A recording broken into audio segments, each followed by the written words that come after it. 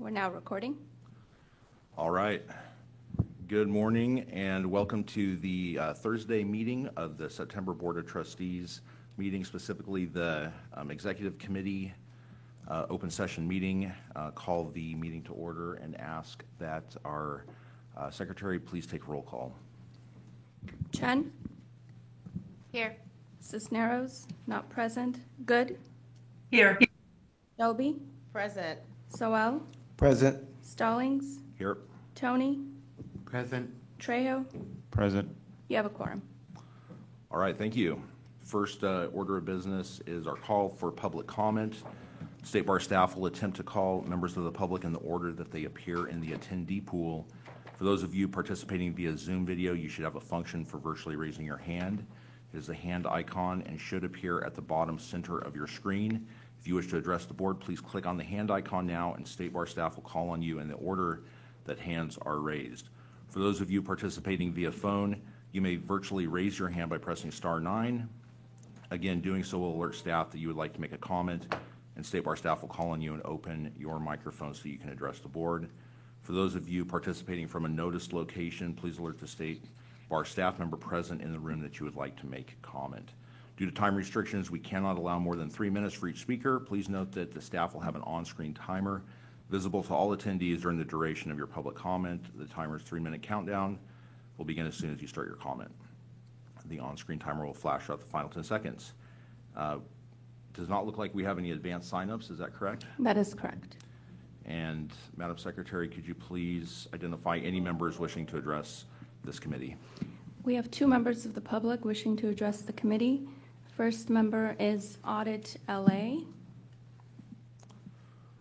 All right, welcome. Yes, thank you. I'm here today to discuss the city attorney of the city of Los Angeles. There's a group of, right now, currently, there's protesters protesting the human abuses and the compliance of the different city agencies for Scientology.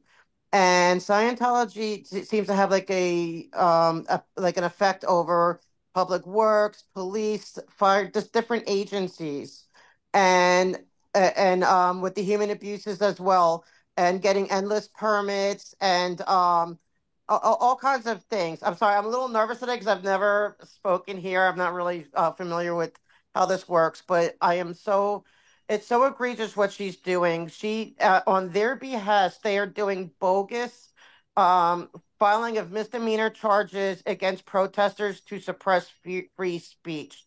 There's one who I believe is going to be speaking as well. That was arrested because they had put an entire plastic covering over the easement for a whole city block. I'm in a chair. I couldn't get in and off any kind of transportation vehicle, and none of the residents could get on or out of their passenger side of the car because the easement was just loaded with plastic, so protesters could not be there.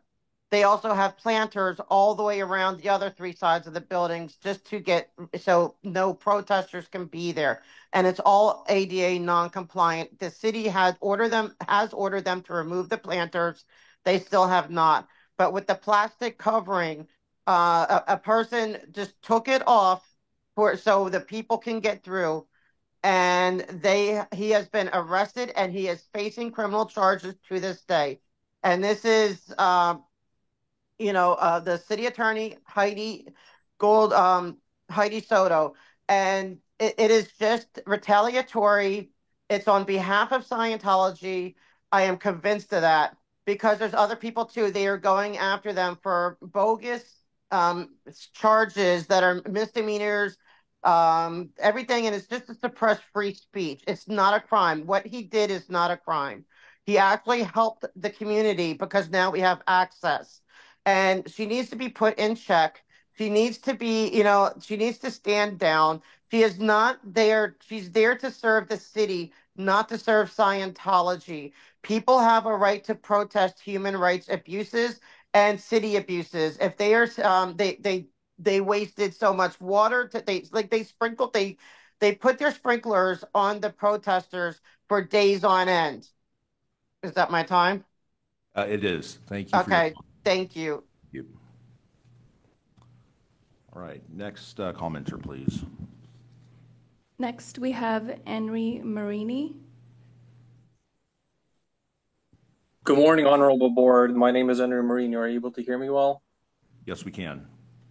Thank you for your time. I appreciate it. I just want to clarify, this is not my first time contacting the board. In fact, I've already filed an official letter of complaint against Scientology counsel Kendrick Moxon, Scientology counsel Leah Safian, who's also affiliated with the Jeffrey Epstein family as a fictor, as well as City Attorney Heidi Soto and Judge Diaz of the LA Superior Court for clear collusion and conspiracy to enact harm and clear violation of court proceedings against all Scientology critics and protesters, of which one that I am the victim of. What I'm about to say is not hearsay. This is official court documents and several court cases that have shown a pattern of abuse by Scientology attorneys and a clear disregard of the Los Angeles and broader California penal code and court proceedings, whether it be perjury of evidence, whether it be improper serving and issuing of false criminal charges without any backing, all of which continue to be dismissed with extreme prejudice. It is a shame what is going on to Angelenos enacted by the hands of Scientology and City Attorney Heidi Soto, Judge Diaz of the Superior Courts, Kendrick Moxon, and Leah Safian are all colluding specifically to abuse the court systems to make it impossible for Scientology critics to speak out against abuses. It is on court records that Scientology explicitly is using slave labor and is also having children use as slave labor to do very difficult construction jobs, being paid $47 a week. It is not hearsay. That is actual fact on court records. See William Good v. Francois Costner, William Good v. Kendrick Moxon, Scott Hochstetter v. Kendrick Moxon, Scott Hochstetter v. Francois Costner, and dozens more cases. The Chief Trial Counsel has already received my formal application. I'm here to bring awareness and that this will not go away. I'll continue to call this board and make my presence known. This is very dangerous territory that is being displayed by members of the court who are Scientologists, as well as Leah Safian, Heidi Soto, Kendrick Moxon, and many more. I will be here at the next meeting, the meeting after that, and the meeting after that. You need to look into disbarring these folks. They are displaying clear, egregious behavior and outright violations of the law, as well as disrespecting the judicial and legal profession. Thank you for your time. Thank you. Any other commenters? Yes, we have next Amy's iPhone.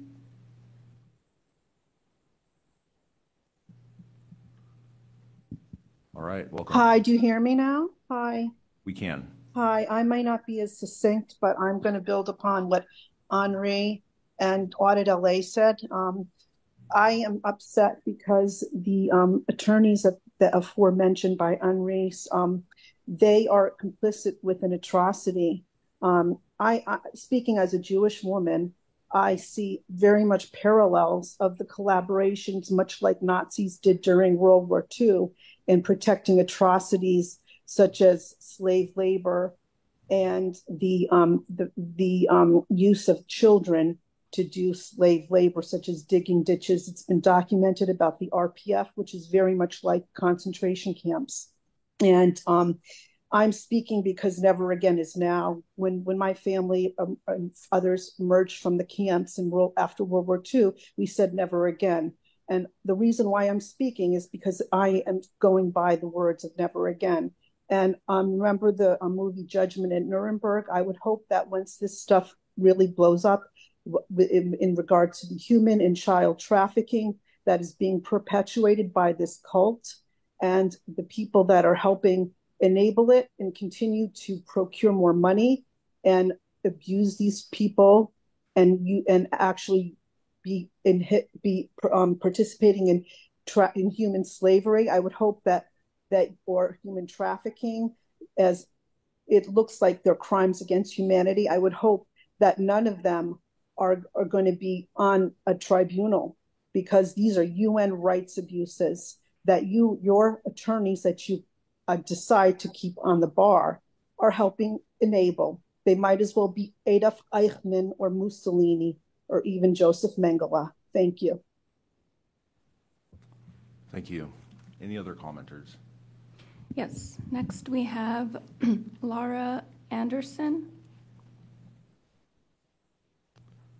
Welcome, Ms. Anderson. Hi, can you hear me? Yes. Hi there. This is also my first time on a Zoom meeting or a call like this regarding what we're talking about. I'm specifically putting in a major complaint for the first time, but against Kendrick Moxon, who's a lawyer for Scientology. I was a child born and raised in the cult of Scientology. I was a trafficked child. I was a slave child. I signed a billion-year contract at 4 years old, 8 years old, and then again at 10, and then again at 13 before I was shipped off to Clearwater, Florida. So I am sorry, I have a little PTSD every single time I talk about this. So if my voice is shaky, pardon it, because this is important for the board to hear that a lawyer like Kendrick Moxon has been abusing his law license since I was in the cult of Scientology, in the Church of Scientology in Clearwater. I was a messenger, as they called it, in the Commodore's Messenger Organization at 14 years old during the Lisa McPherson case, where Lisa McPherson unalived herself, or not unalived herself, was passed away due to the responsibilities and the policies of Scientology's control over Lisa McPherson. I was a little messenger girl. I was a girl. I was 14 years old, running folders and documents during this case of Lisa McPherson, which Kendrick Moxon was one of the lawyers on. He has abused his law. He's doing it right now. We protest Scientology on a daily basis in Hollywood and LA, Los Angeles, all over the states and United States. And Kendrick Moxon specifically has put about 8 different protesters currently in lawsuits or in the court system as trespassing, or like Henry said earlier, he was removing some tent things that they had put up to stop the protesters. There's many court cases. There's many protesters currently that have nothing to do with Scientology that went out to protest and to bring out the awareness of the abuses and everything like that with Scientology. And 5 of them currently right now are in fake lawsuits that Kendrick Moxon today, 40 years later, is still using his law license to get these individuals put in jail for no reason, or to be arrested, or to be restrained from the Scientology building areas. My time's almost up, but I just want you guys to be very aware of this. This man is a fraud and is using this law system. Thank you. Next commenter. Next, we have Mona M.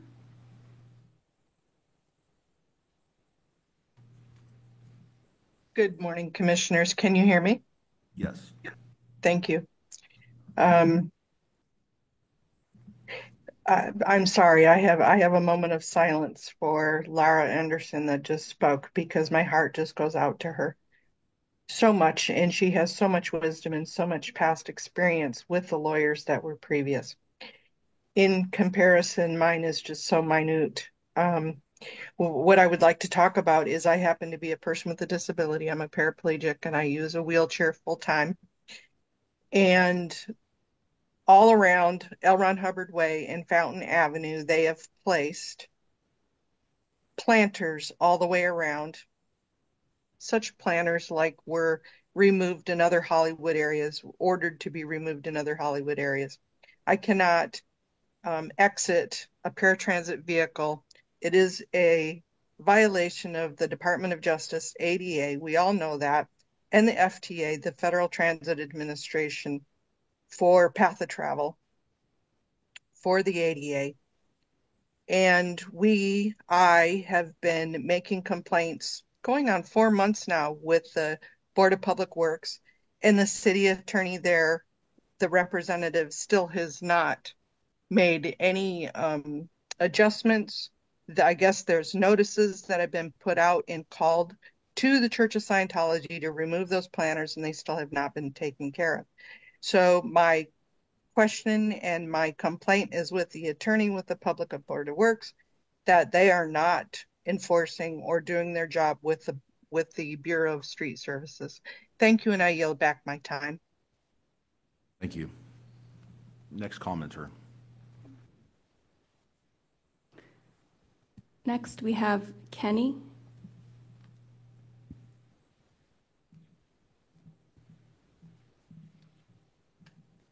Hello, good morning.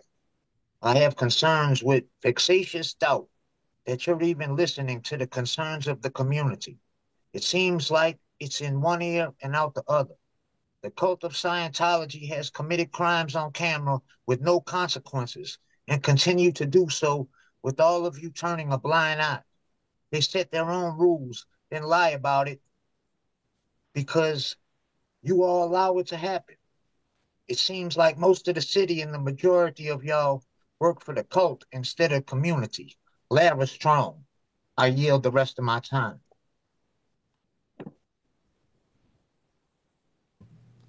All right, thank you. Any other commenters? Yes, we have one additional public commenter, Scott H.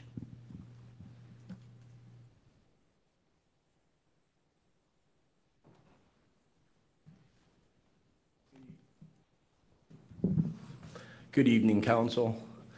My name is Scott Hochstetter. I'd like to start off with some praise first of Dorothy Gibbons, a member of the bar here.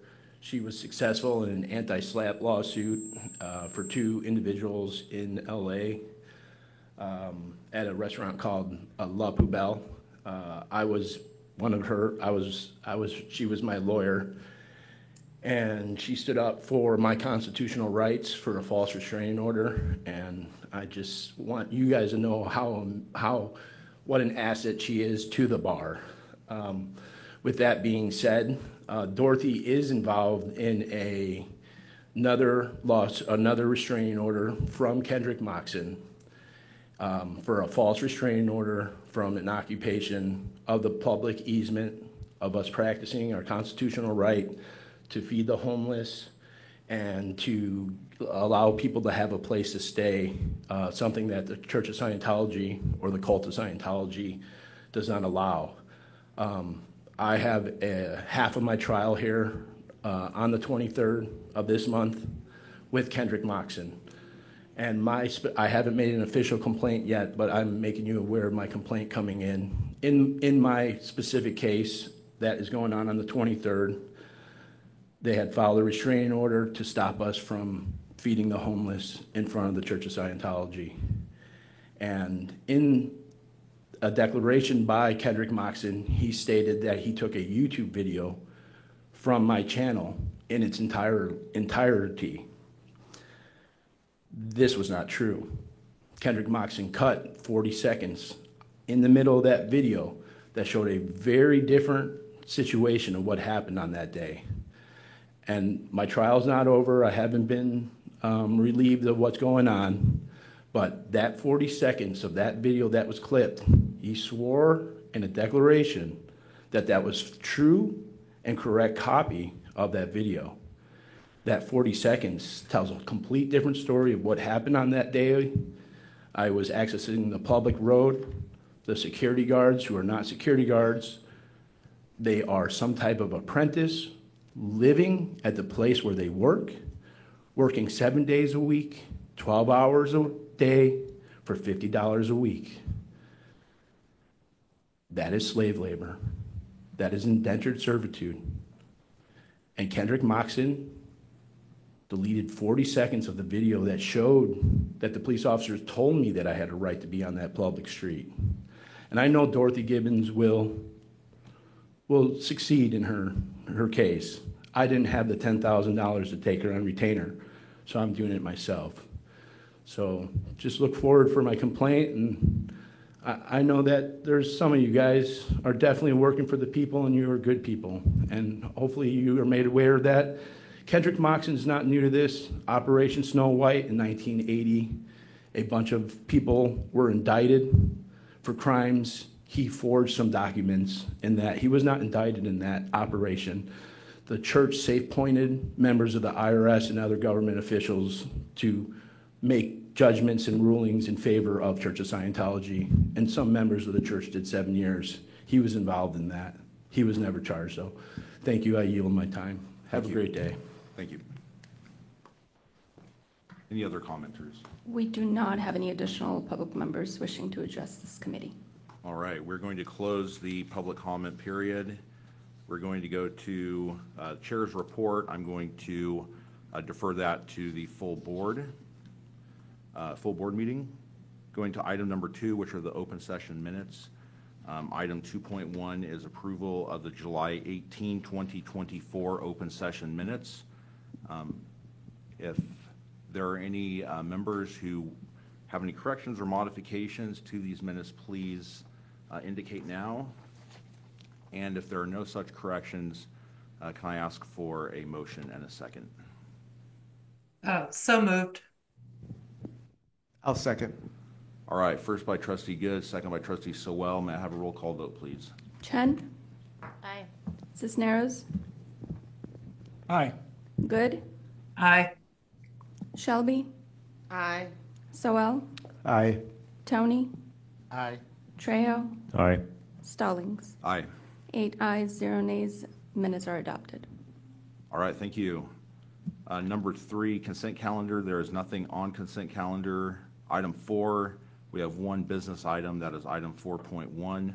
This is a discussion, information presentation only. There's no resolution, and it relates to our 5-year sunset review of non-statutorily mandated sub-entities. And I believe we have our Executive Director, Ms. Wilson, presenting on that. Oh, no. I think it's our board secretary. I'm sorry. I'll provide a little support as requested. One moment. Let me just share my screen.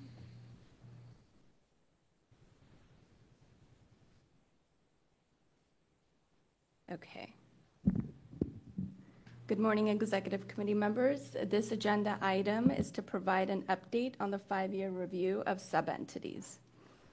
As a I have to do this. Sorry. As a reminder, the 2017 Governance in the Public Interest Task Force focused on how the State Bar was structured and the use of volunteers.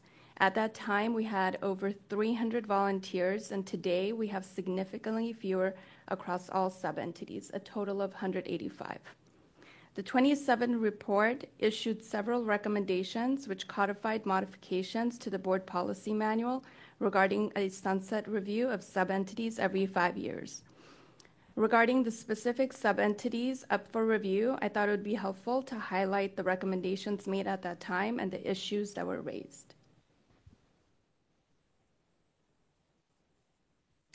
Here on this slide, we'll start with the Council on Access and Fairness. The recommendation was to keep it, but narrow its focus to align with the State Bar's mission, specifically focusing on admissions and lawyers rather than the full pipeline. For Client Security Fund, the recommendation was to transition the commission to an appellate body, focusing only on appeals of staff decisions related to objections or notices of intention to pay. Regarding the California Board of Legal Specialization, the primary question was whether legal specialization itself should remain within the State Bar. There were fewer recommendations for the board itself, but the focus was on the distribution of work between the board and staff. Some changes have since been implemented. For example, there is now less that the board does than it did back then. In addition, several global recommendations were made to align sub-entities with the State Bar's mission. These included formalizing volunteer orientation, enforcing term limits and size of sub-entities to a maximum of 7 members, and implementing a 5-year sunset review for all sub-entities.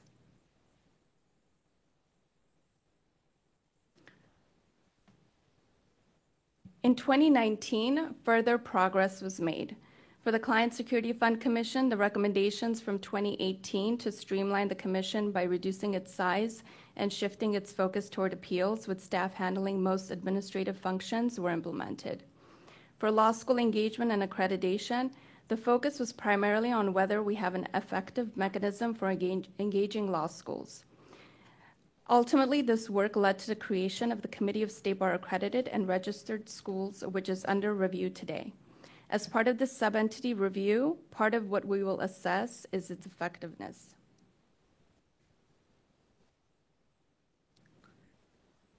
Where we are today. The review was initially scheduled for 2023, but since has been delayed. Our initial plan was to mirror the 2017 analysis, but we had to revise our approach to reflect the current reality of a smaller workforce and the plan to reduce positions starting in 2025. This shift necessitates a zero-based review of sub-entities to identify which functions and services the State Bar can cease performing. Our current approach adopts the elimination of all non-statutory sub-entities as a baseline position. This may be adjusted based on a thorough functional and policy analysis. The 2023-2024 sub-entity review is ultimately guided by our sub-entity policy statement, which involves several key considerations as outlined in the next slide. First, we need to identify the necessity of each sub-entity. Why is it needed versus why it should change or cease operations? If the initial recommendation is to retain the sub-entities, we will then conduct a thorough functional analysis to determine the work performed by the sub-entity and whether this work duplicates efforts performed by other bodies. Next, we will review the fiscal impact, including human resources and budgeted costs associated with the sub-entity. Finally, we will assess their effectiveness.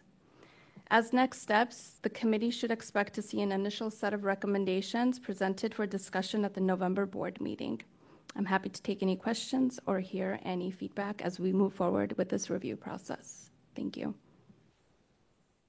All right, thank you, Madam Secretary. Are there any questions or comments by this committee? Yes, Trustee Sewell.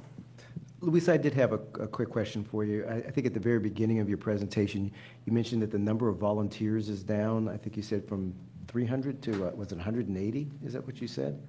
Yes, it was, the correct amount is 307 before, and now we have 185. Okay, and is that due to us maximizing or basically putting a cap on the size of the folks that can participate? So it has nothing to do with having folks that are willing to serve. That's correct. In addition to, there were several sub-entities that were sunsetted as part of the review in 2017. Thank you. All right. Yes, Trustee Tony. I think when we take this up in November, it would be helpful for us to have an idea of what staff time and resources is allocated to the subcommittees, these sub-entities, I mean. I support the direction we're going. It would just be useful information for us. My guess is that it adds up to be pretty substantial. And if we can get, it's useful. I'm glad to hear the 185. I hope that in November we can see the name of each one, how many people, all, just that level of detail, along with, how many times a year do they meet, and what kind of staff time it takes, because it does take staff time to get volunteers together, to prepare the agendas, to send them out, and to make sure the minutes, all of this takes time, and I just would really appreciate being able to have that reflected for us to see and understand the recommendations of the staff. Thank you. All right, thank you. I think it's a great idea. I want to give Vice Chair Cisneros and Trustee Huser, who are the two trustees who worked on this project, just a chance to give any sort of input or any other comments, if they wish. If not, that's fine. I wanted to share that I think Louisa did the lion's share of the work and deserves the credit. Thank you very much, Louisa. Trustee Huser? No additional comment from me, thanks. All right, thank you. Any other direction from the board, things that we would like to see to aid our decision in November? Seeing none, I would just comment that starting to get kind of like some of these PTSD effects from the Appendix I review, which I know Trustee Chen walked through that. But I think one of the things that we got out of that process was just understanding the enormous amount of work that people volunteer to do and do it quite excellently. And this discussion, I hope, does not distract from that great work. It's really a discussion that is centered around our fiscal issues and continuing to show our stakeholders that we are a wise steward of the resources that are being entrusted to us. So I look forward to continuing this discussion. To all of our volunteers and members of various sub-entities, thank you for your continued work. You and your work are incredibly valuable, and we look forward to engaging with you during the public comment process and hopefully coming out with something that does the work that we need to do here in California, but also takes into account issues that our board must grapple with. All right, thank you. No action is to be taken on this item. And again, a massive thank you to Louisa for handling all of this work. Thank you. Thank you. There are no other items, and I will adjourn the meeting at this time. We will go into the finance meeting. We're running about 8 minutes late, so if we can get set up for that, try and get back on track, that'd be great.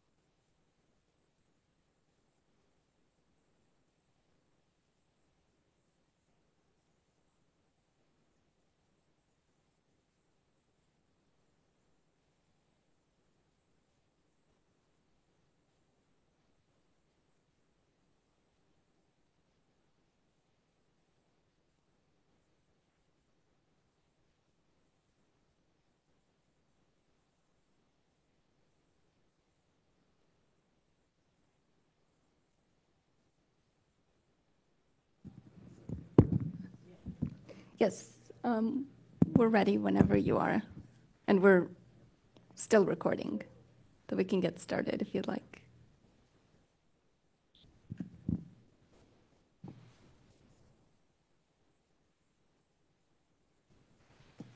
Good morning, members. I'd like to call the Finance Committee to order and welcome everybody to the September 19th Finance Committee meeting of the State Bar.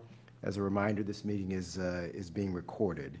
And I would like to ask our new committee coordinator, Sam Tesoro, if she would call the roll. I'd also like to This is Sam's first Finance Committee meeting, and I'd like to welcome her to be our committee coordinator, and also like to thank Tenny Chan for the work that she did previously as our interim committee coordinator. So welcome, Sam, and if you would, please call the roll. Thank you, Chair Sewell. Barahona, Present. Verona Ventura, Present. Good, Present. Huser, Present.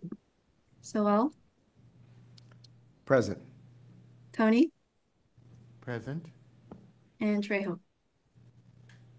Present. We have a quorum, Chair. All right, thank you very much. Now, on the agenda is the time for public comment. Would just like to note that the State Bar staff will attempt to call members of the public in the order in which they appear as attendees. If you are on Zoom, if you would please use the raise your hand function, and you'll be recognized. If you are calling in, if you would use the *9 key, that will also get you recognized. And if you are participating here at a notice location, please alert the State Bar staff that you plan to present before the committee, and your name will be taken and you'll be recognized for public comment. Due to time restrictions, we do try to restrict the time to about 3 minutes per speaker, and you will be noticed with about 15 seconds left in your comment as time is expiring. And so with that, Sam, any members of the public wish to address the committee? Yes, we have a couple. The first one is Henri Marini. Very good. Good morning, Honorable Board. My name is Henry Marini. Are you able to hear me okay? We are. Thank you. Thank you, board members, for your time today. I appreciate it. My name is Henry Marini, and I come to you today as somebody that suffered severe financial damages by the hands of Church of Scientology Counsel Kendrick Moxon, Scientology Judge Diaz of the Superior Court, City Attorney Heidi Soto of Los Angeles City, as well as Arturo Martinez, Deputy Chief of the City Attorney, and Jim McDougall of the another Assistant Deputy Chief of the City Attorney, who have all conspired not only against myself, but several other Scientology critics who have all faced tens of thousands of dollars in legal fees for meritless criminal cases and civil cases.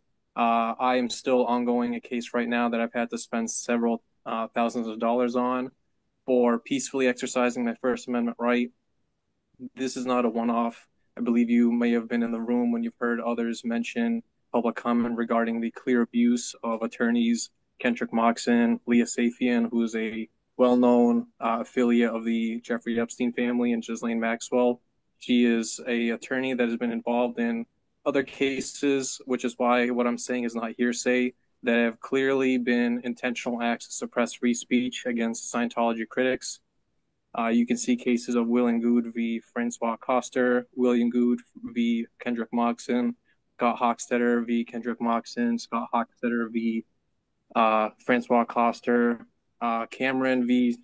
People of LA, as well as mine, Henry Marini v. People of LA.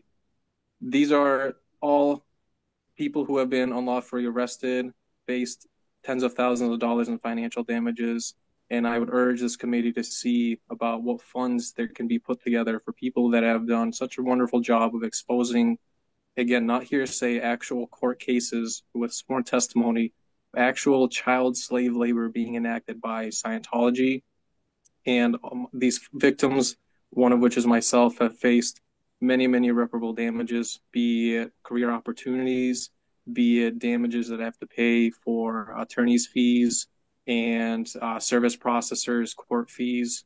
I sincerely hope that this honorable board looks into serious investigations.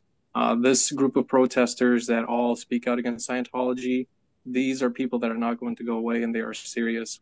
They've approached FBI for sweatings that they've been victims of. They have filed complaints with just about every California government agency, and this protest is worldwide. It's not just in California. I'm actually coming to you from the great state of New York, all the way on the East Coast. And I think it merits a serious investigation, as well as reimbursement for these protesters who have suffered grave financial damages by the hand of... Your time has expired. Thank you. Thank you, Mr. Marini. Our Sam? our next speaker is Ray Hayden. Mr. Hayden?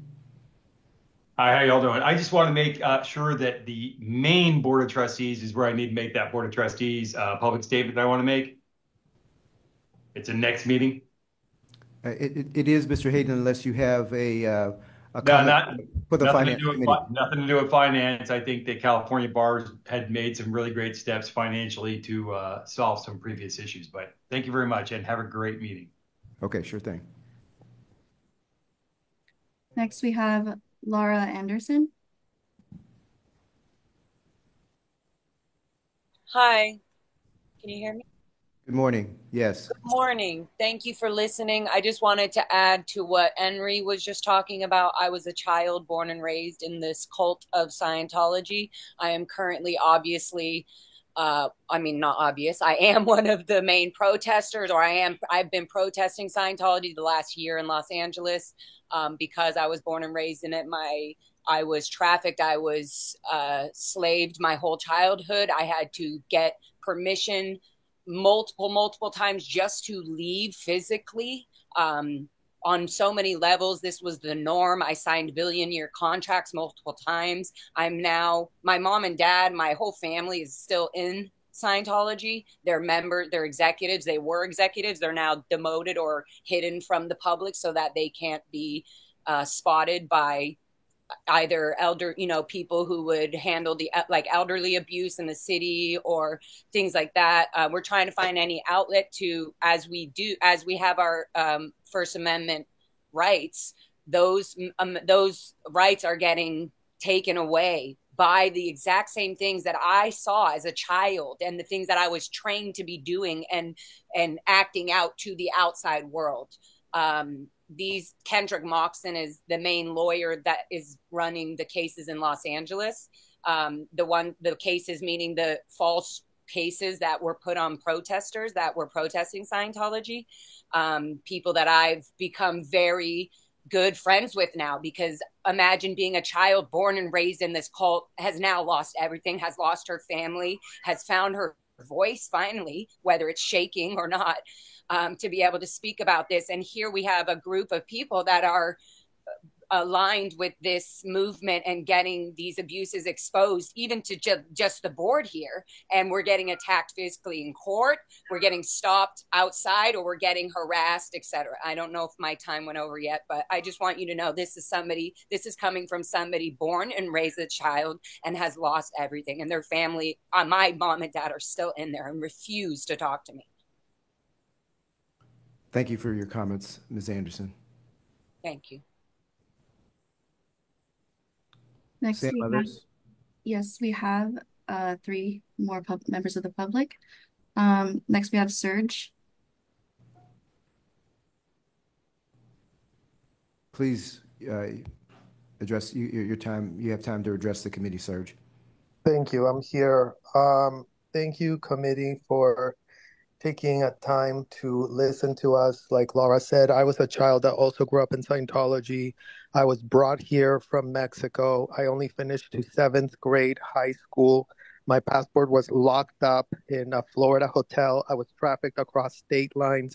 I was made to be the so-called auditor, so-called therapist of a self-admitted pedophile.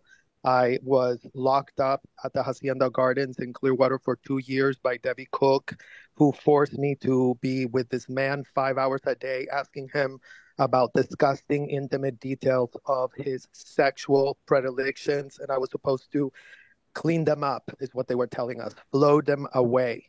How in the literal hell are kids being groomed by dolls and teddy bears to talk to grown adults about their sexual predilections. What type of religious experience is that for a child? I would love to start understanding that. Since I didn't go to school, I've been told my whole life, oh, this couldn't be more legal. Scientology is a very big religion.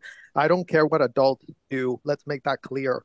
But I never consented to be used as a slave, like Laura said. Children aren't supposed to be slaves. The 13th Amendment says slavery was abolished, and yet it's still here in your shores. It's being run out of hotels. Your cities are completely complicit. The cops are protecting these disgusting activities, and it's all indefensible. If P. Diddy is facing racketeering charges because all of these adults were going to these disgusting parties, in what world are Scientology children being exposed to disgusting freak offs, being video recorded at the hotels? All these sessions we did were supervised. So it's time to stop playing dumb. Stop to thinking that this is a religious experience for a child. Kids are exposed to this as we speak. If your parent agrees and consents for you to be abused, that does not make it legal. The abuse is the abuse. Ruby Franke and Jody Hildebrandt are the perfect example for that. Two women that used religion to purport that felonies and crimes committed on their underage children were protected religious activity. Well, breaking news, it isn't. And we're here as adults now, speaking on behalf of all the kids that no one has advocated for, except for these protesters that are literally, my husband Michael arrested for advocating for kids. Literally, he told the police, hey, we're here for kids. And this police came up to him, pushed him, and says, get off my personal space. And my husband, who has a 2 hip replacement, was brutally attacked by the LAPD. That's literally in the payroll of Scientology. And again, where are the checks and balances? Where is the platitude of no one is above the law? Because all we see is a childhood that we've had, all our formative years are gone, exploited in this country. We were brought from other countries to be exploited and to be enslaved. So it's time for America to really show us apologize, what but law your time is. has expired. Thank you for your comments, Serge. Next, we have Audit LA.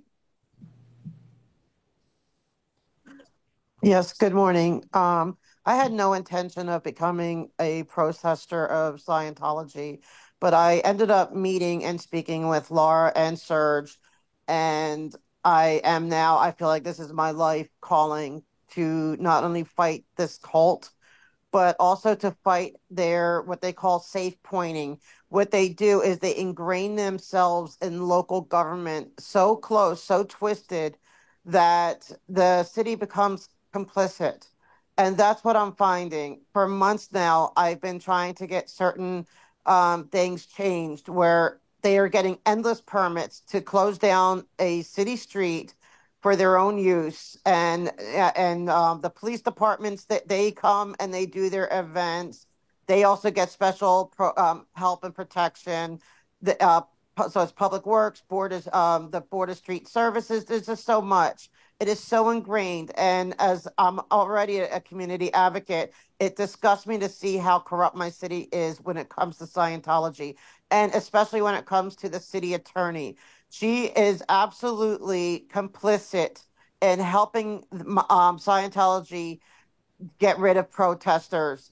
These arrests, the arrest, the restraining orders, all of it needs to be looked into. I am begging you to look into it. She's already being investigated for different issues, and her own staff are whistleblowers against her. But we need help as protesters. We are just exercising A, our freedom of speech, but B, we want to help the children and victims that don't have a voice. And that's anybody that is being abused by them who want out. But my point is that the connection with the city, that the city is turning a blind eye. They cannot say they have not been warned. There's numerous of us who have been going to council meetings, public works meetings, all kinds of meetings for months on end. They feel they're above the law. They're required to have a fire lane on this closed street. They don't. They were told to get rid of these planters that are that block fire and also ADA non-compliant. They won't. They had this plastic sheeting over the easement that no one could access the road, the easement. And because it was removed, it was in public and it was removed. And that person is facing jail time for that. They had no right putting that there. It's a public easement. They had no right blocking the easement, but they don't get charged with anything. They put endless amount of water on protesters, and these protesters were like feeding and housing the homeless while they were protesting, and it was a I peaceful apologize, your protest. time has expired. Thank you. Again, thank you for your comments. Our next speaker is Michael Habit.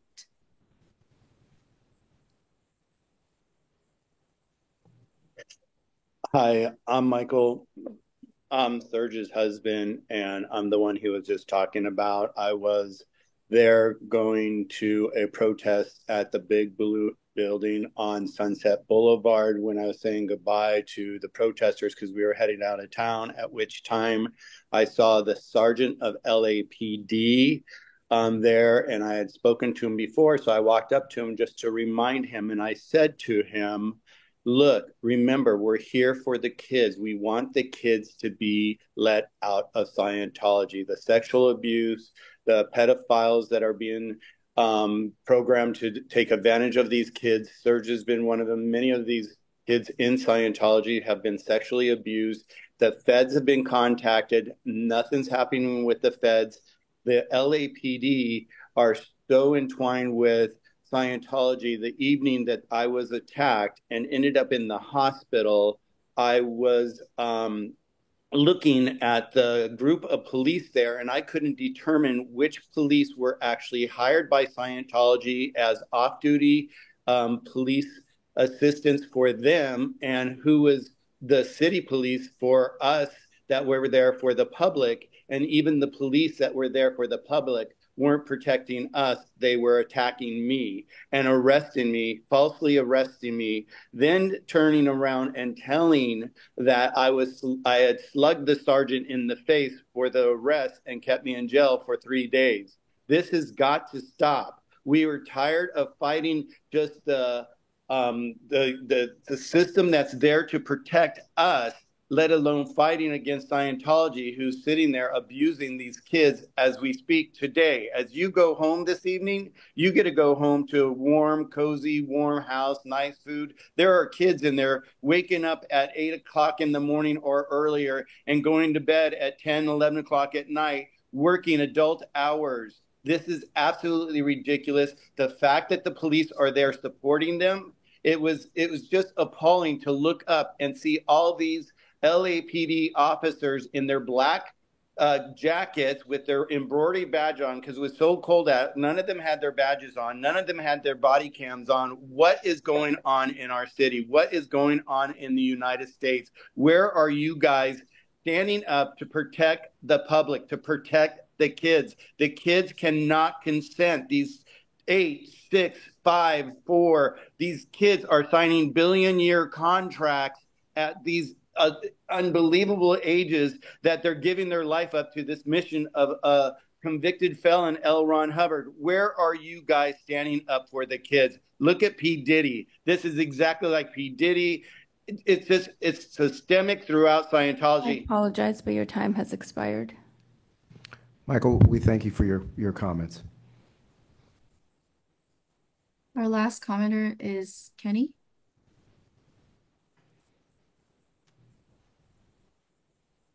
Kenny, are you there? Yes, I'm here. Okay, we can hear you. I'm just disturbed by what goes on. The child auditing, kids asking grown men sexual questions, the child abuse, the sexual abuse of children, and LAPD just stands by like the cult of Scientology is actually God, and that's who they admire when they're doing wrong. They making false arrests, giving false ROs, lying about stuff that people can't cross the street, go down L. Ron Hubbard way, and all the swattings, they turn a blind eye to it. The city attorney Heidi doesn't do nothing. They have a man specifically on YouTube that tells his viewers to SWAT people, to SWAT the protesters and to give their exact location and a lie. That's false police reports. And yet the city attorney does nothing. He has a restraining order against a minor boy and his mother they have a restraining order against him because all he does is sit there and fantasize and talk about how he wants to rape the little minor boy and his mother.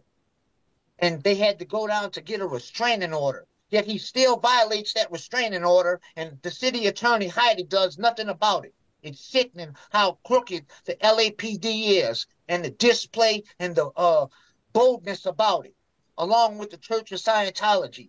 Something needs to be done because kids can't consent. That's sad. Y'all need to open y'all eyes and do something about it. Shut that shit down. It's a cult. Thank you for your comments, Kenny. There are no other commenters at this time. Okay. With that, I think the next item on our agenda is the minutes. Louisa? I'm so sorry. We just have one more person who raised their hand. Okay. Okay, Louisa. Apologies. No problem. Benjamin Cohn. Mr. Cohn? Hello. Sorry about that as well. I had on the agenda 11:30. I guess maybe the executive meeting didn't take quite as long. My comment is that when the staff were presenting the testing accommodations rules revision, their excuse at the time for not handling the timelines reforms that even they admitted were needed to some extent was that they wanted to wait 2 exam cycles of the new rules in effect to see what kind of offset would be of staff capacity would be allowed at existing headcount, existing hours, from the other things they streamlined that they expected to reduce the amount of staff workload and revisit after 2 exam cycles of the new rules.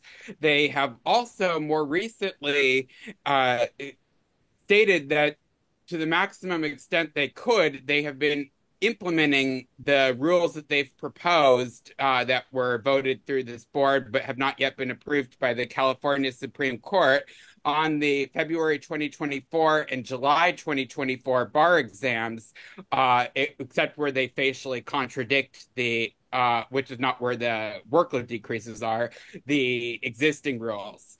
And yet they have not brought back to the CBE and say they won't until the court, 2 exam cycles after the court approves the new rules, any sort of proposal to get the ball moving on the timelines reforms. As you remember, it takes a lot of notice and comment rulemaking processes, a lot of time once that ball is rolled to even get to a proposal to petition. I don't think that there's a reason not to get that ball moving, even if you assume, as they demanded, that they needed that data, because they have that data now. And my preference and my client's preference is that the California Supreme Court just promulgate the timeline reforms that are appropriate in this rule revision. They have our proposal, but even if they don't, even if they want to defer to you, you should get the public comment processes moving on that part of the proposal now that you have that data. And to be clear, even if that data shows that more staff capacity is required, the timelines reforms should still be made. But you have the data either way. So there's really no reason not to proceed with getting that circulated for public comment or drawing something up to circulate for public comment. Thank you. Thank you, Mr. Cohn. Sam or Louisa, any other late? There are no other hand raised at this time. All right, very good. All right, we will try to move expeditiously through our agenda, because as I know we're running a little bit behind. Next on the agenda is our minutes. Just ask any members of the committee if they have any corrections or modifications to the minutes. These are the minutes from the May 16th, 2024 Finance Committee meeting. It seems like an awful long time since we've had a Finance Committee meeting, but if I remember correctly, there were a couple items that we decided to move to the full board as opposed to bring to the Finance Committee. So any corrections or modifications to the minutes from May 16th? If not, may I have a motion and a second, please? I move to approve the minutes. May I have a second? Second. Moved by Mr. Tony. I think that was Mr. Buenaventura, that second. Yes. Sam, would you call the roll for us, please? Yes, Barahona, Aye. Buenaventura, Aye. Good, Aye. Huser, Aye. Tony, Aye. Trejo, Aye. Sowell. Aye. 7 ayes and 0 nays. The minutes are adopted. Very good. I did skip the chair's report. I will note that I do have some comments to make, and I will make those at the full board meeting. They'll be associated with the item having to do with our 2023-2024 legislative readout, and I'll just reserve those comments to that time. Okay. I don't think we have anything on the consent calendar for today, and so we'll move to the business at hand and ask Ms. Montoya Chico if she would.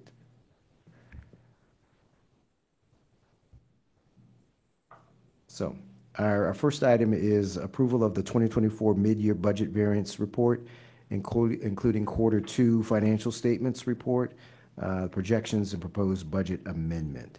I'll give you a second, Araceli. I'm ready. Okay. Lisa, do you have the okay. I do have a presentation.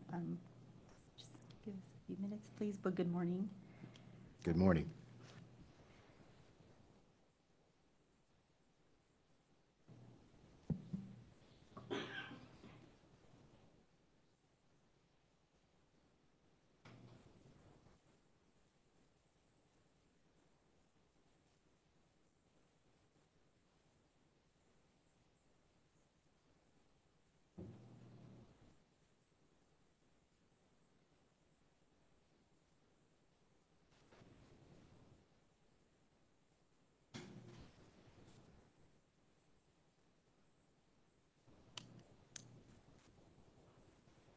Okay. So this agenda item is the 2024 mid-year variance report, which includes the Q2 financial statement results, projections, and some proposed budget amendments. So I want to start by kind of saying this agenda item really has 4 components. I'm going to first go into the results of our quarter 2 financial statements that I do on a quarterly basis, and then I'll follow it by the projections, which is, we analyze the data that we have through the 6 months and project where we think we're going to end up for through the end of the year. And then the third component is a variance analysis report, where we discuss any variances at the cost center level that are plus or minus 100,000. And then the last thing will be any proposed budget amendments or transfers that we're presenting to the Finance Committee. So first I'll start with our Q2 financial statement results. On the revenue side, as you can see, the operating revenue bar wide, we are above budget by 29 million. And then the detail below is all of the primary funds that make up that variance. And as you can see, most of that $29 million surplus in revenue is really the Legal Services Trust Fund, which is our biggest grant fund we have. So first I'll start with the general fund. In the general fund, we do have revenue being above budget by about just over 2 million. And that's really mostly due to late fees that we earned, primarily compliance fees. We did also get some late fees for law corporate renewals and MCLE provider fees. So that really is what has helped the general fund revenue be above budget. I do want to highlight, though, that our mandatory fee revenue, which is the main source of revenue in the general fund, is still projected to fall below budget. We haven't received the number of mandatory fees that we had projected. So if it wasn't for the late fees, we would probably be falling short on the revenue side. So just something that I wanted to highlight that is pretty important, as we don't foresee getting late fees, in future years as much as we did this year so far. And again, our mandatory fees is the primary revenue in the general fund. Now, moving on to the Equal Access Fund, they're slightly below budget, and this is one of the funds, grant funds that's primarily passed through, except for a small portion of administrative reimbursements we get to keep, and that's really just due to return prior year grant funds that they dispersed. So they didn't need to use some of the budgeted revenue from 2024 since they dispersed some prior year return funds there. The Legal Services Trust Fund, as I mentioned, as you can see, this is really what's driving the primary surplus in our bar-wide financials. They're over budget by almost $26 million, and this is really the, it says due to interest rates, but it's primarily the account balances. We always budgeted, I think account balances of about $4 billion, so it's in the billions, and we have about a little bit over $5 billion, so that's really causing this fund to be over, to have a surplus in budget, and of course those are earning interest as well. So that's really the Legal Services Trust Fund revenue surplus. Admissions is also doing better revenue-wise. They're above budget by just under $1 million, and this is really just due to more exam applicants that applied for the February, primarily the February and July bar exams. We did also get additional revenue from moral character determination fees and law student registration fees. So they were able to do a little bit better on the revenue side. The other funds is also slightly above budget, and this is something that we are continuing to see. It's primarily from the Justice Gap Fund. They get settlement donations from class action lawsuits that get donated to the bar, and they're slightly above budget for that reason. Now I want to move to the expenses. Bar-wide expenses are below budget by just under $8 million. And again, this is the breakout of that variance. Starting off with the general fund, we do have savings in the general fund of $3.3 million, and that's made up of three main categories. One is savings in personnel expenses, professional services, and then hardware purchases. On the personnel side, there's two main components that are creating the savings. One is a reversal of an accrual that we do at the beginning of the year. So that sort of artificially reduces our expenses since it is an accrual reversal that we have to do at the beginning of the year. And then we also have savings in CalPERS. So the CalPERS unfunded accrued liability is a component of personnel expenses. And the way we budget that, we take the unfunded rate that we get from the CalPERS actuarial reports, and we've applied it to our current year salaries. CalPERS, the actuals are actual invoices we get on a monthly basis from CalPERS.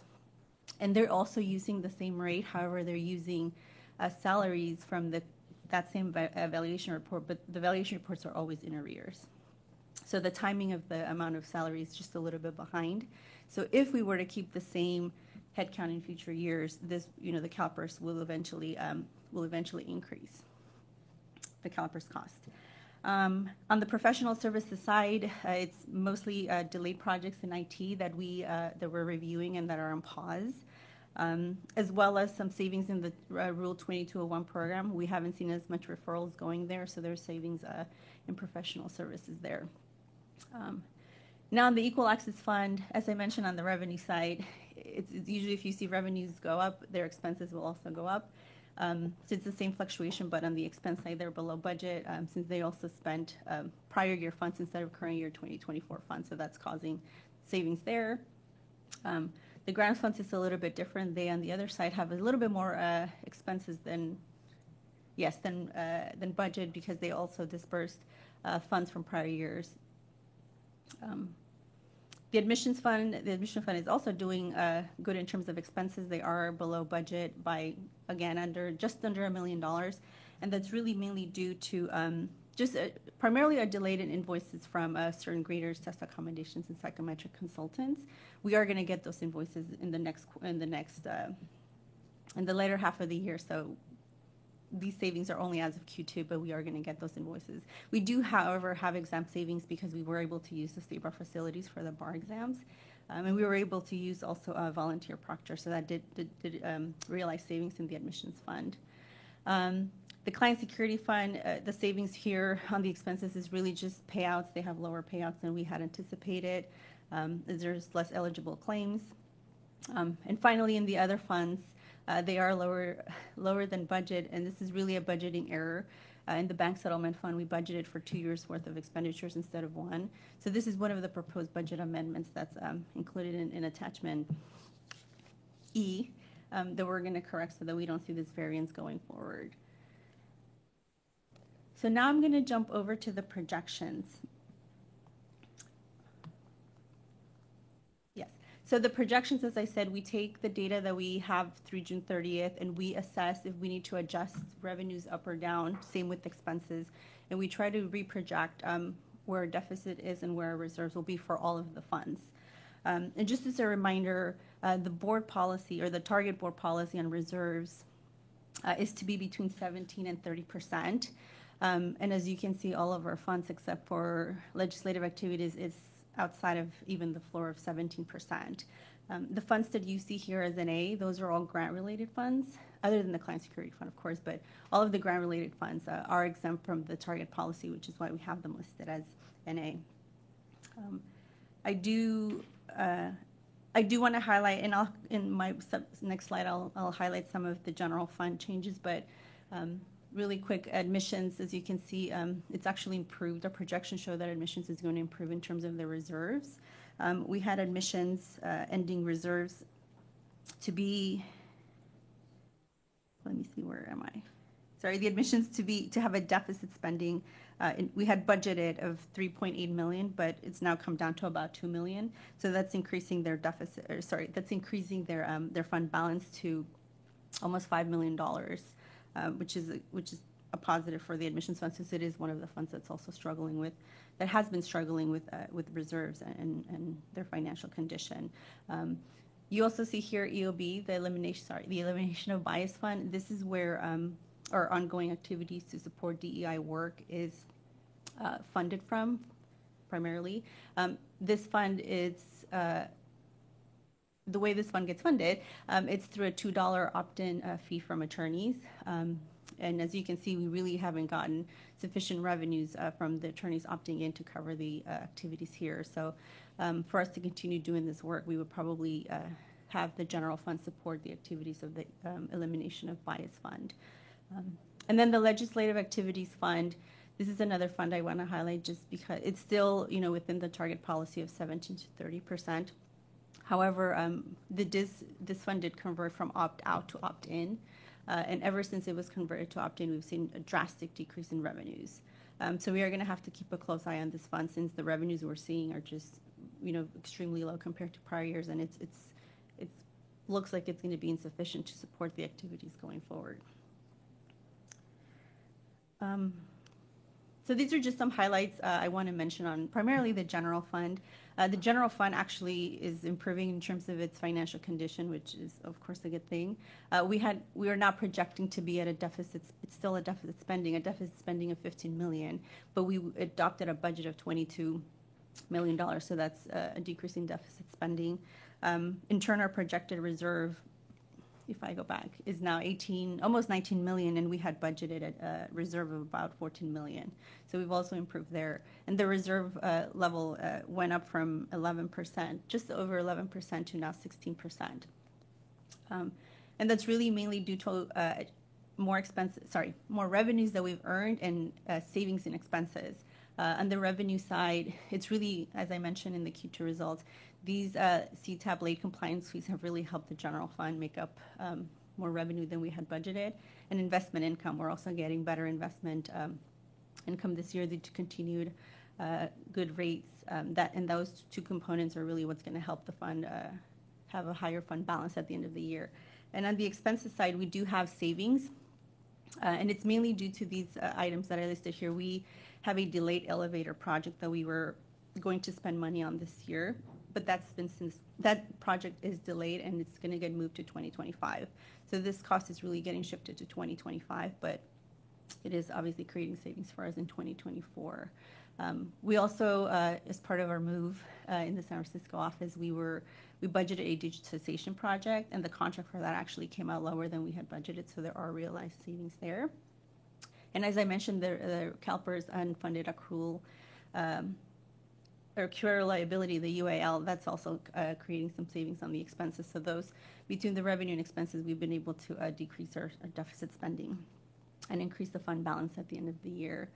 The client security fund is also projected to be higher than what we budgeted. We budgeted $5 million in surplus, and now they're going to be at about $1.5 million. Again, you'll see that it's primarily investment income, which is actually investment income has benefited all of the funds, not just the general fund. So the client security fund did get more investment income and some sanction fees. And it's good because the client, now that the bill passed and it was signed, next year we will be able to pull $2 million from the client security fund into the general fund. So this is a client security fund getting more surplus is a good thing as well. The last two, Equal Access Fund and Legal Services Trust Fund, they also have, Equal Access Fund has a deficit spending improving, but this is just a pass-through fund. Most of the revenues and expenses are passed through. And it's, again, just higher interest income earned and some savings in the Equal Access Fund on personnel expenses and some grant expenses. The same on the Legal Services Trust Fund. As I mentioned in our Q2 results, it's just the IOLTA accounts, the balance, that are creating a huge surplus. In this fund, we had budgeted about $59 million, and we're projecting that they're going to be at about $117 million. So their reserves are about $306 million, which is great, but that's all restricted money that we cannot touch. And just as a quick comment, all of the revenue projections that we budget are first approved by the Legal Services Trust Fund Commission.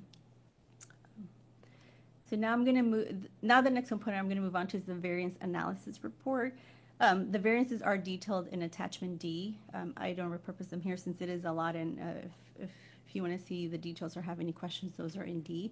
But we do summarize, as I mentioned, significant variances at the cost center level, budget to actuals as of June 30th. And again, it's any item that's plus or minus $100,000, and this is something that's required in the board book to do once at mid-year. And finally, I'll move on to the budget transfers and amendments.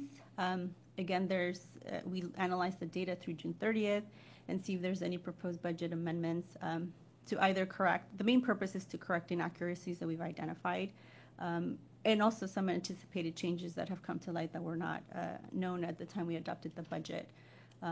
So again, this is detailed in attachment E. And I do want to just go through the components of attachment E that I don't have here. So first, the budget transfers, as I've mentioned here, those are all between cost centers and what we call the consolidated general fund. The general fund is made up of, I think, 5 sub-funds, if you will, and all we're doing is shifting some savings in certain cost centers to other cost centers that need additional funds. But overall, the general fund we're not increasing or decreasing the bottom line. It's just shifting cost centers. There is one item that's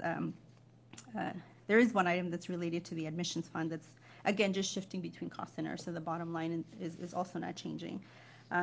The actual budget amendments that are being proposed are all grant related.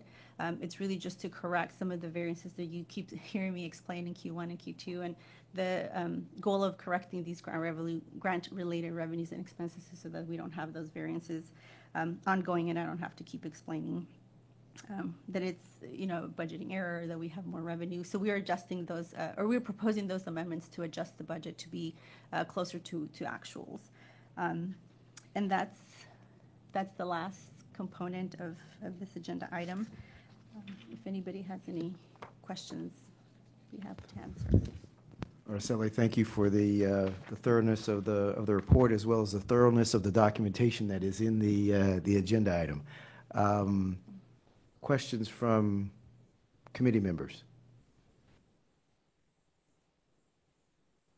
Mr. Tony.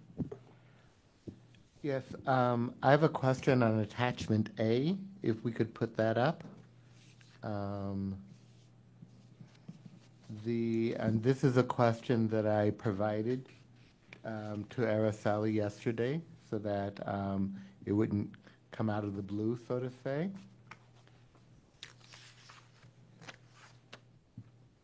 I'm just waiting for it to be projected. Okay.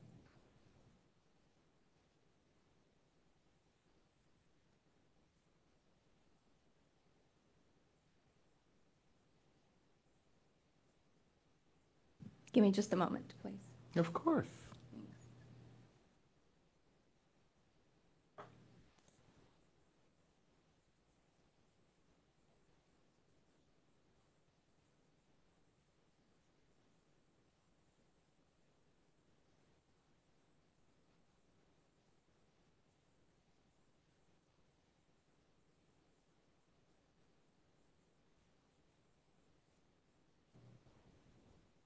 Great. This is, so if you would scroll down to operating expenses. Yes. So my question had to do with the line item, general and administrative. And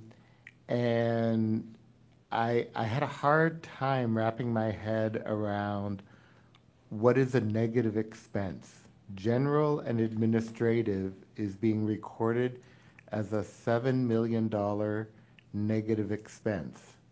And it's unusual to me. And I think it's helpful to maybe break that out just a little bit, because there must be an expense for general and administrative, but the way that it's presented makes it look like it's a revenue center, which is strange for an expense. So hopefully, Araceli, you'll be able to help me out now that I had given you advance notice. Yes, no, thank you, Mark, because it did take a little bit of digging to give you an answer. So the main reason it's not revenue related, it's really the chargeback of indirect costs that happen to the general and administrative, this financial statement caption, which includes most of our general and administrative offices, if you will. So the way it works is there are expenses being recorded here, and we have a $58 million indirect cost pool. So every month that we record, there is negative expenses going into it. The problem that generates this negative number is, so when we come up with the annual budget, we have to allocate that entire budget for every single line item, both in the budget and expense, on a monthly basis. And we usually inquire of the offices when they think they're going to incur the expenses, and we allocate it wherever they tell us, if it's not ratably over 12 months. The indirect cost, though, we do allocate ratably over 12 months, just because that's the best way we've been able to do it. So as of mid-year, there's more negative chargebacks of the general and administrative offices than there are expenses, and that's purely a difference of the indirect cost pool is being allocated over 12 months, and there's not the same amount of expenses in the first 6 months. So as the year goes by, you should see this number decrease. That's the main reason why this is negative. There's more chargebacks than there are actual expenses, purely based on the timing of when we record expenses. There is a portion of indirect cost that's sitting there's a certain portion that's sitting in the governance line, actual expenses. However, the indirect cost is sitting in the general and administrative line. So that's also creating that variance. And one of the items that I can propose is to move what belongs in the general administrative, actual expenses that belong in the general administrative line item, to move out of governance, so that at least it aligns with the same indirect cost, the charges that we do on the indirect cost, and at least have it all in one line item. But unless we're exactly at budget, which we're never at budget, our actuals never equal our budget, this is not going to be zero. But you should see a decrease as the year goes by. You should see a decrease more and more. So that's really the main reason is the allocation between the indirect cost, the way we allocate it in the budget, and the actual expenses being incurred is causing that discrepancy and causing it to be negative. Thank you very much. It's very useful. Could you give an example for me so I can understand what's an example of a indirect cost and what's an example of a charge back? To whom is it being charged back to?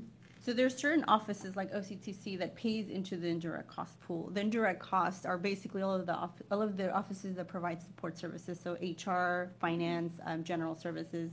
Those are the indirect cost pool that the other offices, such as OCTC, Sturbridge Court, et cetera, basically pay for the administrative portion of the State Bar operations. And so where do they get their income from to do the charge? I have a hard time understanding. So those are the direct costs that we can, again, mandatory fees fund everything, but they primarily fund these direct cost offices, which is our primary, what we're doing, anything that's a discipline office, State Bar Court, OGC, OCTC.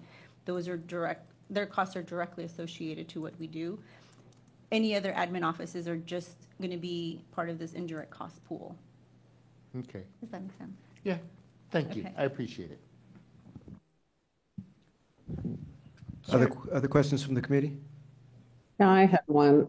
Would it be possible to move that indirect cost allocation kind of below the line of total operating expenses so we could assess where, what's going on in real time and then, recognize that there's this reversal of indirect costs and things. But, it's almost like you could have a subtotal, total operating expenses, and then less indirect cost reimbursements, which would be a negative, and then total net operating expenses or something. But, if I'm looking at this and there's 7.4 reversal and we're looking at a total operating expense line of 7.6, below, I mean, I was thinking, wow, that's a big number, 7.6. That's pretty good. That's pretty good management, but it's actually about 200,000.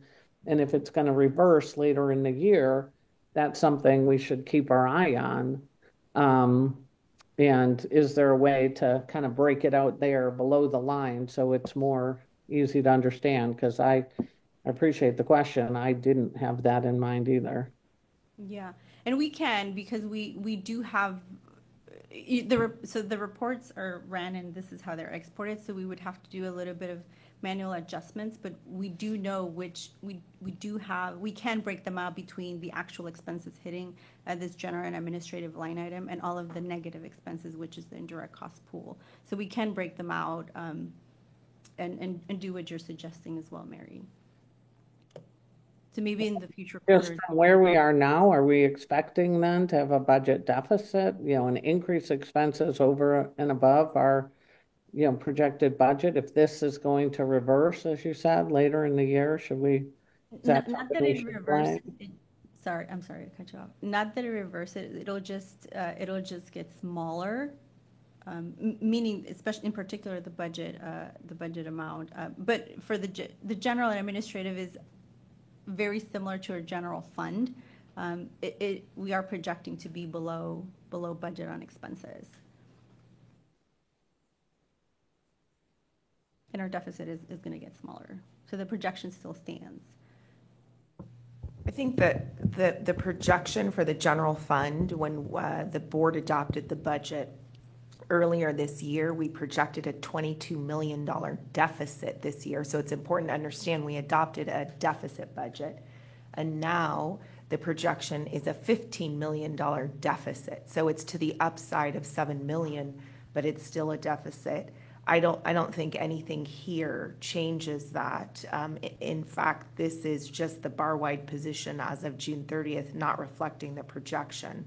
So I don't know how we can be more clear, certainly changing the way the information is presented, but I think keeping that overall, those figures in mind, 22 million versus 15 million, that's where we stand in the general fund. 7 million to the upside, but still significant deficit spending. Right, but my only question was, and it's not clear to me in light of what she was just saying, is that going to reverse itself? So now we have projected 22 million deficit, we're at 15, but is that going to reverse in the second half just because of when and how we allocate these indirect expenses? And it sounds like you're saying, no, our annual budget is still projected now to be on track for 15 million deficit, not 22. So right now, if we were to look at it today, we would say we're on track for a $7 million savings. Right. And I think maybe, Araceli, if you had more time to think it through, you might not have used the word reverse itself. We do cost allocate all of our administrative costs to the programmatic functional areas of the bar. So they are cost allocated out every year. To my knowledge, there's not a time where we reverse the cost allocation. So I don't think that negative entry is going to reverse itself at any point. But maybe we just need a little to have a little bit of time to be more clear about how that works.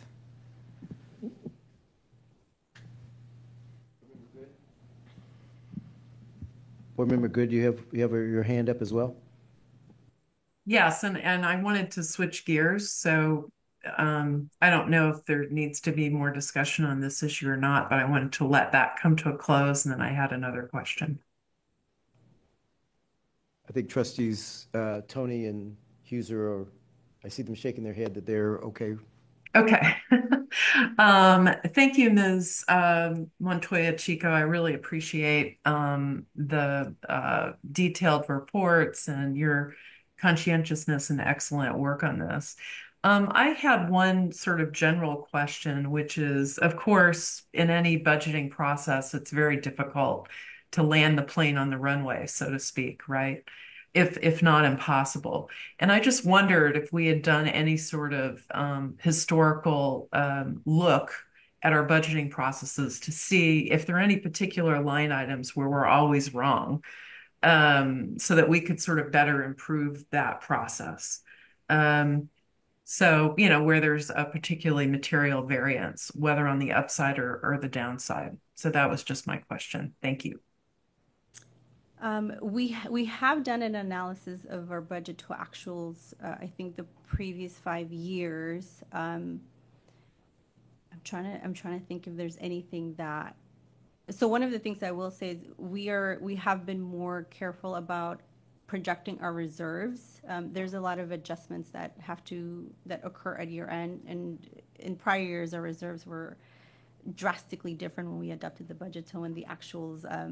When we actually had the final numbers after the audited reports. So we have improved, I will say we have improved our budgeting processing on the reserves, which is very important because it shows us where the fund balances are going to end. I think, I'm trying to think, we are working closer with admissions to better project the counts, their counts, they're basically their applicant counts times a revenue amount is what drives their revenue. I think we had maybe not the best budgeting in the admissions funds in prior years, so we are working a lot closer with admissions to look at the analysis and engaging MAD, the Office of Admission Advancements and Development, and their research staff to help us make sure that we are projecting better counts, in particular in the funds that are more important, which is admissions and again the general fund. On the attorneys, we're also engaging MAD to make sure that they're helping us. Better project or better budget the counts that drive the revenue in the general fund as well. Those are the two that come to, or the three that come to mind. Nothing else that I can think of right now, Sarah, that I recall. Maybe the accruals, not the accruals, I'm sorry, the personnel accruals, the leave balance issue, and I don't know if that's one where we've I think we've gotten better, but estimating how much of their compensated benefits an employee or leave benefits an employee would use or get cashed out each year. I'm not sure. Yes, no, you're right, Leah. We did that previously was the system wasn't costing those correctly, which was obviously messing with our budget for personnel costs, which is the most significant expense we have. We have since corrected that, and also fine-tune the accrual that happens at year end for the compensated absences that we have to record. Thank you, Ms. Montoya Chico. I really appreciate all of that backdrop to sort of continuous improvement, in the budgeting process.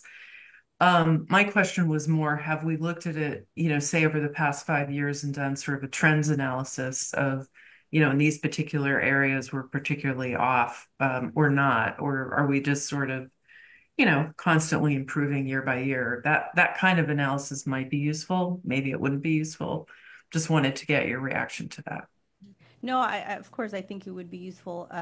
We haven't done it at a budget line item level. The first thing I mentioned is we just did it at the budget, at the total amount. We just compared total budget amount to actuals for the past, I want to say 5 years, just to see how close we were. But we actually haven't done, at least since I've been here, a more detailed, at a budget line item to see where we've had significant variances year over years. Something we certainly could do. Yeah, if I might add, I think it might be a worthwhile exercise. I think since my time on the board, I'm aware of the admissions fund as being one of the funds where we've had a fair amount of variance in projections as it relates to that. And so it would seem to me, if we have the staff time and the ability to do so, that seems like it might be a worthwhile exercise to try to undertake, and report back to the Finance Committee on just what some of the findings are there. I mean, to that end, when I look at the projections for the remainder of the year as it relates to the mandatory fees, we're going to be short on the mandatory fees this year, and you wonder, okay, why that's going to occur to the level that's going to occur as well. Yeah, right. I think we'll definitely do that. On that one last point, I just want to remind the board that was a decision that we made. There is a range in the projection that we get from our research group in terms of the number of licensees and the percent that will be active, inactive, etc. We chose a more aggressive percentage or a more positive end of that range when building the budget, in part because we were looking already at a $22 million deficit. So that one is a little bit less about, it's not that we don't know why the projection is off. The projection is off because we went too far on sort of the positive end of the range that was provided to us. And we obviously shouldn't do that again. Leah, I do remember that now, so thanks for that reminder. We will undertake our budget process as early as next month, so we will be redoing all of the projections for the 2025 budget. Looking to see if there's any other, we have one more item. Patty? Yeah, just one, I think, broad question. Thank you so much for the presentation. Does the projections include the vacancy rate that we need to maintain? I think it's a timing issue on the vacancy rate, so I'm just trying to understand if it includes what we have agreed to in the fee bill. The projection, no. The projection is still our 8.77%. So we didn't adjust the vacancy rate to what's in, no. Because the fee bill goes into effect January 1, and this is our projection through December 31st of this year. Got it. Thank you for that clarification. Any other questions from members of the committee on this particular item? We do have one more. There is an action item here, and so we do have to adopt the variances and the projections. And Louisa, can you put the resolution up for us, please?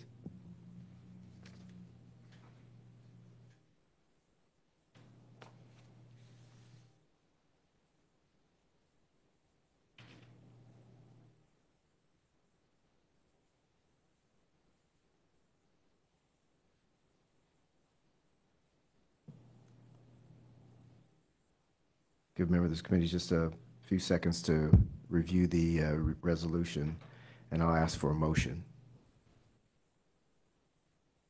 I'm happy to make the motion. Motion made by Trustee Good. Could I get a second, please? Second. Seconded by Mr. Tony. Sam, could I get you to call the roll for us, please? Barahona, Aye. Buenaventura, Aye. Good, Aye. User, Aye. Tony, Aye. Trejo, Aye. Sewell. Aye. The motion carries. Very good. We have one more item on the Finance Committee agenda, and that is approval of the 2024 Q2 investment report. And I'll turn that over again to Araceli. Thank you, Ernie. I don't have a presentation for this item. I'll make it very quick. This is the, in the attachments in the agenda, attachments 1 and 2 basically summarizes and details where our investments are as of June 30th, as of Q2. We follow the California investment policy, so very, very secure, very safe investments, primarily government-backed securities. The only thing I will highlight is that our interest rates or yields have continued to be doing pretty well. As you can see, all of our investments that we hold are over 5%. So that's, these good investments this good yields, excuse me, on our investments is what's allowed us to also earn more interest income than what we had budgeted. The Fed is expected to cut rates when they meet later this month, so we are going to start seeing those interest rates drop. We just purchased one investment last week, and I believe it was last week, and it's now in the 4% range. So it's still good compared to where we were post-COVID, but they are going to start to come down a little bit in the future, but still be in the between mid-4 to low to upper 4% yield is what we're going to earn. Otherwise, there's nothing outside of the rates that I wanted to mention on the investment report. If anybody has any questions. Any questions from Finance Committee members about the investment report? Honestly, I think the only thing I would ask is that when some of these mature, we're obviously going to have to go back and re-up. And when does some of that begin to occur? So in attachment 2, if you see the maturity date for all of the investments is listed there. Gotcha. We have a money market fund, which there is a maturity date there, but all of the investments do have a maturity date. And right now, the better interest rates have been shorter in term versus long term, meaning over a year. So when these begin to expire, if they haven't already, then I start getting in contact with our Wells Fargo advisor and see what are the options out there to reinvest those funds in. And that's automatic. You do that. I do that. Yes. They don't automatically reinvest. I get in touch and we discuss what's available and what's obviously try to get the best rates and then make the decision to purchase. Very good.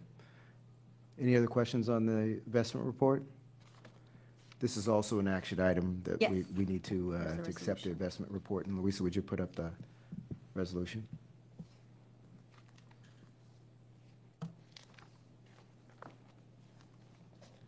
Get a motion on this one. Motion to approve the investment report. Motion by Board Member Barahona, Second it. second by Board Member Huser. Sam, would you call the roll for us, please? Barahona, Aye. Buenaventura, Aye. Good, Aye. Huser, Aye.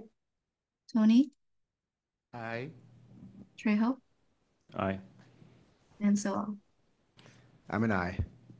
7 ayes and 0 nays. The motion carries. Okay. I'd like to thank the committee for their attention and Ms. Montoya Chica for her presentations. With that, I think we are adjourned. Yes, we're very behind, but I think I've been communicating with the board chair. We'll come back for the board meeting at 12:45, and lunch is outside.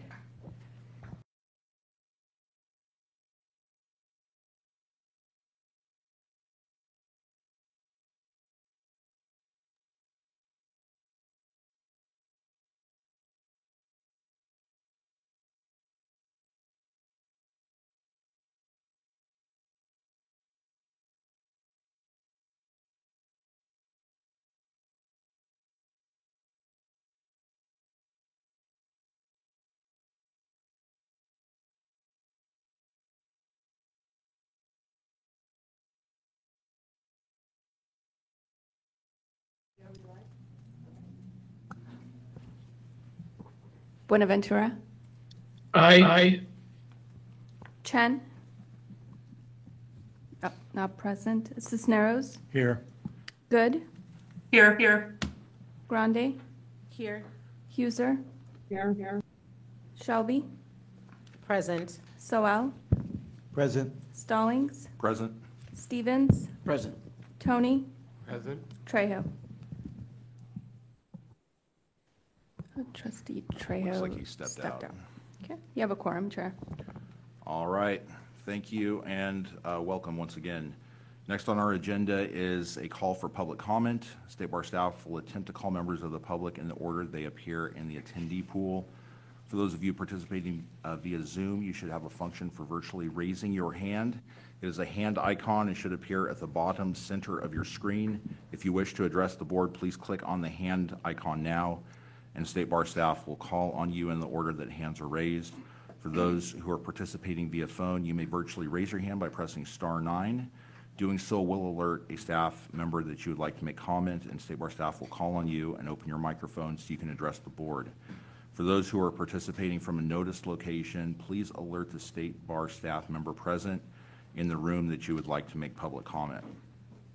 Due to time restrictions, we cannot allow more than 3 minutes for each speaker, and there will be a on-screen countdown timer visible to all attendees during the duration of your public comment. This timer's 3-minute countdown will begin as soon as you start your comment, and the on-screen timer will flash throughout the final 10 seconds.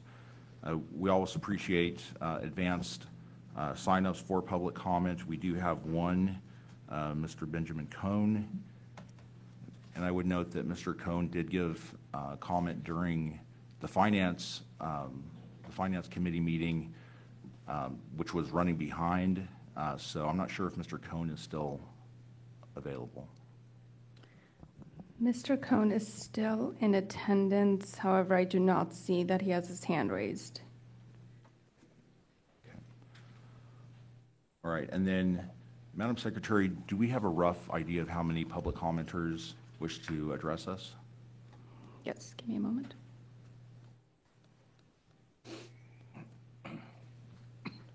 We currently have 12 members who wish to address the board.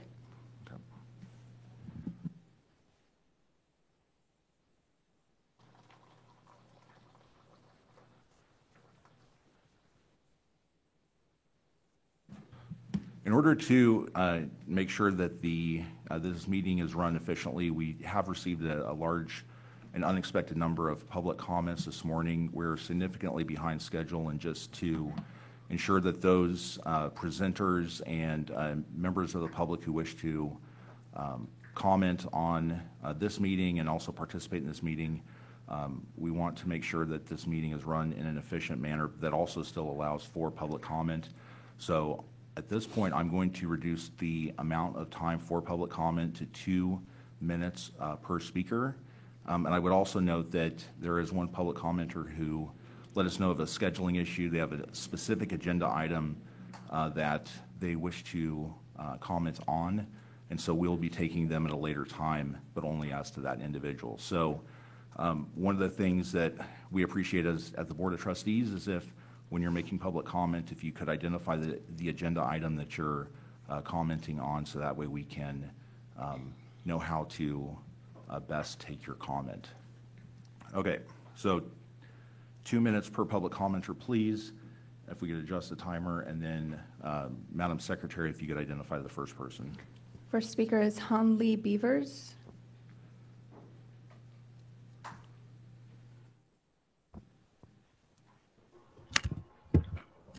Thank you. Can you please confirm that you're able to hear me? Yes. Thank you very much. I appreciate your attention. I would like to bring it to our attention my concerns regarding how the residents of LA and surrounding areas are being impacted by city officials who operate without accountability, and how this undermines the integrity of all local government. But for the sake of time, I'm just going to bring up a few examples from the dozens and dozens I have noted here. Judge Diaz and the city attorney have colluded to file temporary restraining orders against citizens to suppress their rights to protest an organization that we as a community feel is very dangerous. It seems like the city attorney and Judge Diaz, as well as the city council, who on Monday discussed whether they were going to try to pass something that would stop protesters from being able to protest this church of Scientology as they identify themselves. What the problem that I have is that in 77, when they had their tax exemption status revoked after 150 FBI agents raided their offices and found tens of thousands of stolen documents and spycraft tools, leading to the arrest of a lot of people, including Mary Sue Hubbard. After that, we have seen what they were able to do with the legal system, to manipulate the legal system and have their tax exemption granted. And the only reason they were able to do that is because they flooded the courts with filings that were so numerous that our government didn't have the resources to fight the filings. And that's happening again now, even on a micro level. And these activities that erode the public trust and the mechanisms implemented to keep these officials responsible for their actions are not working. I'm sorry, ma'am, your time is up. Thank you for your public comment. Thank you. Scientology is a cult. Next commenter, please. Next, we have Audit LA. Give me a moment.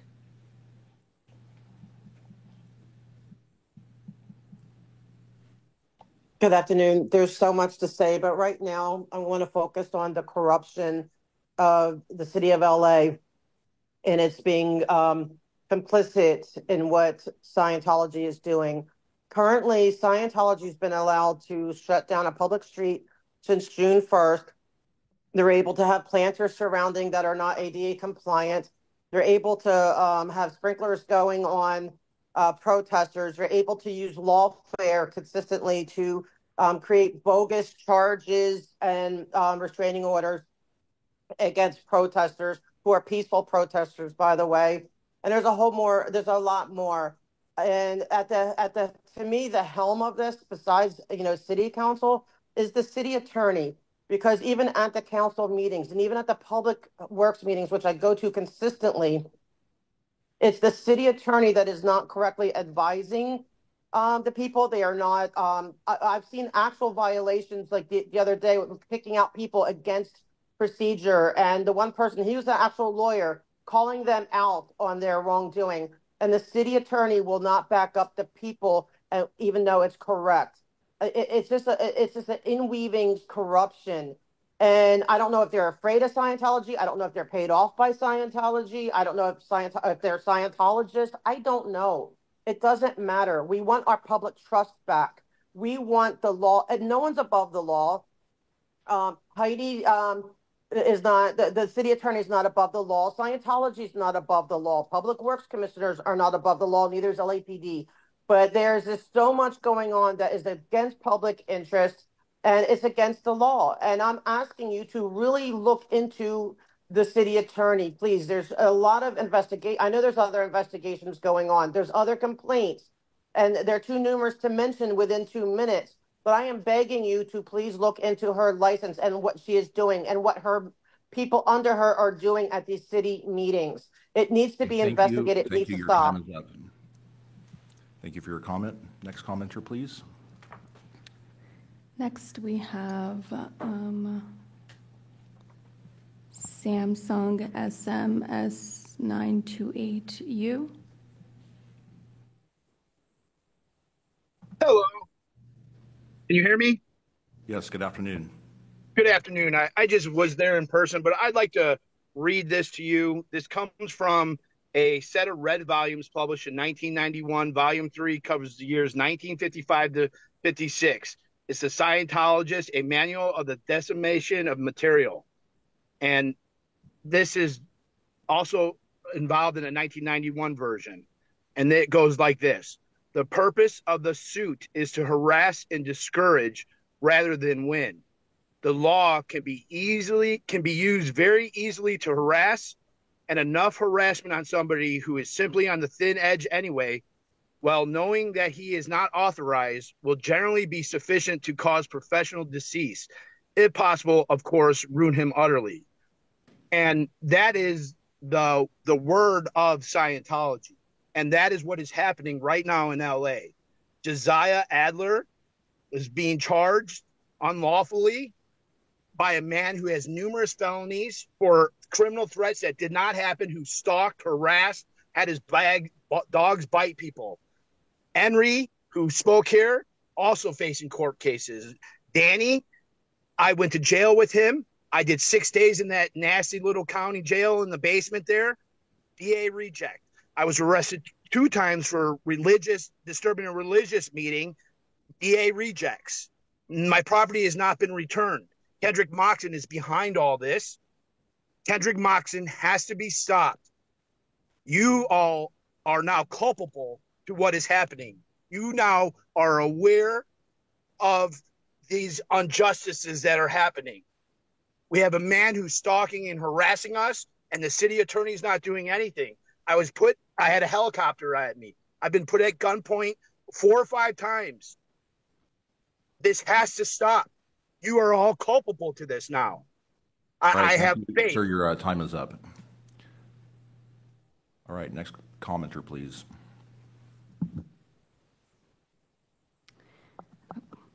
Next, we have Henry Marini.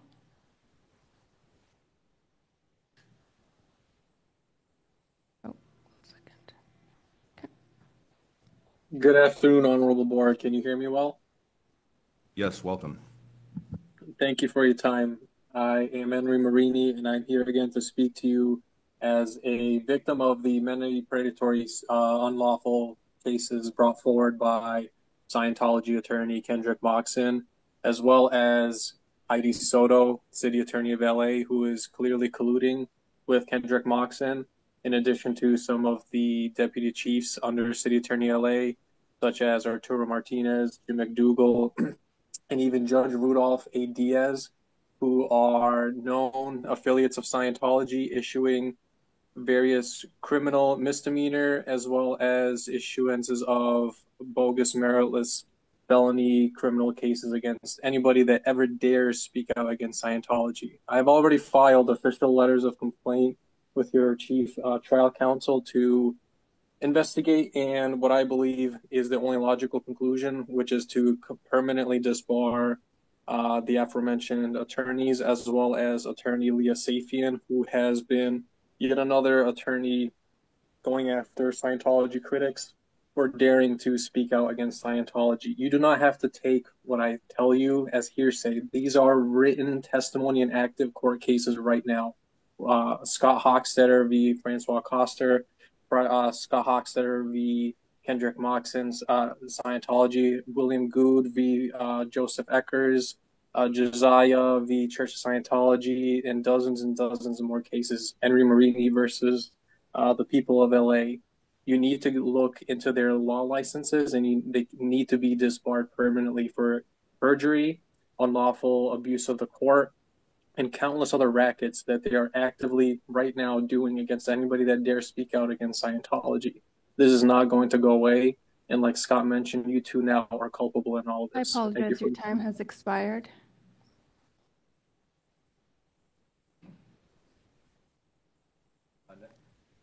Next commenter, please. Next, we have Ray Hayden. All right. I want to ask real quick if y'all got my I sent in comments, if y'all got those. Anyways, if you did get those, let's go into this here. The first things first, the notice to those intending to take the February bar exam, that notice that got sent out by CalBar, I received that, and with everybody, it's public comment.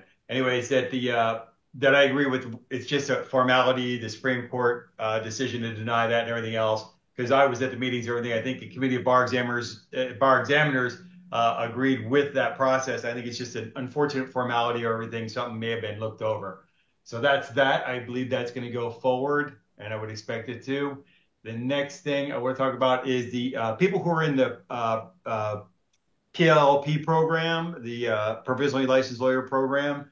Those folks have been in there for like 2 years now plus. And it was just they're stuck in an unfortunate situation. It was brought about by the pandemic. All of them have paid the price. If they're in good standing, I would really hope that the bar would get behind them, back them up, and help to gain them admission at this time, because they've really all paid the price. I don't benefit from that. I don't qualify for it, but I think that's something that should be looked at. And then finally, and hopefully real quick, 3 statements. The written section of the bar exam fails to be indicative of success. The written section of the bar exam has a detrimental effect on all exam takers, even those who passed, and the written section of the bar exam is subjectively graded. The first 2 comments I just said about fails to be indicative of success and is detrimental to all exam takers, that's from CalBar's own experts and psychometricians in meetings public. The third one, it was published by CalBar in a very lengthy report. It's over 300 pages long, and I pulled it out of there and I published that a great big number of times. And these are truths. So I see the time's been expired. Where's Shelley? The Scientologists know what I'm talking about. Take care and have a great meeting. Thank you. Next commenter. Next, we have Mona M.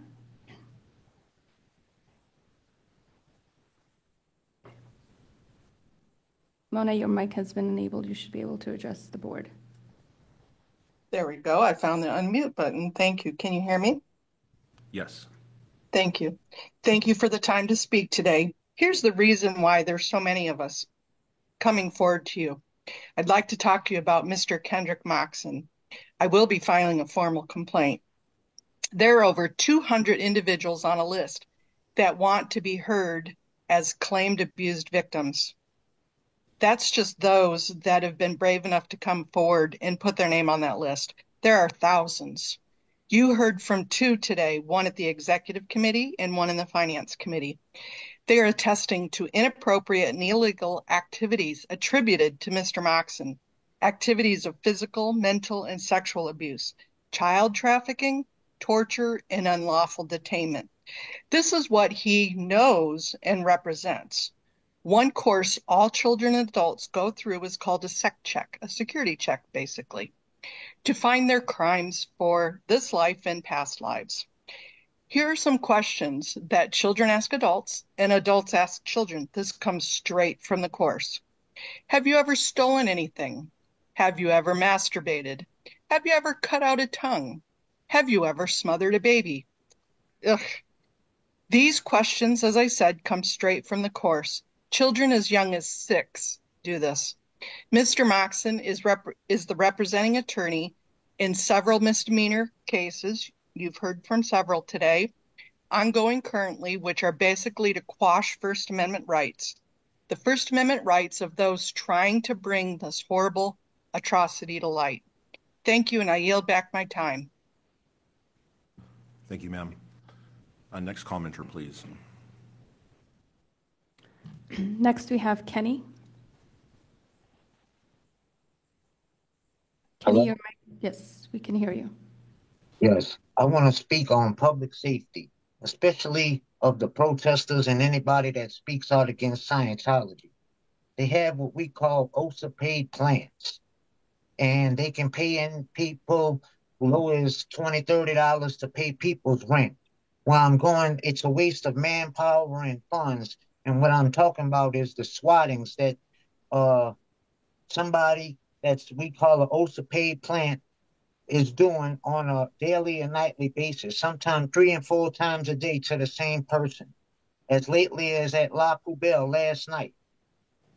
The man who has the YouTube, his name is ZTD, ZDT, and he continues to tell his viewers to swat the protesters live. And he thinks that he has no culpability because he's actually not doing it. But actually, that is a crime when you're telling your viewers to do it and they actually do it. The young lady, Lara Anderson, who spoke earlier, had a tour. They had to cut it short because they kept swatting the venues, state to state. He kept ordering it and throwing his hands up like he's not culpable. This needs to be stopped. It's connected with the Church of Scientology, and it's a waste of manpower and funds to have this continuously happen. It's a shame. Kids can't consent. Scientology is a cult. Thank you for letting me share. Thank you. Next public commenter, please. Next, we have Richard. Give me a moment. Richard Treychuk, your mic has been enabled. You should be able to address the board. Thank you, Mr. Chairman, members of the Board of Bar Examiners. My name is Rick Treychuk, Trachok. I'm the chairman of the Nevada Board of Bar Examiners. I would like to testify on behalf of your plan to move forward with the 200-question multiple choice exam. My court has directed me as chair to work together with California on the possibility of using the California multiple choice exam as an interim step to Nevada's licensure process. Nevada Supreme Court has directed my board to move forward with what we call the Nevada Plan, which is a new approach to licensing attorneys in Nevada, one leg of which will be a 100-question multiple choice exam offered after completion of the third semester of law school. We're interested in working with California and with Kaplan, as this will provide us a necessary interim step to full implementation of the Nevada Plan. I'm happy to provide any information your board needs. Happy to work together, and my board is happy to work together with California as we both move forward to our new approaches to a licensure. Thank you for your time. All right, thank you, Mr. Trachok, and we look forward to continued communications. Next caller, please, or excuse me, commenter, please. Next, we have Juju.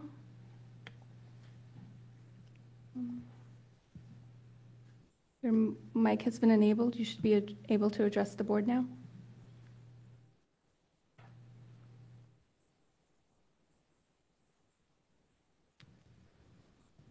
I believe you'll need to unmute yourself so we can hear you.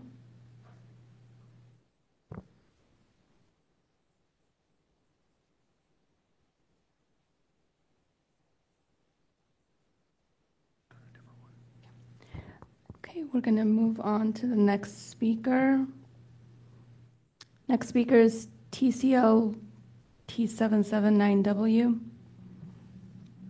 Your mic has been enabled. You should be able to address the board now.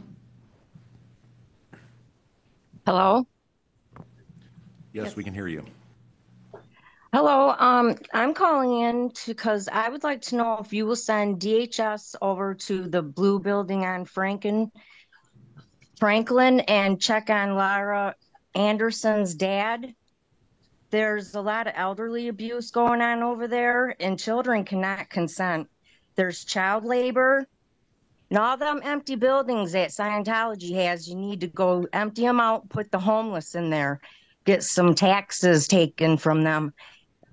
Thank you. Scientology is a cult. Thank you for the comment. I would note, just like you, when you call certain law enforcement agencies, there will be a message that this is an administrative part of that law enforcement agency, and they do not respond to emergency calls. If there is any sort of ongoing emergency, please contact law enforcement. This is a regulatory arm of the Supreme Court of California, and primarily concerned with the practice of law, with overseeing attorneys and all those various aspects. So just want to put that out there. Next commenter, please. Next, we have Michael Habich. Your mic has been enabled. You should be able to address the board now. Hi, this is Michael again. I spoke a little earlier. Good afternoon, trustees. I'm here to address the pressing issue affecting the integrity of our community and rights as citizens. I'm deeply concerned about the city of Los Angeles and the apparent conclusion with Scientology in undermining the First Amendment rights of those who protest against the organization. Once again, the Mr. Kendrick Moxon, who you've heard over and over on these calls, is supporting Scientology and trying to strip our rights away. There has been numerous reports and documents, incidents where peaceful protesters are exercising their constitutional rights to free speech and assembly and have faced unwarranted harassment, intimidation, and even legal actions like myself. This raises serious questions about the influence of Scientology and the LAPD and the law enforcement of our city and the attorneys who are propping it up with Scientology. I urge the committee to investigate allegations, to initiate through the impartial investigations into the relationship between the city of LA, the attorneys involved, and the Church of Scientology, specifically regarding any misuse of city resources and target to suppress our protesters. Secondly, protect our free speech, ensure that all citizens are able to exercise their right to free speech without fear or retribution, regardless of whom they are speaking against. And last, transparency and accountability. Implement policies to promote transparencies in how the city interacts with all organizations, particular to these with a history of controversial practice to maintain public trust. Once again, I feel like the city of LA is allowing this. You guys are now aware of this, and I encourage you and enlist you to take a stance against this corruption that's going on within the city of Los Angeles and every city across the United States. All right, thank you. Your time is up. Next commenter, please. Next, we have ME2U. Give me a moment. Okay. Your mic has been enabled. You should be able to address the board.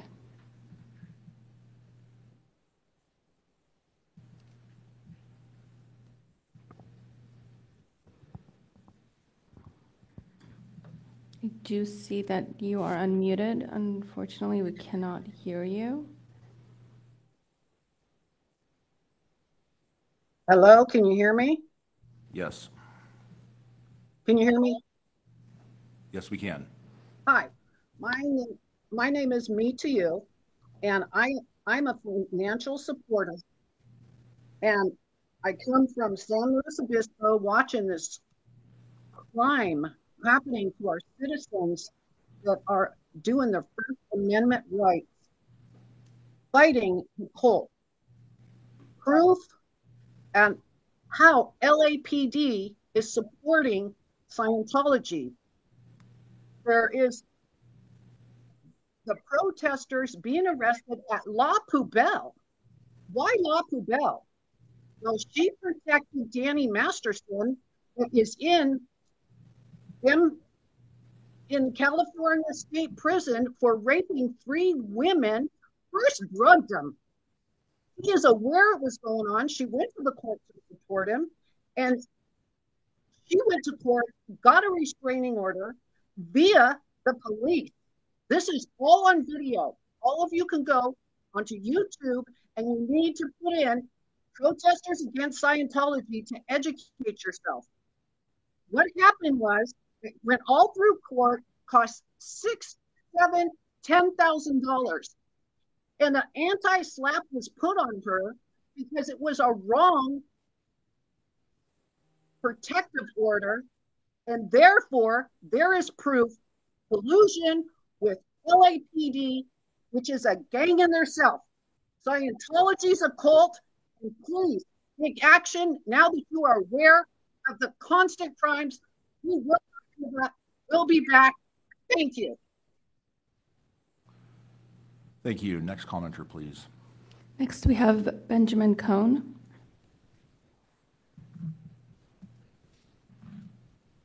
Mr. Cohn, your mic is, yes, we can hear you. For, I guess, the second time this year, I mistook one my earlier comments as to the general board meeting based on the time on the agenda, but I would like to repeat it where all of you can hear. The testing accommodation rules revision did not address timeline reforms at the time, according to staff, because they felt that they should be able to run an experiment as to how much the reforms they were proposing would spare staff capacity that they could reallocate towards timeline reforms without expanding staff capacity to achieve them. The data has now been collected. The staff have indicated that they have been largely applying the rules that have been proposed for approval to the California Supreme Court on the 2 exams in 2024, February and July. And so they do not have any cogent reason other than their desire not to have timeline reforms to not get started on the lengthy notice and comment processes to propose what timeline reforms the state bar thinks should be done. I still prefer that the California Supreme Court promulgate appropriate timeline reforms based on the arguments made to them for this rule revision. But if they don't do that, the state bar should still use the data from the 2 exam cycles to not delay and prejudice the rights of several classes of disabled applicants with getting a proposal of its own for timeline reforms to the court. Based on that data, the staff have indicated at the last CBE meeting that they intend to wait until the Supreme Court approves it and then collect data from 2 more exam cycles. But that's really not a good faith reason when they already have the data, and that data was never that relevant in the first place to whether the timeline reforms should be Apologize, made. your time has expired.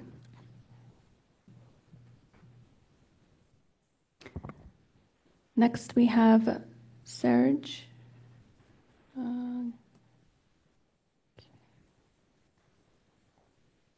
Your mic has been enabled. You should be able to address the board. Thank you. I'm asking the same question. I was asking the same questions that Mona just mentioned as a child that was groomed with dolls and teddy bears at the age of 12 inside Scientology hotels to be used in that capacity. Kendrick Moxon groomed his own kids to be abused and enslaved in billion-year contracts, and his daughter unalived herself in the state of California. I'm here to corroborate with my first-hand testimony what other members of the public have already denounced. It is to my utter disappointment the failure of attorneys to uphold their professional and ethical responsibilities, particularly in relation to abuse and exploitation of children inside Scientology hotels and commercial buildings. This isn't just about negligence, it's about attorneys turning a blind eye to the systemic abuse of minors. Children cannot consent to being trafficked or enslaved, and yet legal professionals have allowed this to continue without holding the abusers accountable.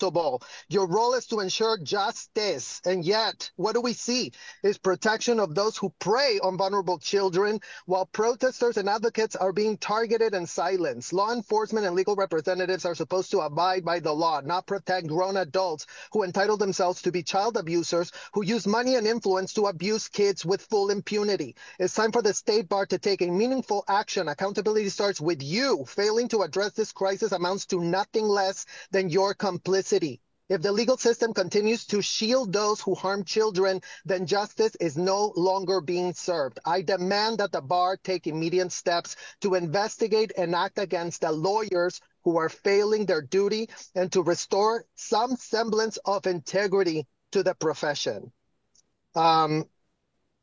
There cannot be any more of this abuse being done. Y'all have been informed. Y'all have been told we were the kids that were abused. We're denouncing it because kids are at risk as we speak. Thank you. I yield my time. Thank you. Next commenter, please. Next, we have Ava English.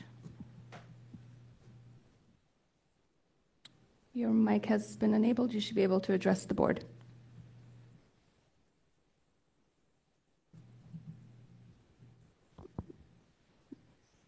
You will need to unmute yourself first.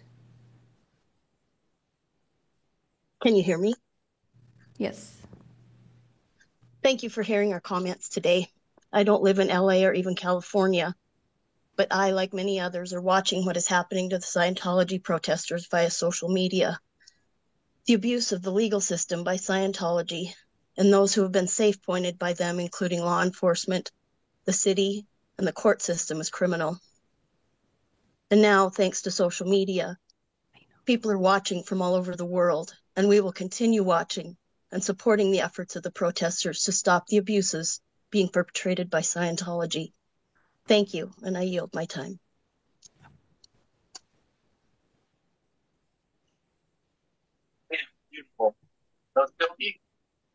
Okay. Next, we have Juju again.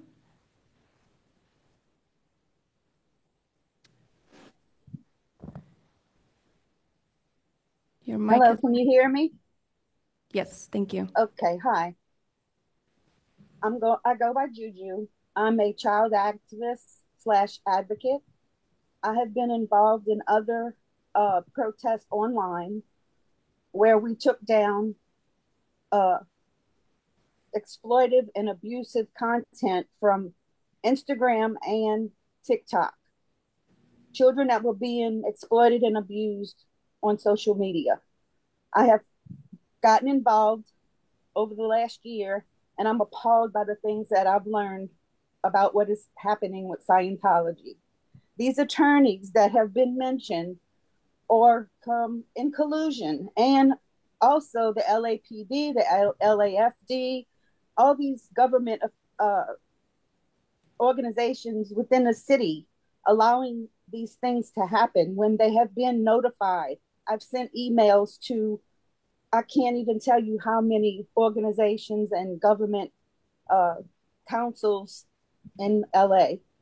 Let me tell you, I am appalled that LA has a city named after L. Ron Hubbard, a convicted, indicted felon who wrote science fiction and wrote a book and decided he wasn't making any money on the book. So he said, and these are his words, if you want to make money, start a religion. And that's what he did. And that's how this all got started in the 1950s.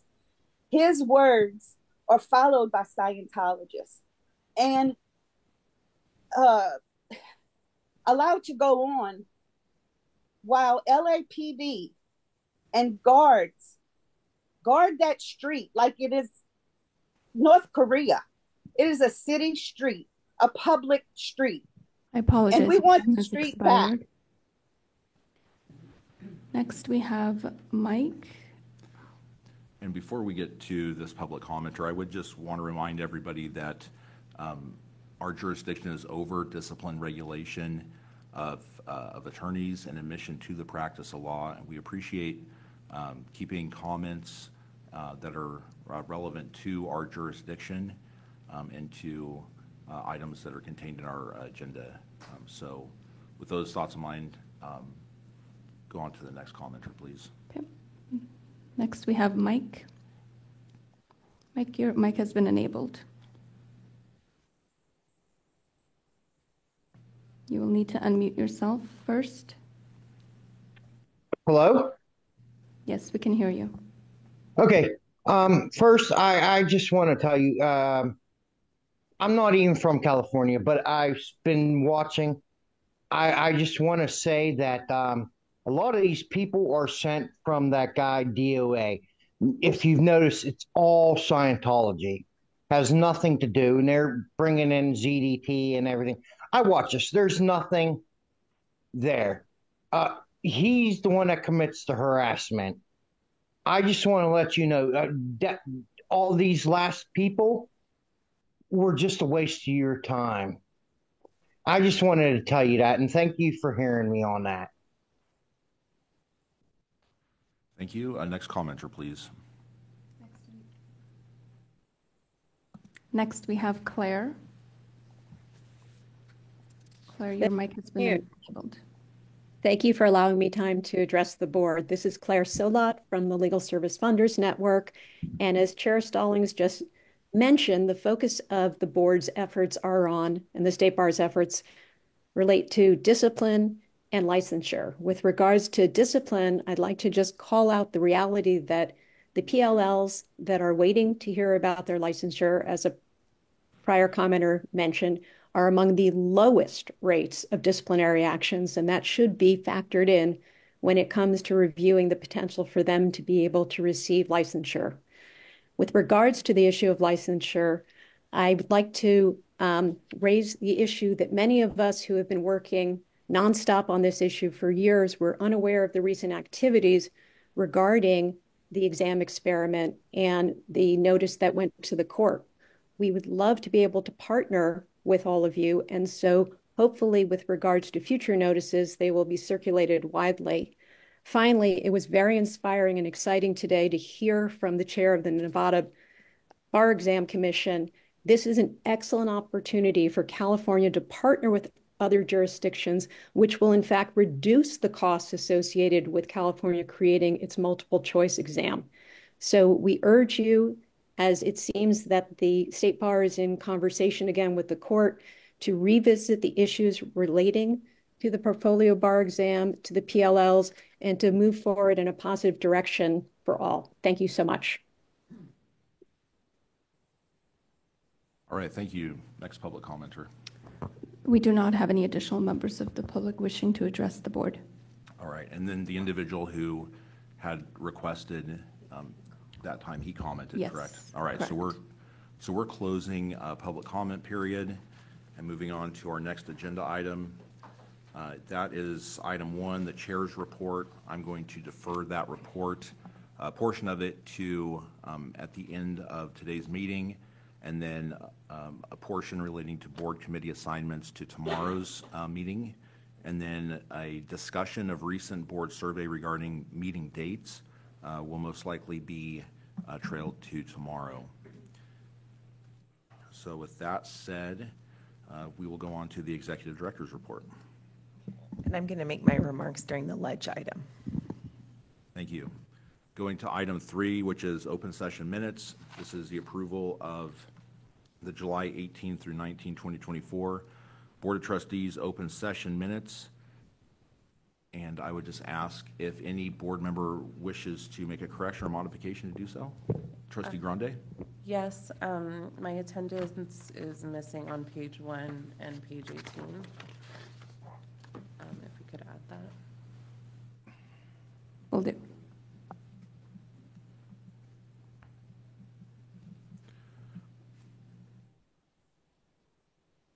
Okay. With that amendment to the item, I'll move it. Okay. Thank you. Do I have a second? I'll second.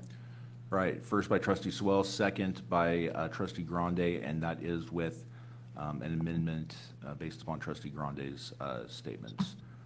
All right, seeing no other discussion, may I have a roll call vote, please? Barahona? Aye. Buenaventura? Aye.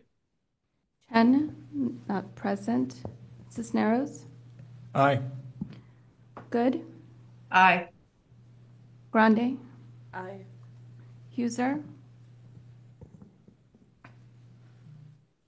Trustee Huser has also stepped away. Shelby? Aye. Stevens? Aye. Soel? Aye. Tony? Aye. Trejo? Aye. Stallings? Aye. It's 11 ayes, 0 nays. Minutes are adopted. Thank you. Going on to 3.2, this is approval of amendment to September 22nd, 2023 Board of Trustees open session minutes. And believe that Trustee Tony wanted to revise the September minute resolution to add the correct, or to correct a clerical error, and that Madam Secretary has a resolution prepared with that correction.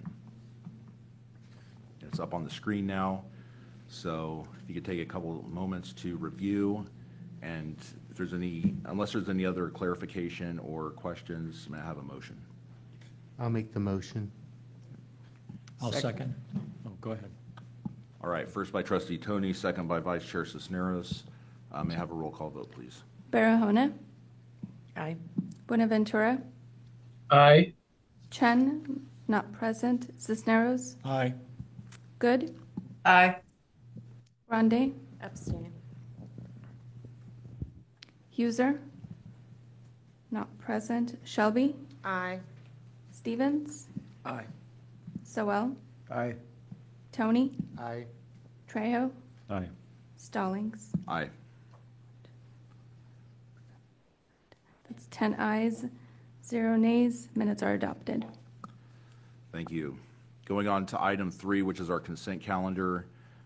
We're provided with advance notice, which we always appreciate, that item 4.1, which is the approval of specified contracts pursuant to BNP 6008.6, specifically the contracts for Macias, Jeannie O'Connell LLP, and Proctor U doing business as Measure Learning are being pulled for a separate discussion. Other than item 4.1, are there any other items the board would like to pull?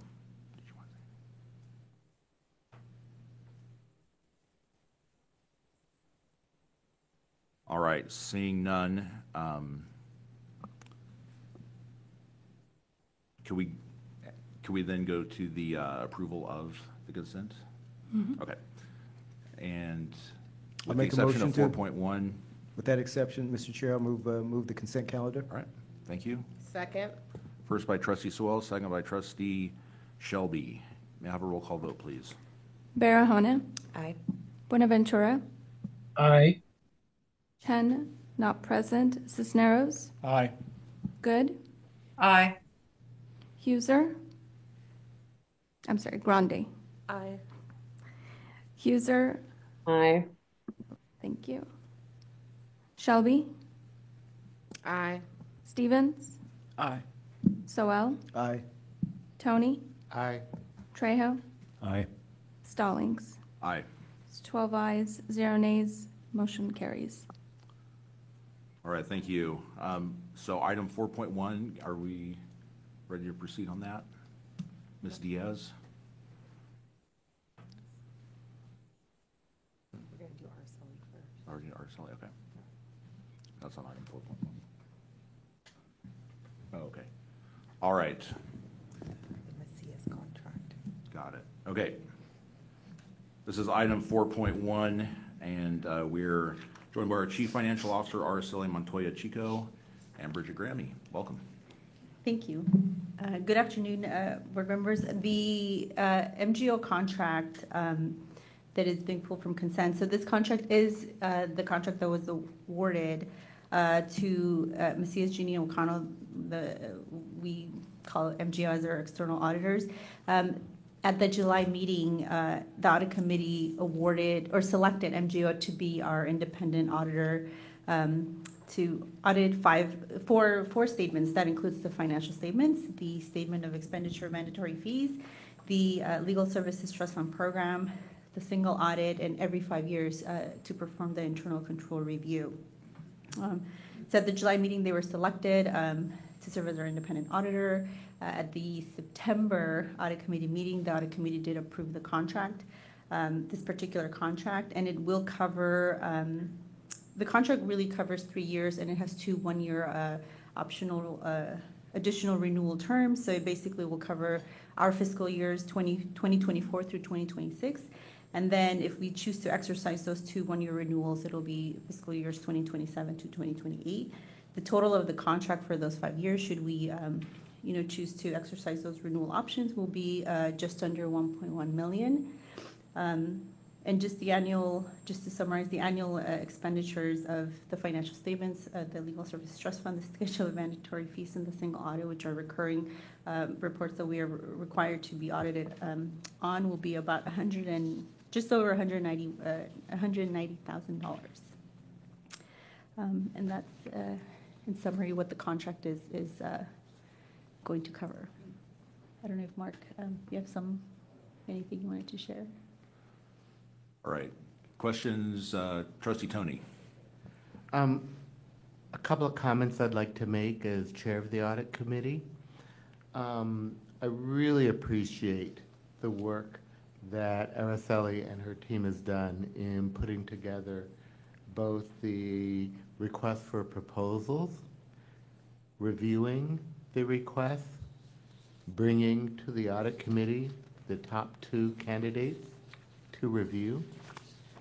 I believe selection of the independent auditor is the most important function of the audit committee. It generally happens only once every 5 years. Yes, it's 3 years. Yes, it's, as long as an auditor does well, the extensions are pretty common. So this is only once every 5 years. And I think that it is the responsibility of the audit committee, and I really appreciate the cooperation and partnership in getting that done. I want to point out what a great negotiating job. The audit for each of the 5 years is at a fixed rate. In other words, no inflationary increases for 5 years. That's really remarkable in this day and age to negotiate those type of terms, fixed cost for 5 years. That's the kind of thing that I think should be noted, because it very much displays fiscal responsibility and restraint and working hard to stay within our budget. I I think the other thing is I asked for this to be taken off the consent calendar because I think this is over $1 million. Both the amount and the importance. I just wanted to make sure that the entire board heard at least the overview. And if anyone else has any questions about the process or what to expect, you would have the opportunity. And then, of course, after that, I would be happy to, move to accept it. I certainly support this very much, but just want to make sure, in case anyone has any thoughts or questions, this would be the time. All right, before we get to Mr. Tony's enthusiastic motion, any other comments or questions? Yes, Trustee Sewell. Just a very quick question. Is this the first time that this particular auditor will be interacting with the board in terms of doing our audit? Well, what I'll say is that this is an auditor that we have used before. However, what they did is they changed the lead auditor, the chief staff person. That is recommended to do, certainly in this time period. So we're not working with the same lead auditor. And I think that that's part of what ensures the integrity. Anything else you want to add, please, Araceli? No, I think you said it all, Mark. We've used them before, but the team is virtually different. The lead partner is different, and the staff, other than the senior manager, is different. Even though we've hired them for another potentially 5 years, audit firms also have their own internal controls to make sure that their team rotates to have a fresh eye every so often. Mm-hmm. All right, any other comments as to Ms. Montoya Chico's item? Okay, seeing none, I think we're moving on to Ms. Grammy. Okay, thank you. So I am here to address 2 items in this memo, number 18 and 19, regarding to contracts with its ProctorU doing business as Measure Learning. These 2 contracts, this particular vendor would be the vendor that would deliver the remote administration of the bar exam going forward, as well as in-person test center administration of the exam. We will be giving you a more detailed update, admissions update, with more of an explanation of what's going on with the bar exam right now. But just for a little context with respect to this contract approval, as you know, we are using Kaplan to write our questions. This will enable us to deliver it remotely. We filed a petition with the Supreme Court to approve these proposed modifications. Yesterday, as you may have heard alluded in public comment, we received a denial of that petition without prejudice because the court would like us to get a complete or a formal approval of the Committee of Bar Examiners of the proposed modifications. We are scheduling that for September 30th, and as soon as we have that formal approval, we'll be ready to file our petition again. That being said, with respect to this contract, what we're asking the board to do today is to approve the amounts that are in here. Staff will continue to negotiate this contract to make sure we have the right exam security, customer service, everything that we need to go forward, and to make sure we have all the approvals in place. So we're just asking right now for the authorization to continue to negotiate that contract and with the amounts that are in here. There are 2 contracts. One has to do with the exam administration itself, which would be for both bar exams in 2025, as well as the legal specialization exam. That's item number 19 for $4.1 million.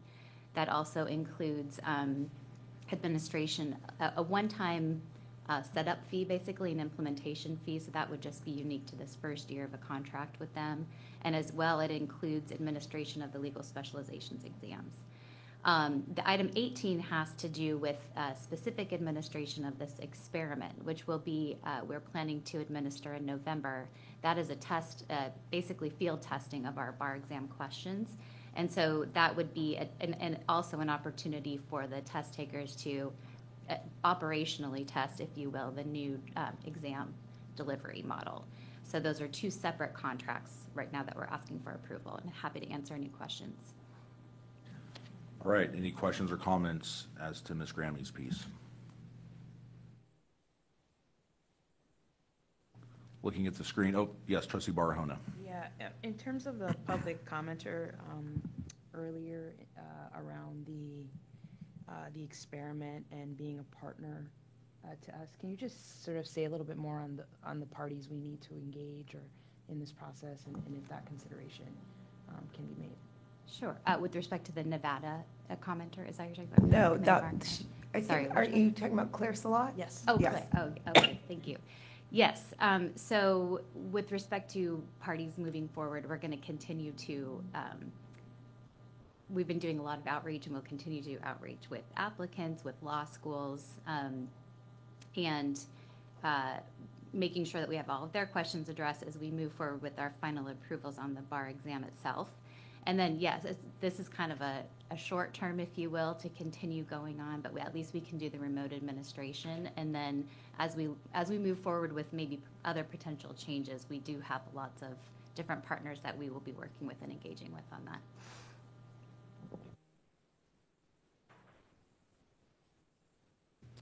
All right. Any other questions?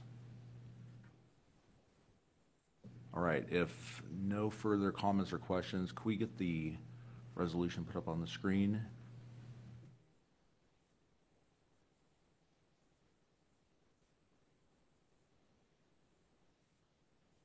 And after everybody's had a chance to review, I know Mr. Tony was wanting to make a motion, so I'll give him the first opportunity.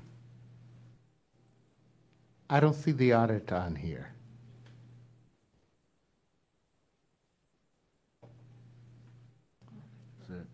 Mr. Chair, may I address? Yes. Trustee Tony, the first resolution captures all of the contracts that are listed in the staff report, which includes the audit contract. The second resolution is a unique resolution to ensure that staff has sufficient authority to negotiate the contract and appropriate terms before it's executed. But the staff report that accompanies the resolution has the all of the contracts that you will be approving under Resolution 1. Maybe we could share that. Maybe I'm confused because when I thought I took the audit, independent audit item off the agenda, it means we have to vote separately on it. The entire item comes off procedurally, and you would vote on it with following a presentation. So the entire consent item was pulled to be discussed for a separate vote. When will that happen? Right now. But I don't see audit on there. Okay, can we share the staff report so we can, Yeah, I think that he's right, actually. Because that listed Proctor UN Measure as the two items, but Proctor UN Measure are one item. So Macias and Janini should have been the other one. I think it's the two. I think it's because those two we still need to negotiate the contract on, as opposed to the rest of them, including the one that you talked about, which would be you would be approving. I think that's the distinction that they're trying to make. That's why those two are separated out. Oh, that's okay. I don't have any objection to this. I want to make sure we get to vote on the independent auditor. Like motion. As a separate item, a separate vote. Okay. Yeah.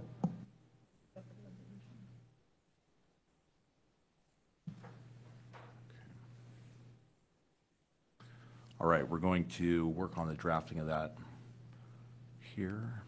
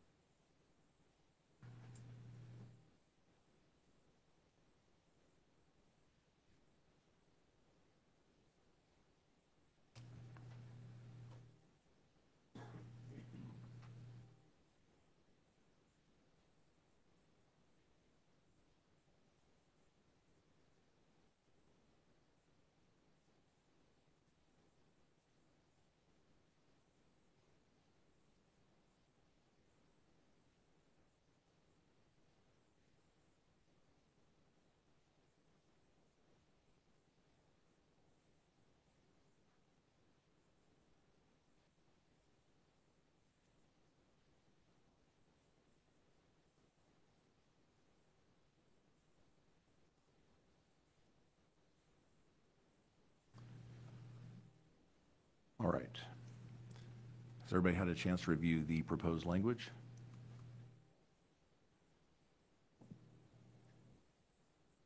Thank you to the speedy work of.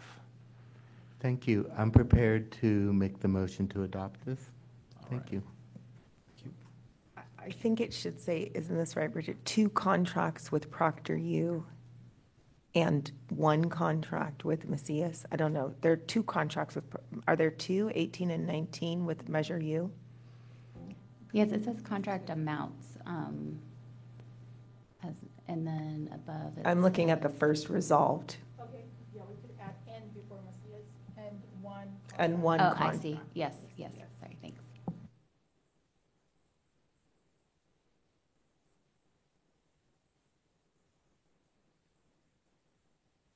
All right.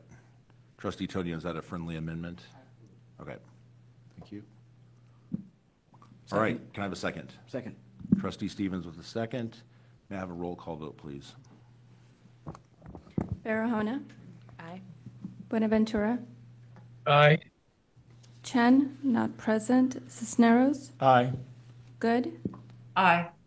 Grande, Aye. Huser, Aye. Shelby, Aye. Stevens, Aye. Soel, Aye. Tony, Aye. Trejo, Aye. Stallings. Aye. It's 12 ayes, 0 nays. Motion carries. All right. Thank you. And I would just want to highlight and also thank the members of our audit committee for all the work you do. It may not seem like exciting work, but it's so necessary when we go to the legislature and ask for things such as a fee increase. So your work absolutely has paid dividends and makes at least my life a little bit easier. So I do appreciate it. And Trustee Tony, did you have something you wanted to add? Yes, I have one comment to add on the consent agenda process in general. I'm going to make a few requests that I'd like to be recorded in the minutes as a request. One is that when the list is put together, it's sorted in descending order of contract amount. It'll make it easier to review, because right now they're kind of randomly scattered. 2, I'd like at the bottom to be a total for all the contracts. 19 numbers is a lot to add for each board person to do on their own, but I would appreciate that. 3 is, I really like the descriptions on the bottom. It would help if you put the number next to them, just the amount. Then it prevents me from having to go back and forth, up and down. And then the last thing is, I would like on the agenda for next meeting to be a discussion of a maximum amount that goes on consent. We have a minimum right now of 50,000 or 100,000 for certain categories. But I would like to suggest that there ought to be a maximum. I was a little surprised to see a $4 million line item on consent with no discussion. I'm glad it got, taken off and we had a little bit of discussion around it. But, that's not something we can address today, but I'd like that to be on the next agenda. Thank you. All right. Thank you for those comments, and we will discuss that at a later date. Okay, moving on to item 5. This is the Board of Trustees sitting as the Regulation and Discipline Committee, and our board will move into that role at this point. We are going to be deferring 5.1 to Friday. We'll move on to item 5.2. This is a discussion regarding the Rule 2201 program performance metrics. This is an informational presentation only and is being presented by our Special Deputy Trial Counsel Administrator, Stacia Laguna. So welcome, Ms. Laguna. Hi, good afternoon, everyone. I'm going to share my screen. My presentation today is about the second quarter performance metrics for the Rule 2201 program.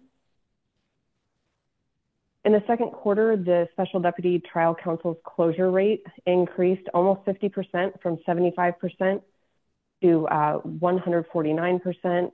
And as a reminder, the case closure rate is representative of the amount of cases coming into the program versus amount of cases that are reaching a disposition. So we've largely exceeded the target rate of 100%. And as a result, case inventory only increased by 2 cases for a total of 70. Both non-complex and complex case investigation times continue to decrease on average. However, the average days to close for this particular quarter for both groups has risen, and that's representative of our deputies closing some of our older cases in our inventory. Open cases and backlog status has increased by 7 since the end of 2023, but the projected case close rate for the entire year is projected to be slightly lower than last year. This will look familiar to most. This is our key performance indicators page. Like I mentioned, our case inventory for Q2 was 70. The clearance rate was 149%, which is a great number for us. To the right there, we're looking at reopens for our secondary review process, where a complainant has the right to request review by an independent deputy after the closure of their case. We had no reopens for the second quarter. Nothing to report on the very far top right, which is the random audit. Our random audit is still ongoing and I think is projected to conclude this month, so more on that in the future. As I mentioned before, compared to the first quarter, average days spent in investigation has gone down for both types of cases. However, the average days to close has gone up, and like I mentioned, that's symptomatic of us working through some of those older cases in our inventory. 72% of our non-complex cases were closed within the target range, and 56% of the complex cases were closed in the target range. This page concerns the backlog. Like I mentioned, the backlog has gone up compared to last year. However, we do have a larger inventory than last year, so it's a smaller percentage of our overall inventory. The lower left, you can see the percent of open cases and backlog over time. Roughly hovers around the 50% mark for us, with some exceptions about this time last year. Projected cases closed in backlog. So this is looking at the first 2 quarters and extrapolating it over the course of the year. We're looking at a core number of 42 and a percentage of the overall inventory as 20%. And looking at the lower right, that's percent of cases closed in backlog status. You'll see it jumped up from last quarter. And like I mentioned, we have gone through some of our older cases. So that's why we see that increase there. This is a case inventory and clearance rate by case age. Taking the left portion of the screen, you're looking at the bottom are our incoming cases. You'll see for Q1 of this year, we had a large influx of cases. For Q2, it was less. Comparing that to how many cases were closed, with the 37 incoming and the 55 that reached a disposition, that's how we get our nearly 150% case clearance rate. Case age at closure, I mentioned before, we closed some older cases, so that serves as sort of a watermark. We're seeing an uptick at the case age at closure for this particular quarter. The average is the blue here, and the median is the purple. The average was 150 days. The median was 58 days. The lower right is the breakdown of our overall inventory. The blue represents the cases that are less than 6 months old. The yellow is the cases that are between 6 months and 1 year old. And the orange is those cases that are over a year old. Cases passing through each phase. On the left side, you see that for intake, investigation, and charging. Intake was steady. Investigation was just slightly down. I think it's about 4 cases, although it's hard to see on this representation. And charging, we reach a charging disposition in 3 matters. On the right side, we see the duration of cases at each phase represented in days. Relatively steady on the intake front from last quarter. Likewise with investigation. and then charging, there was an increase from the first quarter. This page relates to the quality, meaning reopens. Like I mentioned, nothing to report at the top right, which is for the random audit that's still ongoing. And also the top left, which is our secondary review process. We had no reopens for Q2, so nothing to report there. And no Walker petitions as well. And with that, I'll take any questions the board might have. All right, thank you, Ms. Laguna. Any questions? Trustee Buenaventura. Yes, thank you, Mr. Chair. Can you hear me okay? I'm just wondering if my mic is, or am I echoing? Oh, we can hear you pretty good. Oh, great. Okay. Ms. Laguna, I had three questions. The first is, how many deputy trial counsel members do you have as a staff working? What is the average sort of caseload they're carrying?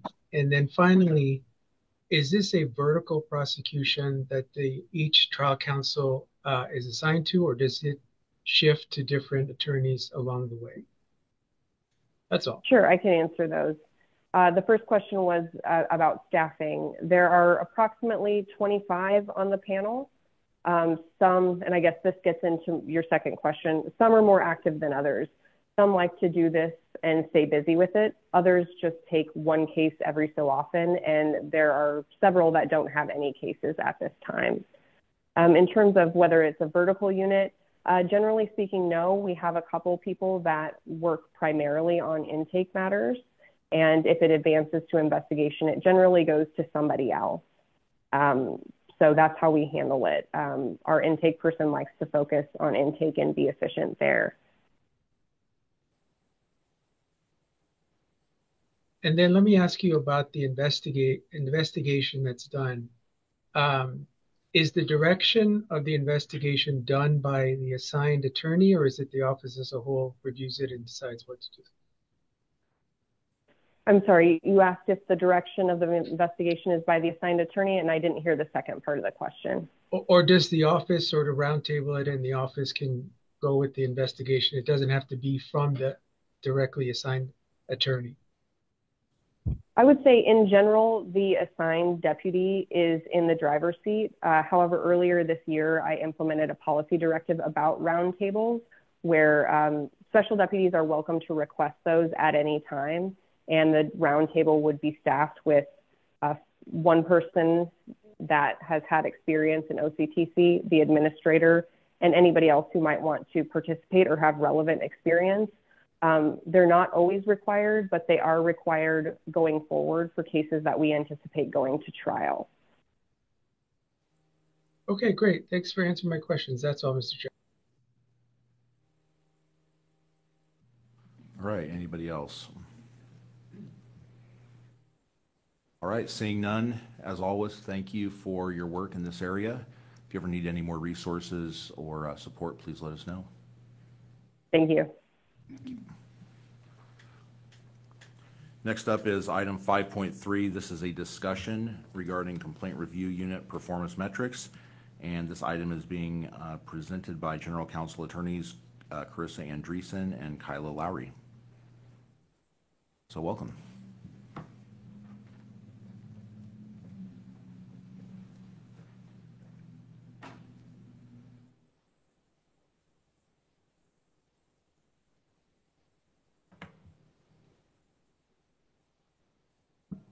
Good afternoon, everyone. My name is Kyla Lowry. I am a member of the crew team. Today, myself and my colleague, Carissa Anderson, will be presenting the performance metrics for the complaint review unit for the second quarter of 2024.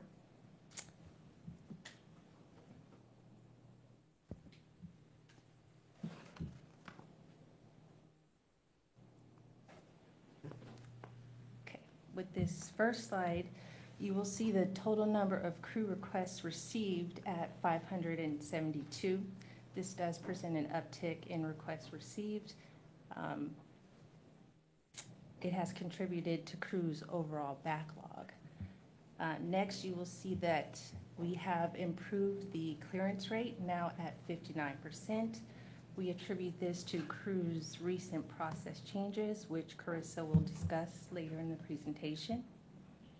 Next, you will see that the average disposition time has fallen by 5%.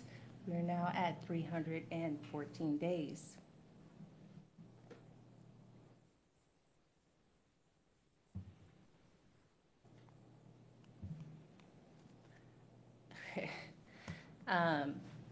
This next slide shows how these numbers fall historically. Starting with the upper left, you will see that the trend is showing an increase in crew requests received over the last several quarters. This second quarter increase is the highest that we have received since the third quarter of 2019. Next, with the bottom left, you will see the trend shows an increase in the clearance rate of cases.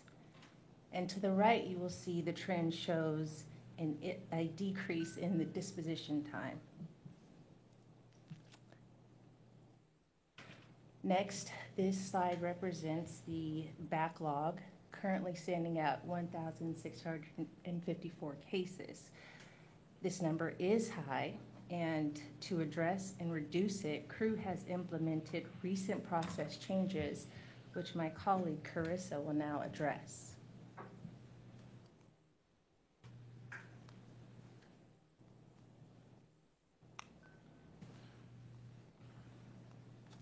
Slide is not moving. Carissa is joining right now.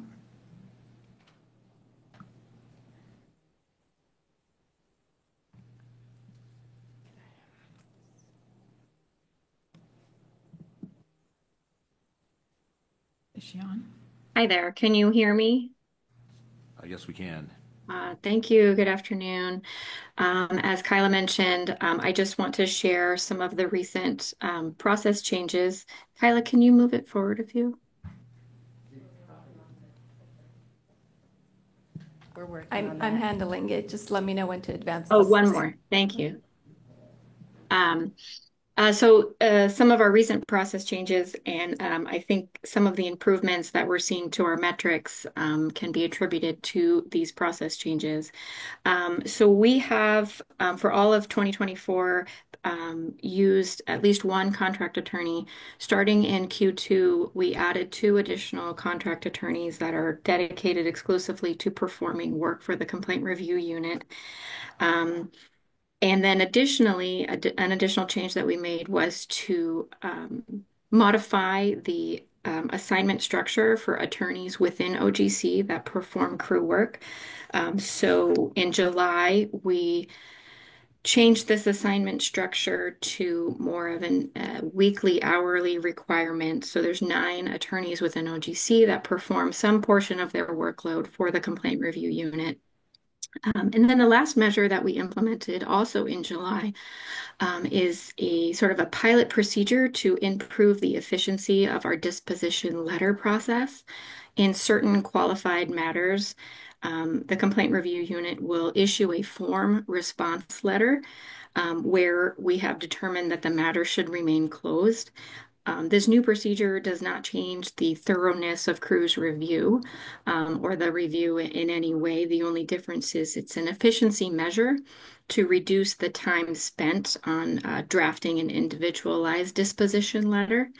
And so from our most recent monthly data that I've put a little bit here, I have a few updates to it. We have seen improvements to our clearance rate for both June, July, and August. In July, we surpassed our 100% clearance rate metric. We were at 119%. And then in August, we reached 121% clearance rate, and also have managed to slightly decrease our pending caseload by over 100 cases since the end of Q2. So I think Kyla had mentioned in Q2, we were somewhere around 1,600-ish. And as of August 31, we moved that down to 1,521. And so these are, just brief updates for some of our process changes, but I'm happy to answer any questions if you have any. All right, thank you. Any questions? Yes, Trustee Tony.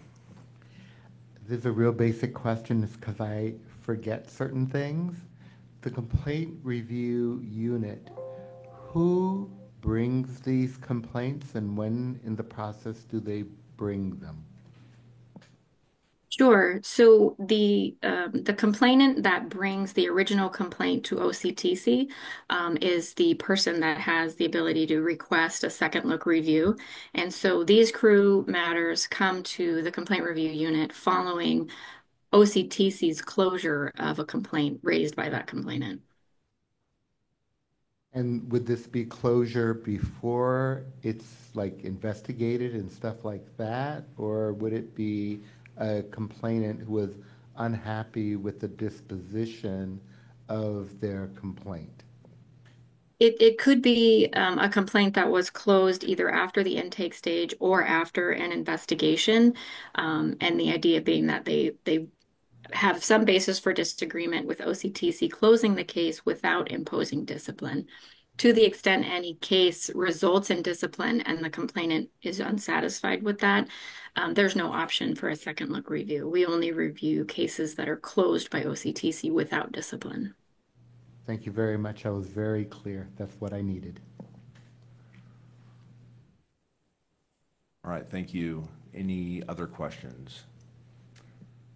I just, oh, yeah. Go ahead. I just wanted to say it's kind of interesting, the relationships between many of the things we're doing in the organization, but several of you know and were instrumental in the creation of the Office of the Public Trust Liaison, our version of the ombudsperson. I really think it's not a coincidence that we're seeing an increase in crew submissions because folks get a lot of assistance through that office. I just met with the Public Trust Liaison last week and he talked to me about the need to formally expand the scope of his office to crew because so many of the requests are related to crew and he's been doing a lot to support people in filing their complaints. So or their request for a second look. So this is ultimately very positive, I think, with respect to our mission. There is a workload impact, though, that's undeniable. So I just wanted to point that out. And my question actually dovetail a little bit into that, and that is, are there any trends that you're seeing in or reasons why we have an uptick in crew requests? And do you think that this is something that's going to continue to trend up? Yes, I am hoping that we're kind of reaching the end of the trending upwards, just based on our own resources that we have. But I do agree with Leah that a lot of it has to do with sort of increased public awareness of the complaint review process. Part of that is through additional information that we've now placed on the website, but also, as she mentioned, through the Public Trust Liaison Office. One other thing, it also always is a factor of how much output OCTC has. So the more cases they review and dispose of, the more potential cases could end up with crew. I think it could be a combination of those. All right, any other questions or comments? Trustee Huser. Are you seeing any trend with like people abusing the system, like continually, can they file more than once and get a second look and a third look and a fourth look? Or are you seeing, kind of valid, complaints like, oh, hey, you missed this piece of information? Because, I'm concerned about this volume. It's obviously huge. A backlog is not good. It takes a lot of state bar resources. It takes a lot of time and expense. But what are you seeing in terms of, the output of these cases after they are reviewed? Yes, I would say generally the complainants are expressing genuine concern with the closure of their case. Either, they're just unhappy about it or they misunderstand, need some further explanation. But they are only allowed to seek one request for review. We do get a little bit of extra workload on our staff for some follow-ups. There are a handful of complainants that like to reach out again after crew has reviewed their matter and follow up with that. That doesn't affect our overall inventory because they are only entitled to one. But if we were to keep a case closed, they also have the option to seek review with the California Supreme Court. So that's where we tend to direct them if they are still dissatisfied after coming to us. All right.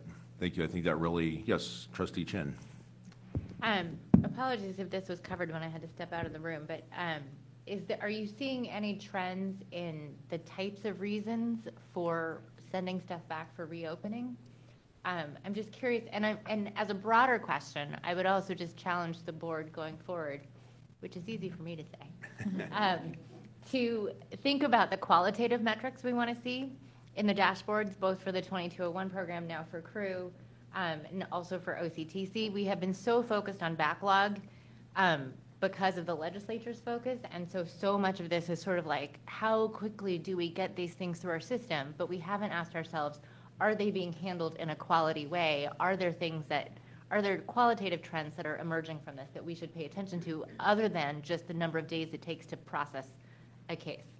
And so I think, we measure what we care about. I think there are things that we have cared about that we learned through the investigation of the handling of the Girardi complaints that we should continue to pay attention to, and we should ask ourselves whether there is a way to pay attention to that through this dashboard mechanism, because it gets reported to the board. And so, for example, we should care about whether conflicts are being flagged. We should care about whether respondent attorneys with multiple complaints against them are not just being pushed through the system without looking at whether they have prior complaints against them. So I think we should think about ways in which these processes we can exercise oversight over this in that way. Right, there was a question at the beginning that I apologize. The question was whether there were trends in the reopening of these complaints. Yeah, so I know that some of that data is reported through OCTC's dashboard, because what they end up reopening is reported as part of their metrics. I would say generally as a trend, matters that are reopened within CREW are usually reopened because of new evidence. So it's an indication of something additional happened in the case, or something that somehow didn't get brought to light during the investigation, is generally speaking what we see. To some of your other points, I would say that CREW does perform conflicts checks to the same extent that OCTC does. So we are actively checking for conflicts in each case. And additionally, there are flags within the case management system for what you might call repeat offenders, or people who have a significant number of either open or prior complaints. And CREW does look at that information as well. Great, thank you. Yes, Trustee Stevens. Just quickly and related exactly to that, is there a way for you in a streamlined fashion to sort of triage so that we understand what kinds of cases we're looking at? What do you mean? I mean, we would be more concerned, right, about cases that are involving lawyers who are misbehaving across a platform. So it's flagged internally for you.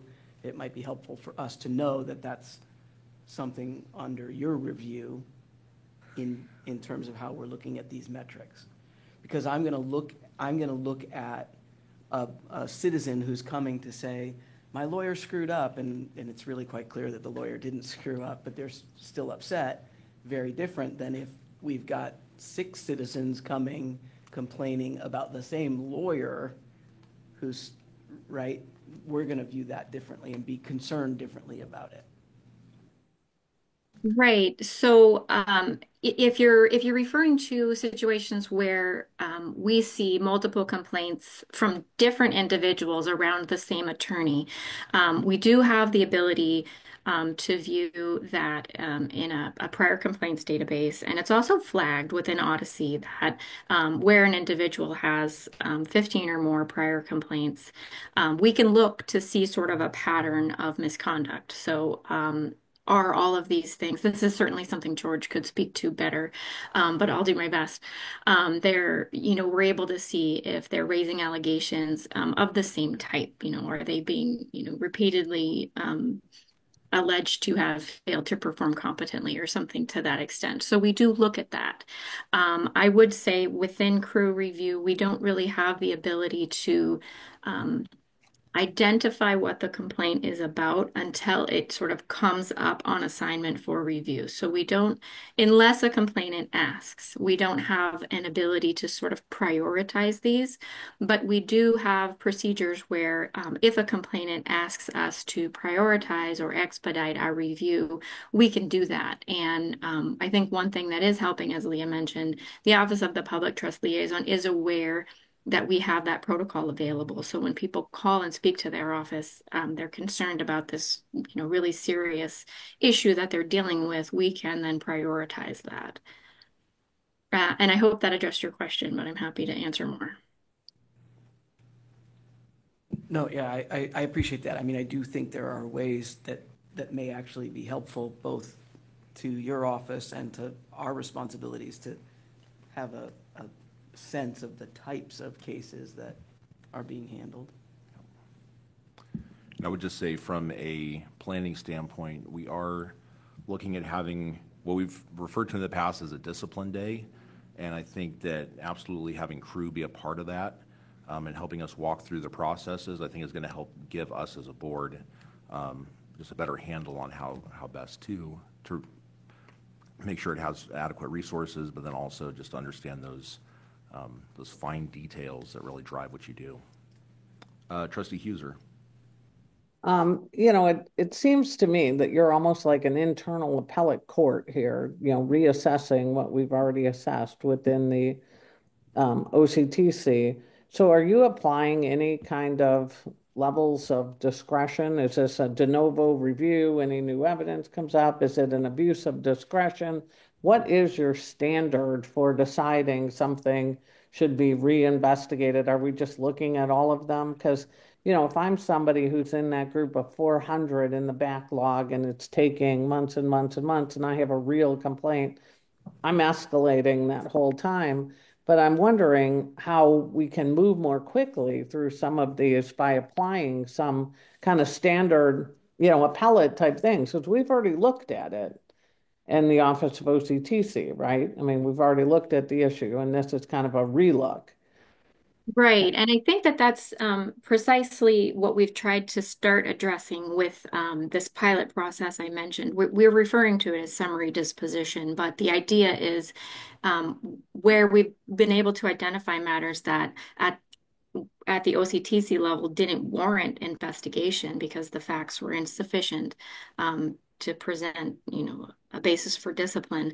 That's the type of case that it has already been reviewed. How can we, kind of get through this process a little more expeditiously while not impacting the quality of our review? So in those matters, we are able to conduct that review and then, as I mentioned, issue a form response letter. Once a case has reached the investigation level, as I had mentioned, there's not a lot that we can do from a pre-screening standpoint to, help us identify the cases that can be reviewed more expeditiously. But as they come up on assignment for review, we are implementing measures to kind of streamline that process and not, we certainly don't kind of reinvent the wheel on review. I would say it is probably closest to an abuse of discretion standard in terms of the actual decision not to, make a finding that there's sufficient evidence to pursue charges. But beyond that, we are a lot of times looking at whether there's some additional material information that could, with additional investigation, change that determination. Yeah, it just might be good to consider codifying kind of an abuse of discretion or whatever standard you want to apply, because then it allows these things to move more efficiently through. Yeah, thank you. All right, great discussion. Any other questions, comments? All right, seeing none. Thank you so much, both of you, for your presentations. And we look forward to seeing what's next. All right. Thank you.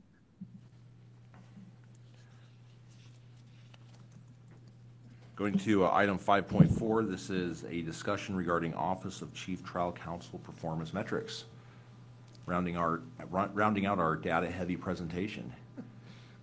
Welcome, George Cardona.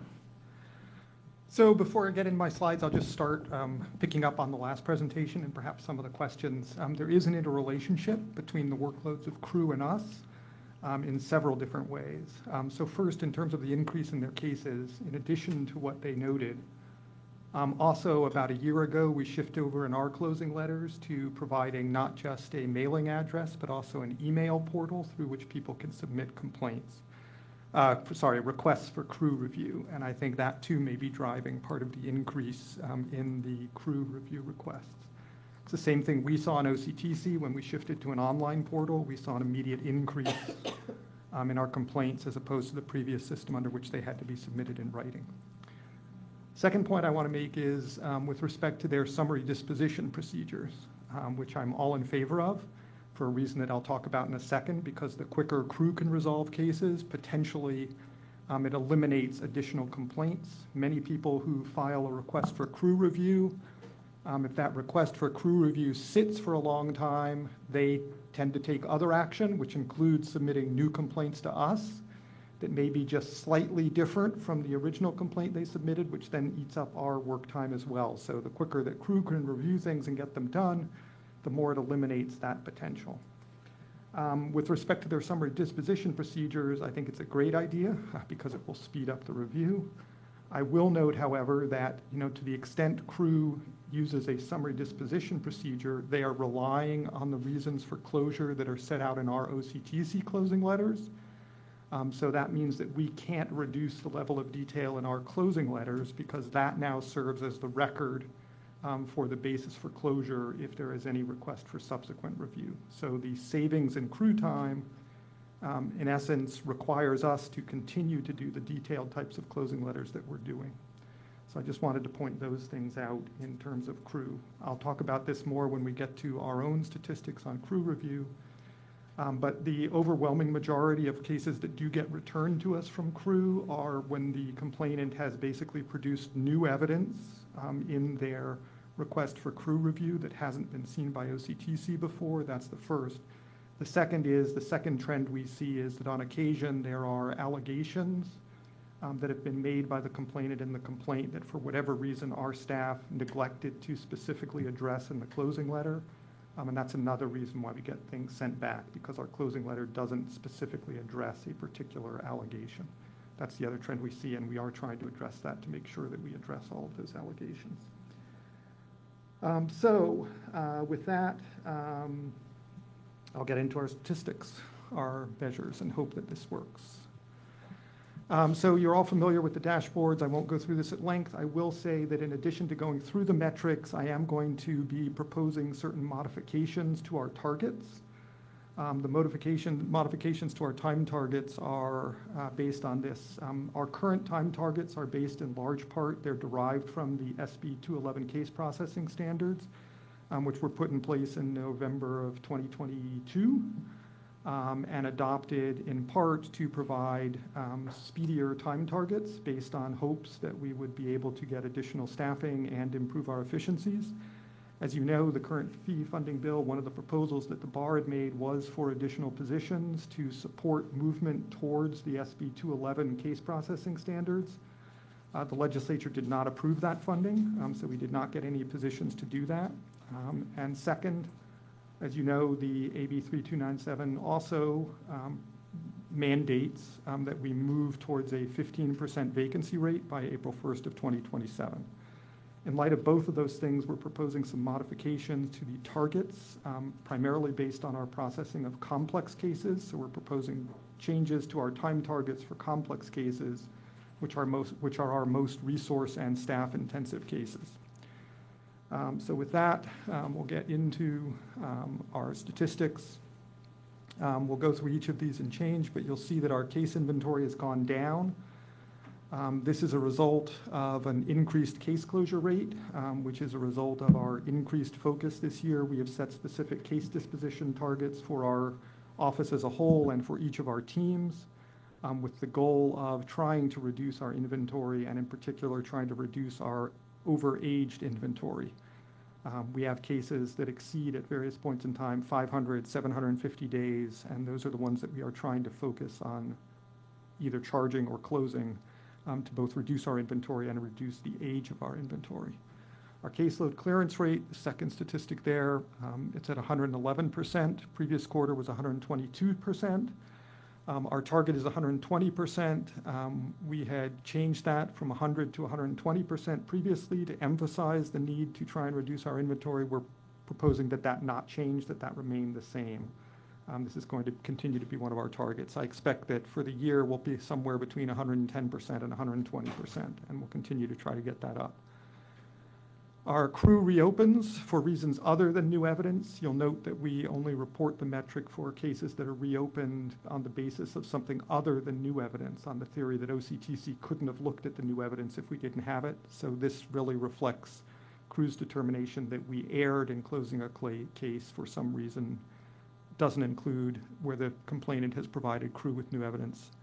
Our random audit reopens are there. I think I talked about that last time because the random audit was in place last time. We haven't had a new one come out in the interim. With that, I'll move to the average days spent in investigation and talk about what we're proposing here in terms of modifying the target. So our target has been 120 days for the non-complex cases. That was based on a derivation from the SB 211 standards, and there's the derivation there. You can look at it, but basically what we did was take a figure for what we thought should be the average time for investigation, subtracted out the 30 days for intake, and arrived at targets for non-complex cases of 120 days and for complex cases of 180 days. This is one of the targets that we're proposing to modify and base it on our average case processing times as reported in our April 2024 report, the average case processing times in 2023. Our average case processing times in 2023 reflected an improvement over both the average case processing times from 2018 through 2021 and 2021 and 2022. And so that reflects some procedural modifications and improvements that we made. So we're going to use those as the basis and continue to take the SB 211 standard of 30 days for the time in intake. So what we basically do is take a weighted average of the times, days to close an investigation, subtract out the 30 days for intake. For non-complex cases, that gets us to 132 days. We rounded down to 120 on the theory that we shouldn't change it for non-complex cases. So we're going to keep the same target there. For complex cases, as you can see, if we do that same approach, we end up with a target of 244 days. We're proposing to round that down to 240, which is a change from the 180 days. So we would be increasing the time target for complex cases for days spent in investigation.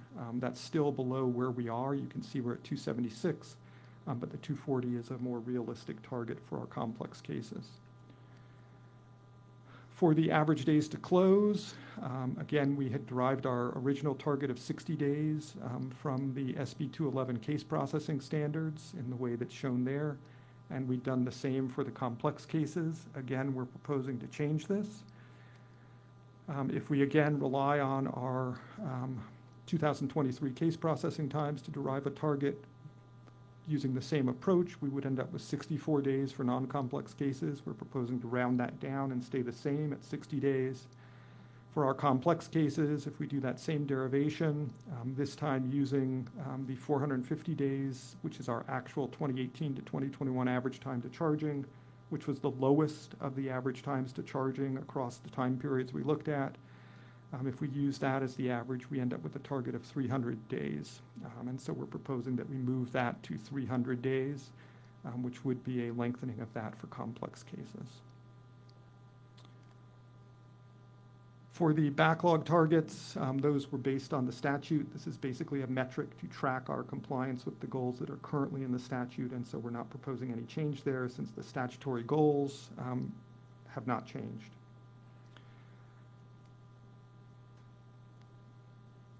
So in sum, this is what we would propose.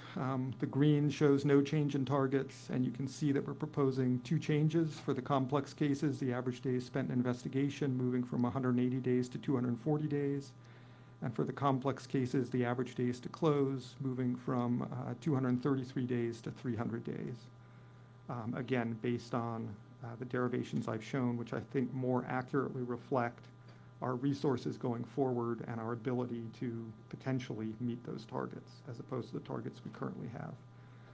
I do think it's important to change the targets to be more realistic and to reflect the funding and the staffing that we currently have. I think it's also important for morale so that people aren't striving to reach targets that we know full well we're never going to reach. Even these targets, I think, are going to be difficult to reach.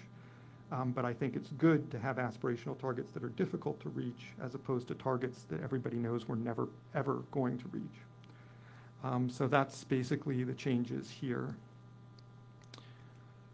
In terms of backlog, these are statistics that continue to be of concern, in particular the target that is of concern and the statistic, the metric that's of concern is on the left, the open cases and backlog status. These are cases that have, it's our number of cases or the percentage of cases that already exceed our backlog targets. You can see that that has gradually increased. If you go all the way back to 2019, you can see a disturbing upward trend from roughly 20% in 2019, and I'm probably reading that wrong. Is it 20 or 25? But my eyes are bad. Up to 53% currently. The only thing I will note is that at least for the last quarter, the rate of increase appears to have decreased. This is one reason that we are focusing on trying to reduce our inventory and trying in particular to reduce our inventory of older cases. So my hope is that this will level out and start to turn around in the next few quarters. The percentage of cases closed in backlog status has remained roughly the same, somewhere around 17 to 19% continuously. You can see it's a straight line with variations. I do anticipate that as we focus on closing our older cases, this number may go up. In other words, as we decrease the open inventory, the number of open cases in backlog status, we'll be closing more cases in backlog status, which should drive the number on the right up. But that's not necessarily a bad thing to the extent it drives down our inventory of cases already open in backlog. These are charts that just show the case closure rate over time. You can see the spike. We got it up to 120%, which is good. Last quarter, it dropped slightly to 111% this quarter. Our statistics for Q3, which you'll see, suggest that we'll probably be somewhere closer to the 110% rate as opposed to the 120% rate. Incoming cases, you can see there was a drop during the pandemic, then an increase. Our statistics suggest that for this year as a whole, we will return to the pre-pandemic levels of cases coming in. So our incoming cases are getting back up there. You can see on the right the inventory by case age with the downward trend shown over the last 2 quarters. And the case age at closure, there's some variations, but if you look at it, you'll see it's either level or slowly trending down, which is good. In terms of our duration at each phase, again, proposing some modifications to the targets for the same reasons. Our old targets were based on the SB 211 standards. For intake, we're not proposing a change. We want to keep that at 30 days. It's particularly important to keep the intake target low because time in intake basically contributes to the overall time of the case as a whole. So we want to keep that as low as possible so that we aren't eating up time on cases with time in intake. In time and investigation, duration of case and investigation, we derive that target based on SB 211. We're proposing a change there because this accounts for complex cases to move the target to 180 days. I've shown on the right-hand side both the average and the mean. You can see that the mean time, 188 days, is actually close to that target. The average time, which is driven by some outliers, is higher.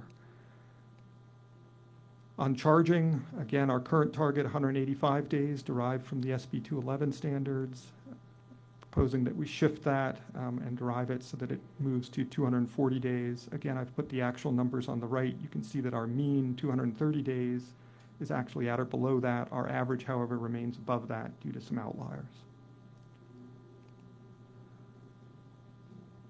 So that would be the proposal here. Leave the target for intake the same, modify the targets for investigation and charging to 180 days and 240 days. These are the numbers of disciplinary filings and the number of attorneys who have been charged.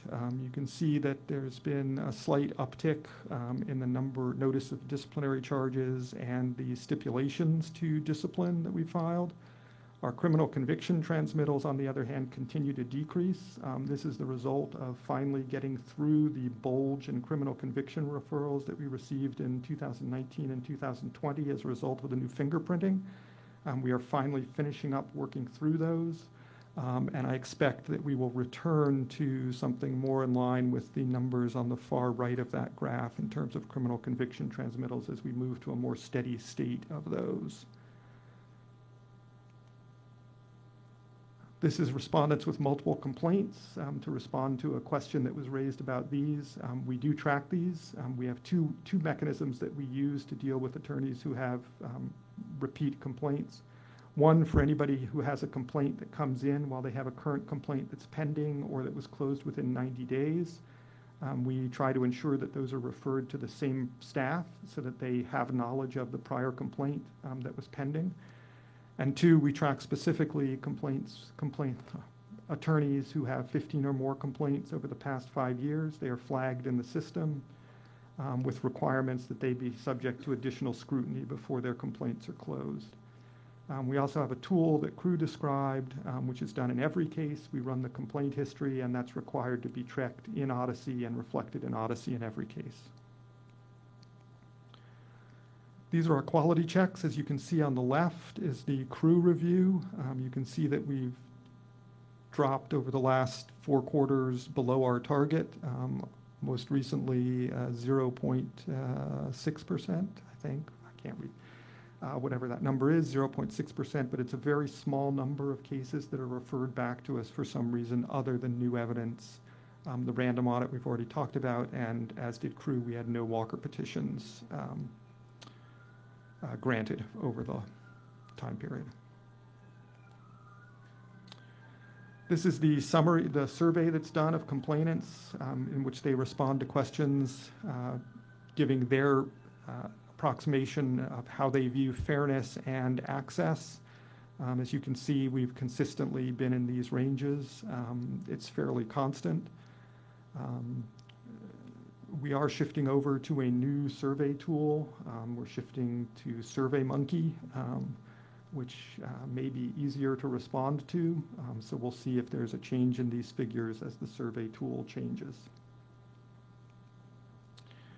And this is just internal, our employee turnover rates. As you can see, we had a spike in investigator turnover in Q1 of 2024.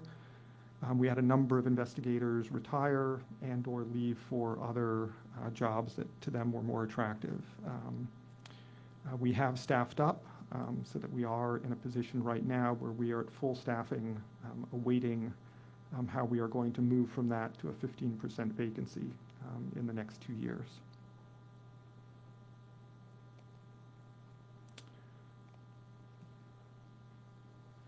That's it. Happy to answer any questions.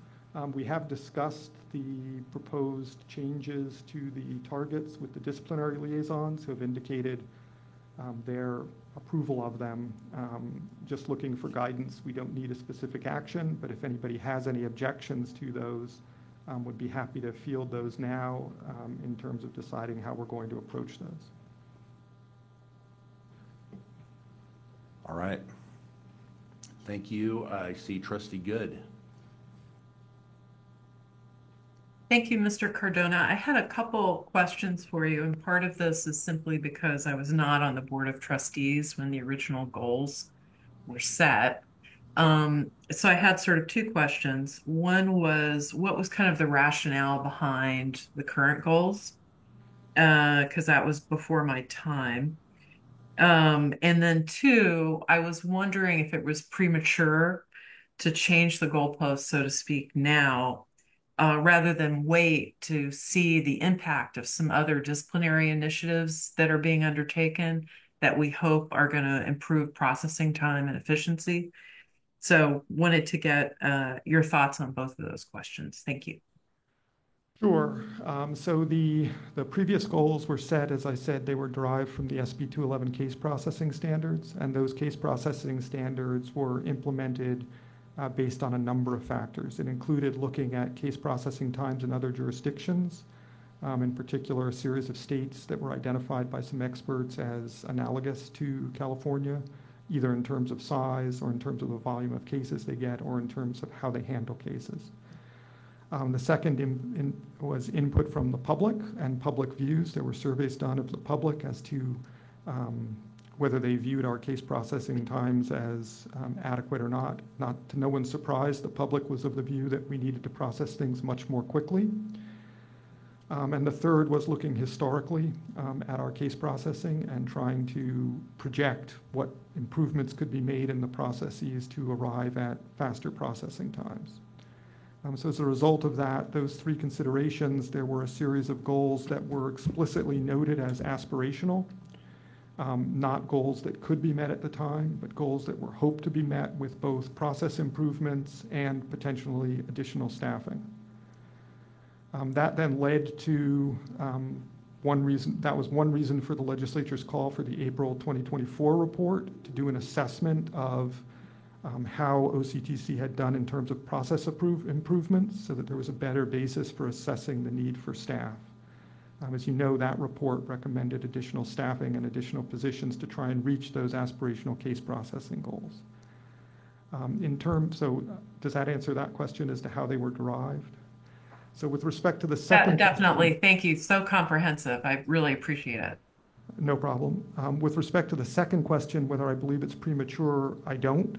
As I indicated, I believe these goals are still aspirational in terms of what we can meet. They already do bake in a number of process improvements. So for example, our 2023 case processing times in part reflect our reorganization, some of our adoption of speedier investigation procedures, as well as our tentative move towards diversion.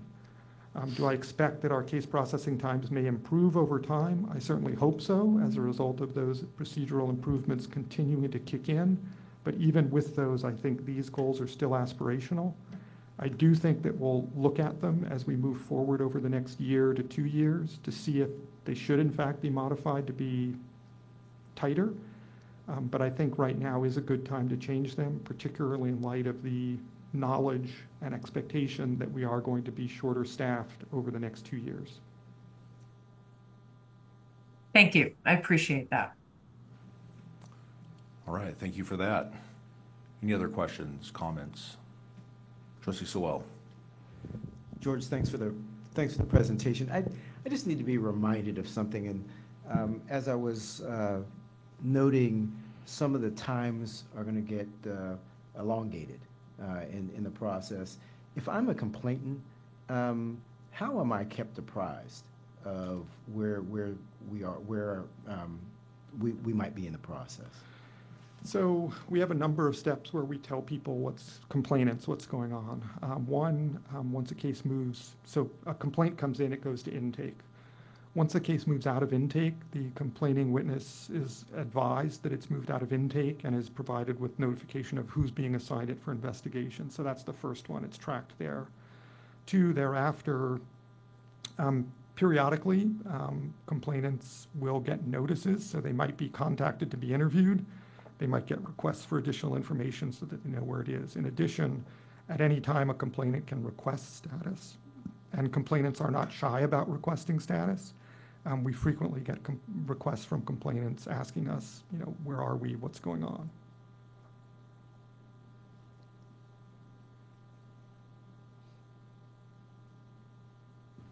Thank you. Any other questions or comments?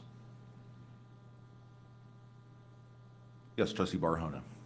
Thank you, Mr. Cardona. I think that it feels really challenging to have the goals be aspirational, because when we think about the future fee increases, we would be reporting out on goals that we were not able to achieve, which and we're making a significant amount of improvements. We're doing everything that we can possibly do. So I'm just curious if, as we consider the budget for the next cycle, are there other resources we can redeploy to help support this department? Given this vacancy rate we need to keep, it just feels like it would be great to go back to the legislature and be able to communicate that we've met or exceeded our goals. I think that's going to be really compelling and important. So we're trying to do so much, really, and I'm very appreciative. And I think from a morale standpoint, we have to really consider the amount of turnover and the amount of training then that it takes to gain new team members and get them up to speed in one of the most critical functions of our work. So I'm just trying to think if there's other creative options or other resources we could leverage to think about how we can meet the goals going forward. And yeah, I don't have an answer there necessarily. I'm just curious from your perspective. So there's a number of things we're working on. We are working closely with MAD and with the executive office to see about if there are things that we can automate. For example, we're looking at various tools to see if we can do more automation for some of our more standard letters. That's one thing we're working on. I expect that we will be able to do some of that, so we're hoping to get some savings there in terms of time and effort. Two, potentially, we are going to look at our case prioritization and see if there are some more low priority cases that we can shift over to basically be on a longer time frame. Third, we are trying to do more training and other things for our staff so that they are more efficient in handling a number of cases in a number of different areas. There's some case areas that we see that frequently take longer times to investigate. So we're trying to get some training for our staff in those areas so that they're better equipped to handle those types of complaints. So we have all of those things in place. In addition, as you know, we just kicked in the diversion program. One thing that the fee bill does have, it did provide additional funding for the diversion program. So we are hoping to expand the range of cases in which we grant diversion.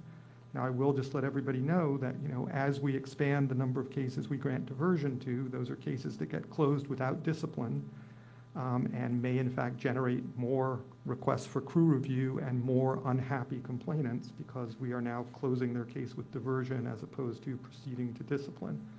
But I just don't see any way around it. I mean, we have to identify a subset of cases that we can try to take more expedited resolution of and expand the diversion program. So with all of those things underway, and this kind of gets back to Trustee Good's question, I do think for now it makes sense to set these targets, see how some of these things play out, and perhaps in a year to a year and a half, when we're in a position to better see how all of those things have played out, we can see if it's time to adjust the targets. I will also note that that's one reason why our metrics don't just track compliance with the targets, they give the actual numbers, so that we can actually see the trends in the actual numbers rather than just seeing whether they meet the targets. And I think that's important for our reporting to the legislature so that we can show them not only whether we have met our aspirational targets, but just what the numbers themselves are and how the trends are. I think certainly there's going to be a lot to communicate in the upcoming annual discipline report, and definitely look forward to ways to capture those issues that you just expressed to the board. I think those are incredibly important. Any other questions or comments? Oh, Trustee Good. Just super quickly, Mr. Cardona answered all my questions, so I'm completely supportive of the proposal. Thanks. Thank you. All right, there are no resolutions attached to this, correct? No, I'll just advise the board that the next dashboards will reflect the new targets, so you'll see that as we move forward. Got it. All right, that concludes item 5.4. Before we go on to the business items under 6, propose taking a quick bio break. 5 minutes good for everybody, 10 minutes? Let's do 10. All right. We will reconvene at approximately 3:05 p.m.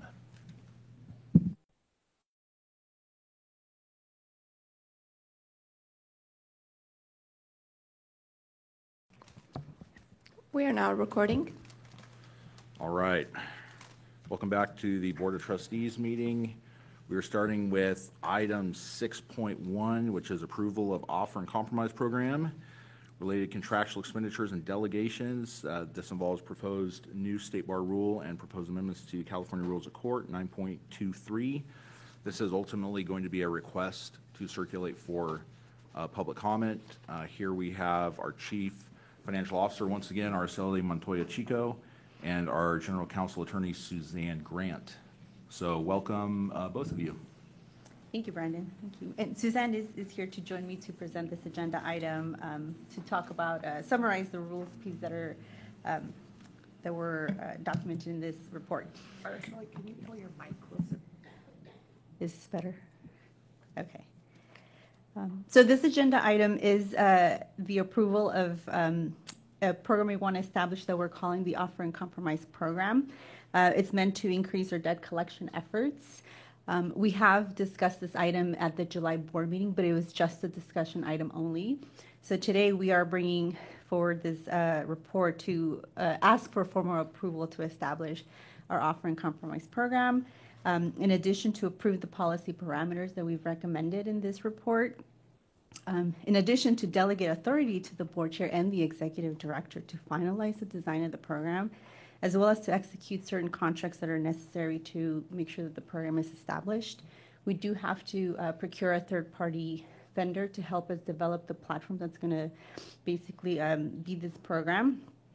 And then finally, to approve a 30-day public comment period for the rules that are discussed within this agenda report.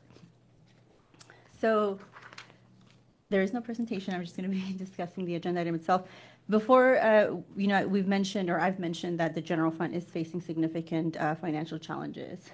So this Offer and Compromise program is going to help us hopefully secure funds that'll supplement the general fund reserves. And the bill that was just signed last week, our state bar fee bill that was just signed last week, actually gives us more flexibility to be able to collect 50% of the funds from this program can be deposited into the general fund, and as well as 100% of the funds that we collect through the tax intercept program to also be deposited in the general fund only for 2025. So it is of utmost importance to try to get this program up and running as early in 25 as possible, since that's only the period that we're allowed to keep those, or move those funds, I should say, into the general fund. So the policy parameters that we've documented in here that we mentioned are around eligibility. So I want to mention, in July we had discussed primarily making this program eligible to disbarred and resigned attorneys. That is the biggest debt pool or population of debt that is outstanding for us. However, for this program, we do want to expand it to include two more statuses, if you will. It's attorneys who are under ineligible to practice status, in addition to certain active attorneys that do owe us discipline costs. So now we would want to expand the population to include these three buckets of attorneys, if you will. Now, in terms of the initial settlement offer, I had previously discussed trying to do an automatic 50% settlement offer. Now we want to expand that range to have the discount be between 50 to 90%.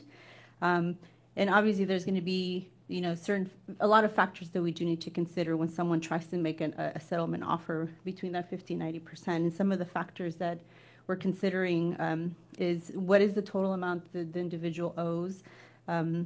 What is the proportion of their balance between interest and principal? We do have a lot of debt from disbarred and resigned attorneys that's pretty old, over 10 years old. And it's been accruing 10% interest for the past however many years. So a lot of those attorneys have balances that have significant interest that sometimes exceeds their principal. So we would consider that. We would also consider a participant's financial circumstance. What is their status as well? For example, if somebody is in the ineligible to practice because they owe money, but they could pay that off and then become active, we obviously want to consider those individuals to have more of the discount. or higher on the discount range offered to them. So we are seeking input from the board if there's any additional considerations when it comes to the program. I do want to highlight that it is important for us to have flexibility in finalizing what the program design is going to look like.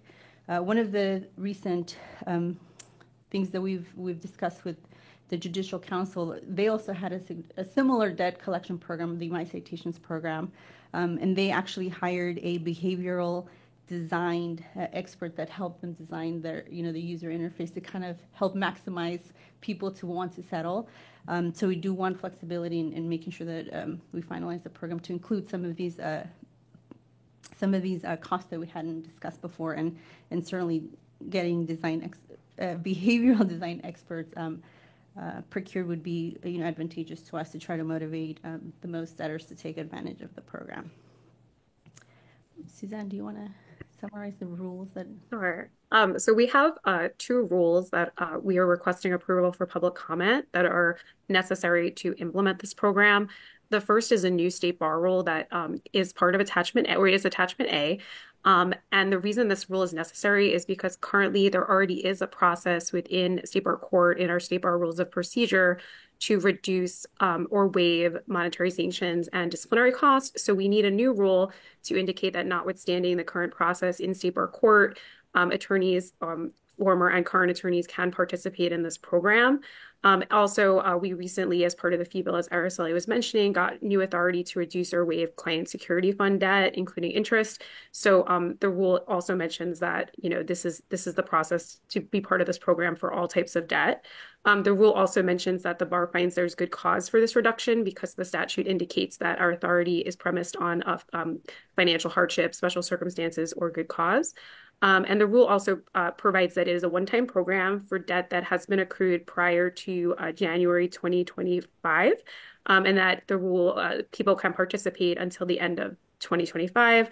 And lastly, the rule gives flexibility for guidelines to be developed to implement the logistics of this rule to be approved by the executive director or its designee. So we are seeking a 30-day public comment for that. And then the second rule is amendments to a California Rule of Court. The Rule of Court is 9.23, and in that rule, it's about money judgments that we enter, which are entered in Superior Court for money that's a client security fund, discipline costs, and monetary sanctions. And as part of that rule, it indicates that if someone wants to compromise their judgment, they have to go to State Bar Court, which is consistent with, as I was saying, our current procedures. So because we want to make sure people can participate in this program and get their judgments taken care of as well, we had recommend removing that section about making compromise of judgments through State Bar Court because there's no legal obligation to go through State Bar Court, and this program is outside of State Bar Court. So we recommend removing that. We are seeking public comment, and we would then obviously need to get approval from the California Supreme Court for that rule. So those are the 2 rules. And Araceli, do you want me to talk about the delegation, or I think you already addressed that, the contracts? I did address it. Okay. Yeah. We are seeking, for the board chair and the executive director to have delegation authority to execute the contract and finalize the final program design. All right. Thank you so much. I've been kept updated on this project by Leah and Jose, and I've never seen Jose so excited to tackle a subject such as debt collection. And I don't know, I'm not sure if that's what he does in his day job, but Jose has been a tremendous asset in getting this up and running. So thank you to all involved. Any questions or comments? All right, Trustee Buenaventura. Yes, thank you, Mr. Chair. If an attorney or whoever owes money to the State Bar, is that reportable in terms of their credit? And if it is there a way for the offer and compromise to reflect us deleting that part in their credit so we can give them sort of an incentive to go ahead and pay? So we currently don't refer people to credit agencies, although that's something I think we could do, although I think we want to confirm that with the research. So we can certainly look into that. That's not something that, as a matter of course, we do right now when people owe us money. So we have been looking into it. Sorry, maybe we haven't been coordinating with OGC, but we actually have been looking into it, and it's my understanding that we can do it. So we'll need to figure that out, and we do intend to do it, assuming we can do it. We have not in the past, but it is an important component of incentivizing folks to participate in this program. So although we have not done it in the past, I believe that we need to do it, and that that would be, again, an incentive for people to participate.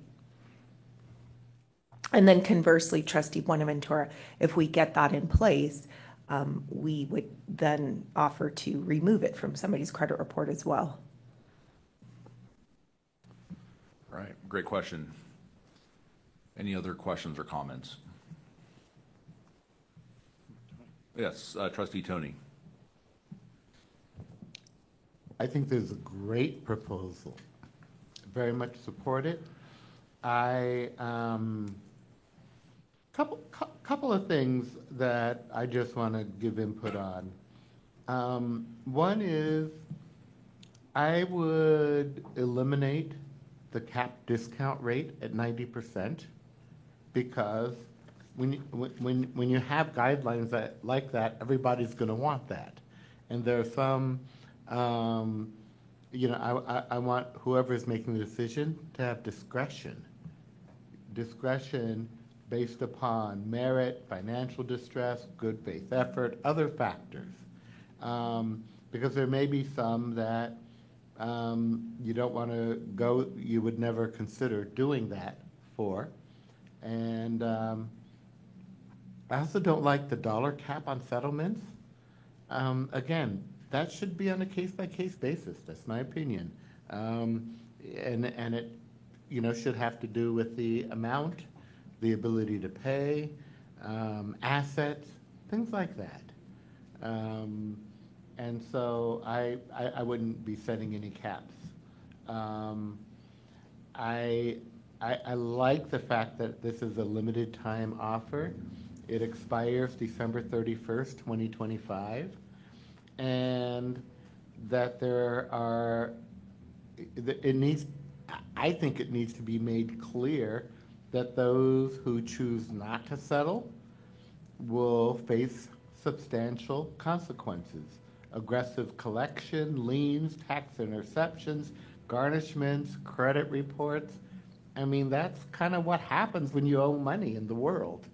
As anybody, most people, are subject to all that. Collection agencies, you sell off your debt to collection agencies for pennies on the dollar and let them do it. So I think, being able to, make a good, it's okay if we collect pennies on a dollar, okay, on these. I think that's what we're talking about. I just would like there to be flexibility and for those who are in charge to exercise it. Does anybody want to address the cap issue? So it's listed in there as an alternative. Well, there's two caps. One is a cap discount rate of 90%, or as an alternative, a capped settlement offer, meaning we would not, no matter what your debt is, we wouldn't try to collect more than, say, $20,000. So they're alternative proposals. But I think it's fine to say staff recommends that you can, that there's a process for additional reductions beyond the initial settlement offer and leave out the cap. So I think that is fine, and if the board isn't interested in the dollar amount cap, that we don't need to go in that direction. It's just an alternative. I mean, I think my preference would be to make the public comment, or what is put out for public comment as broad as possible. So that way we don't have to come back if we get public comment that substantially changes what we're going to do, or we don't have to come back and put it out again for public comment. So. Well, let me clarify. What's going on for public comment is solely the rules. The rules do not specify any of these program design elements. So we are asking for the board's approval on the program design elements today. Those are not going to go out for public comment. So I think we do need that feedback today. And then also asking for delegated authority so that we could finalize program design. So presumably, some of that delegation might encompass this discussion if the board sees fit. I think Trustee Huser has. Yes, Trustee Huser. Yeah, the only thing I would say about caps and that kind of thing is I think the board is expected to have significant oversight over something like this, which could result in the reduction of tens or hundreds of millions of dollars of money that should be coming to the, state bar at some point. And so in order to ensure that we engage in that oversight, I think caps give you that, oversight responsibility. And it's not to say that judgment wouldn't be given back to the staff to say, yes, in this particular one, which is 20 years old and, this guy's dead and you're, recovering from his estate or something, that you wouldn't end up with pennies on the dollars or a complete write-off. But I do think caps or something like it provides some oversight to the staff that the board would be expected to have when we're looking at a program which I'm fully supportive of, which, does result in less funds, theoretically coming to the state bar. Thank you. Trustee Sewell?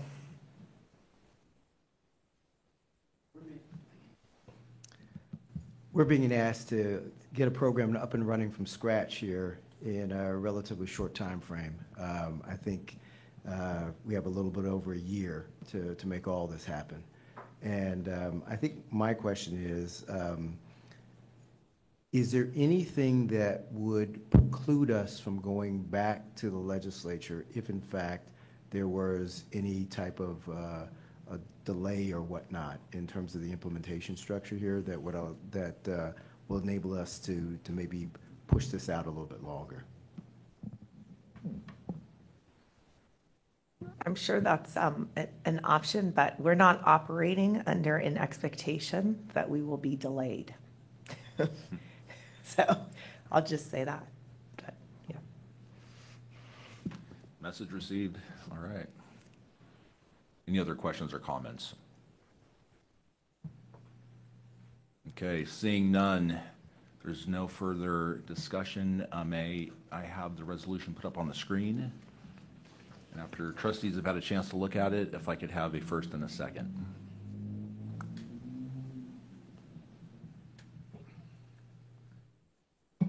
I'll move the item. I'll second. All right, first by Trustee Tony, second by Vice Chair Cisneros. May I have a roll call vote, please? Barahona? Aye. Buenaventura? Aye. Chen? Aye. Cisneros? Aye. Good? Aye. Grande? Aye. User? Aye. Shelby? Aye. Stevens? Aye. Soel? Aye. Tony? Aye. Trejo? Aye. Stallings? Aye. It's 13 ayes, 0 nay. Motion carries. Great. Thank you so much for your work on this. And I know it's a large undertaking, but absolutely vital. So thank you. All right, moving to item 6.5. This is the approval of increase to California accredited law school fees for services fee.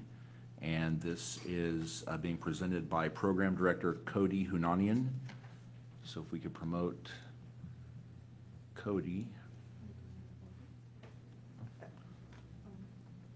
Oh, wait, I'm sorry. Did I switch?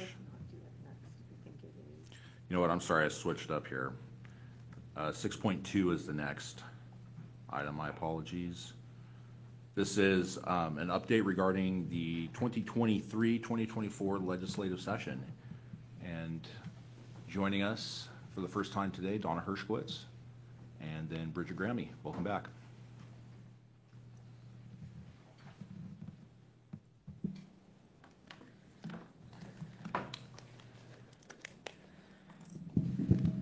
Good afternoon, Mr. Chair and members.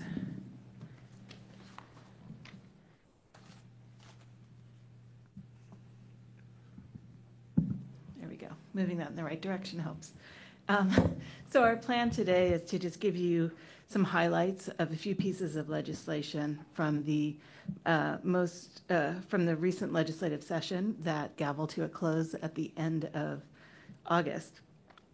Specifically, we'll give you highlights of AB 3279, which you all know is our licensee fee bill, SB 1476, a bill that was also sponsored by the State Bar, AB 2505 by Assemblymember Gabriel, and SB 940 by Senator Umberg, which the State Bar took a support position on.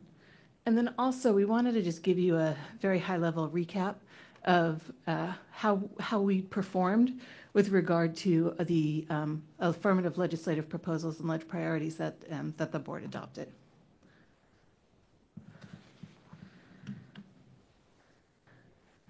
The agenda item, the staff report that you have indicated that AB 3279, as of the writing of the report, was awaiting signature by the governor.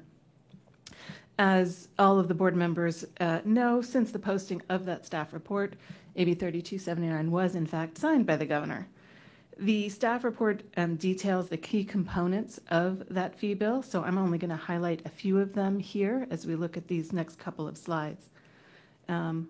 With regard to the fee-related provisions of the bill of primary import, the bill authorizes an $88 fee increase, $77 for existing operations, and $11 to expand efforts on diversion, the diversion front, and also to launch phase 2 of our client trust account protection program, which would provide for compliance reviews and audits.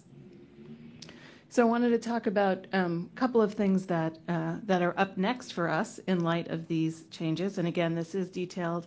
Next steps are detailed in the staff report, but just to highlight a few.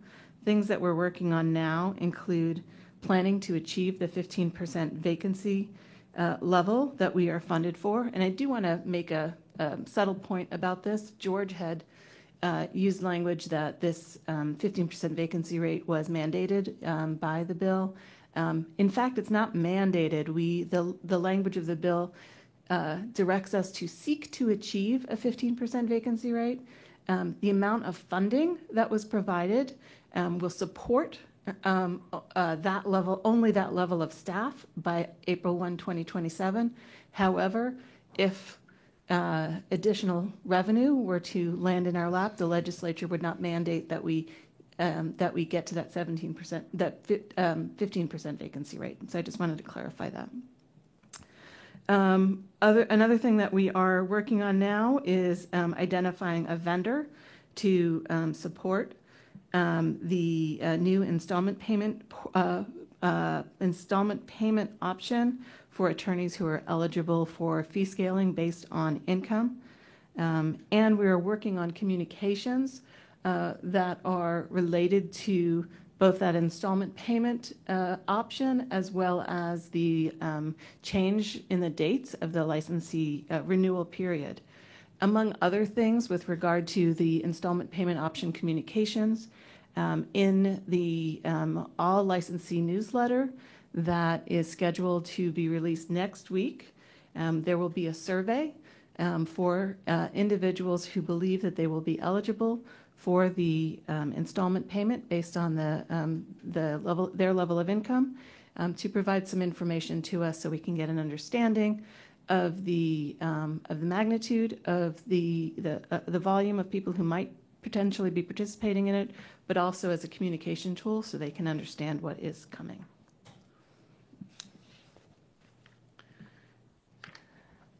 There are, as you can see on this slide, a host of non-licensing fee related provisions. Again, the staff report goes into all of these, so I'm just going to highlight just a couple of them. Repayment to the general fund of $2 million from the Client Security Fund. Flexibility to allow the State Bar to create an offer and compromise program, as you just heard from Araceli and Suzanne. Improved reporting by the banks on all client trust accounts. And I do want to note with regard to that one, it was a couple of years, but ultimately collaborated with the California Bankers Association on making that happen. Also, improvements related to the lawyer referral service certification certification process is also included in there. So what is it that we're working on now? Probably most importantly, preparing for the development and deployment of the Offer and Compromise program, again, that you just heard about.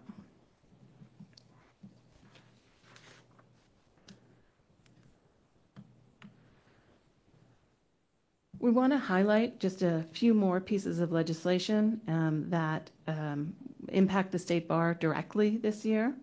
SB 1476 by Senator Blakespear was a State Bar sponsored bill. This was part of our efforts to improve our accountability.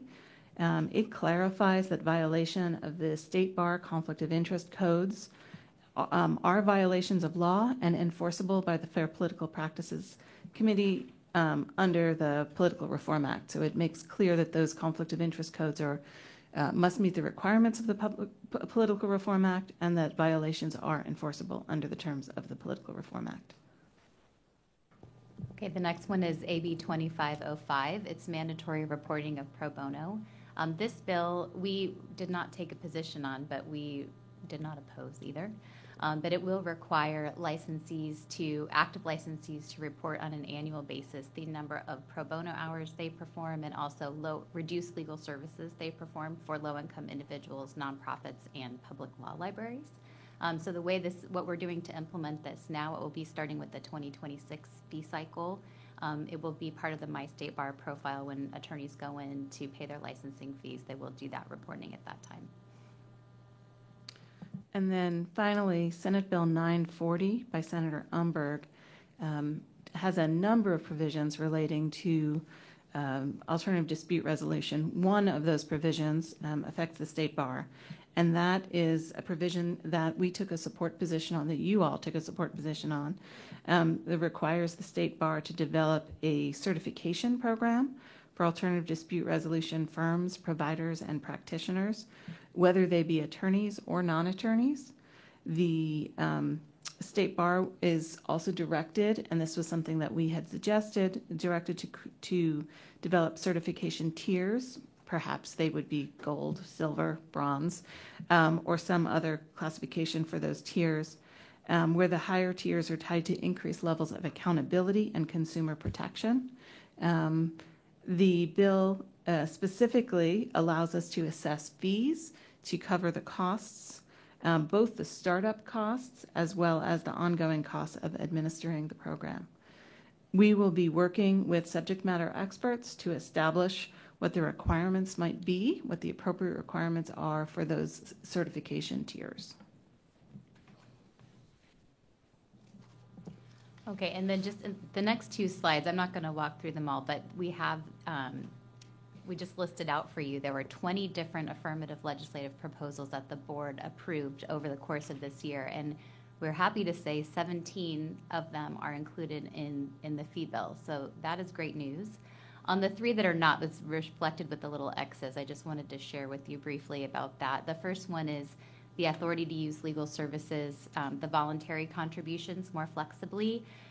We did partner with the Legal Aid Association of California on that proposal with the legislature, and it just, towards the end of the session, there were some questions that came up from the legislature that we just ran out of time to answer for them to put into the bill. So we are open to pursuing that again next year if that's something that the board would like to pursue. The other two, one was on continued funding for the homelessness prevention grants that comes out of the state's general fund, and that just was not possible with the current state budget situation.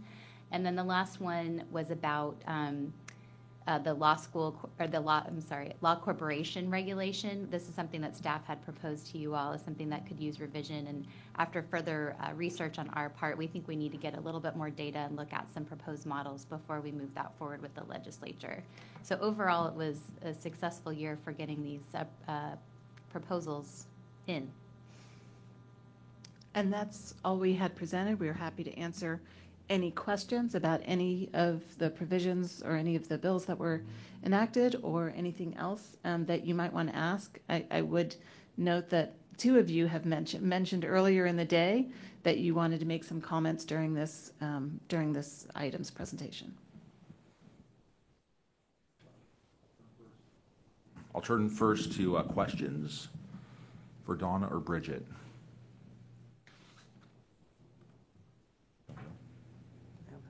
I know. You want to- Okay. Oh, I'm sorry. Trustee Sewell.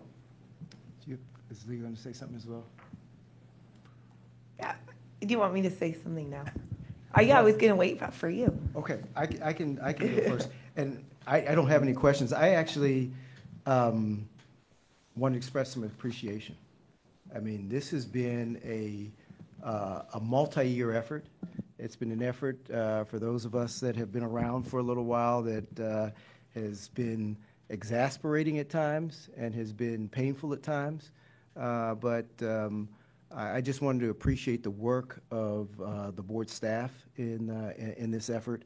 They've been diligent, they've been persistent, they've been data-driven, and they've been transparent with us. And just wanted to thank them for everything that went into making this happen. And as I mentioned, this has been a multi-year effort. I also think that the folks that are on this board and on the Finance Committee and the board as a whole deserve a lot of thanks here as well. We have sort of kept the legislature's feet to the fire. Your comments, your ideas, your questions, your public testimony in committee, as well as your consistent sort of posture as it related to our needs here. I think we're key and instrumental in helping to make this happen. And I think finally, you know, I worked with and have worked for a long time with many of the folks that were in that building that I was exasperated with in terms of not getting us to the point where I felt like they should have gotten us to a few years ago. But I feel like I need to thank them as well, both the Judiciary Committee staff in both houses, as well as the Judiciary Committee members in both houses. This was a long time coming. I think we have to appreciate what it is that they put us through in order to get here. And I think it's incumbent upon us in terms of moving forward to ensure the fact that we continue to uphold the public trust, that we show that this $88 fee increase will allow us to make the impacts that we need to make.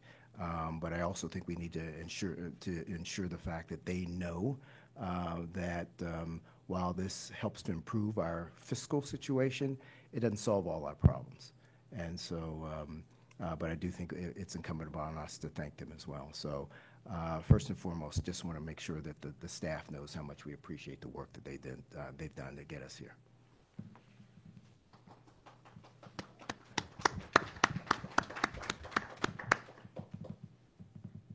Leah? Yeah, I also similarly wanted to give appreciation and recognition of what a tremendous accomplishment this is. And we are going to talk about some of that in our ode to departing board members that I can preview is coming up. But what I would say is, you know, in my tenure at the State Bar, this is certainly the most positive legislative session I've ever experienced. And I really believe it is because of the focus of this board on both relationships and the substance to back it up, the work that goes behind it. And so I really want to thank the board and, of course, my staff and the team. It's been an incredible effort to get here, but the success is obvious. And I say that even though we are going to become a smaller organization. And so I just want to address that briefly. I am excited by the challenge. And I will say here in this public meeting, my staff keep asking me, well, how are we going to do it? Once again, I will emphasize there will not be any layoffs at the State Bar, but we will become smaller. And I think it is a challenge that we are up for, and it requires us to do some of the work that you've heard today. What are we going to stop doing or do things differently? Those of you on XCOM heard that come up when we talked about the sub-entity review. When the Chief Trial Counsel did his presentation, you heard about changing the targets and being more realistic about what we can accomplish there. I want the board to know next week, I believe, we are having a meeting of all of our executive staff to engage in a conversation about what are we going to stop doing and also what is ripe for automation. And to that point, I'm so happy to announce to the board that I have extended an offer to a new CIO. I cannot name names right now because all of the signatures aren't there, but the offer has been accepted and we are in the process. So this person is obviously going to be pivotal to our sort of marching off into the future in a new, more efficient way. We have also secured a contractor in the legal ops space. I've shared with some of you that I've realized how behind we are, effectively the size of a medium-sized law firm, but with no legal ops, as far as I know, in the history of the State Bar. And that is going to change. Realizing myself how important it is to dedicate resources in that space. You all heard, I believe, at our last meeting, that Donna will be adding to her domain the Office of Digital Transformation, again, reflecting the importance of really looking at how we rethink our work here. So I just want to assure the board that we are up for the challenge, that we are proactively working on how we are going to effectively manage this transition to being a smaller organization in a way that does not overburden our staff or jeopardize our service levels. So again, thank you. It's a huge accomplishment for those of you leaving the board. This is quite a way to go out. So thank you. And those are my remarks. I would just add, I think Trustee Sewell put it so eloquently, just the amount of work that staff and that the board has put into this really cannot be quantified. I know that the staff members who are sitting here in this room know exactly how many hours they've worked, and there's really no adequate way for us to thank you for that, for sticking with the task, for working with AJUD staff, Senate Judiciary staff. I know that those meetings were frequent and numerous and went into the weeds on everything, and just it really speaks to your character in not giving up, not backing down, and really providing solutions when it looked like there were roadblocks. So thank you to staff. Leah, thank you to your team. It's not an accident that we're here. It really, us getting a fee increase, the second one in 25 years, is not an accident. It's because of the hard work of the committees like audit, making sure we're in compliance, the committee work in finance, making sure that we have left no stone unturned, so we can then go to staff and say, this is what it is, and try and build that, continue to build that trust and that rapport with them. Just want to thank Assembly Judiciary Chair, Assemblymember Kalra, to him and his staff for just, again, the countless hours and working through these somewhat complex issues. And then Senator Umberg, to you and your staff, for also being receptive to different things that we propose. So look forward to the next legislative cycle. I think hopefully we can take a little bit of a breather, but the work continues, as Leah put it, and looking forward to the next evolution and the next set of things that we can really get in front of the legislature. I would thank Senator Umberg for putting first in Ruben's ear and then my ear this idea of going to licensees and interfacing directly with them, talking to them about the State Bar, the evolution of the State Bar, what it looks like now, transitioning from a member-based program to a licensee system. And just in communicating with attorneys, I found more often than not when we would propose what the fee increase constituted, why we needed it, there was general acceptance of that. And I think there's a little bit more understanding. And I think out of some of those conversations, it's really going to help direct us in the next year as far as attorney outreach and making sure that we're listening to the concerns of our licensees, you know, in a new and different way. So we want to be receptive to their concerns, receptive to different trends that they're seeing, and we want to continue to work to build those lines of communication. So All in all, this process, while painful, put us in a much better position as an organization. And I'll say a few more things when we get to our departing trustee presentations about that. So unless there's any other comments, yes, Trustee Tony. Believe it or not, I actually do have a question. I want to relate to the salary increase for state bar court judges. I'm very pleased. We can't hear you, Trustee Tony. I'm sorry, I shut it off instead of shutting it on. Thank you, Trustee Good. I was very happy to see, as part of the fee bill, the salary increase for the state bar court judges. I'm on the committee, along with Trustee Trejo, that does the interviews and recommendations of state bar court judges and review judges, which also have received an increase. And, you know, partly because having them be at parity with Superior Court judges and appeal justices really means that we're competitive salary-wise. And when we have good state bar court judges, review judges, salary is not an issue to retain them. So I want to say I think that was a very positive step. What I was curious about is when I looked at the $77 for maintaining existing operations, is if and it says primarily to employees for 2025 COLA merit benefits. Is that inclusive of the state bar court judges, or does that come somewhere else? It was just a technical question. No, the state bar court judges, in fact, there's specific language that says that the increase is not to be funded by licensing fees. There are 2 vacant positions that will be held vacant in the state bar court to pay for the increases. And that was part of the discussions all along, that there would not be a cost, at least a current year cost for that. And there's a limitation, there's specific language on how any future increases that would be, since they get paid sort of as if an increase is periodically, let me start again, I apologize. Periodically, Superior Court judges and appellate court judges will themselves get an increase. So the state bar court judges' salaries will then go up, obviously, to match that.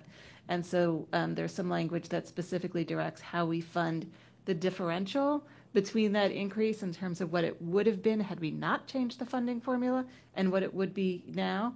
And that differential on a year-to-year basis is going to be very small. And so we just have to pay that through things other than licensing fees. Hey, thank you for filling in the blanks for me. I haven't read the full bill closely enough to figure that out on my own. Thank you. Of course. And if I may, Mr. Chair, I just wanted to thank all of you for all of your work and assisting us as we went through this, as we spent all of this effort on working with the legislature this year. I think that we really made a lot of inroads and paved a sort of increasingly trusting and collaborative relationship in a positive view of State Bar and what we put forward. And I'd like to think that that really will pave the way for better ongoing relationships in the future. And I look forward to seeing what the next legislative cycle has to bring for us.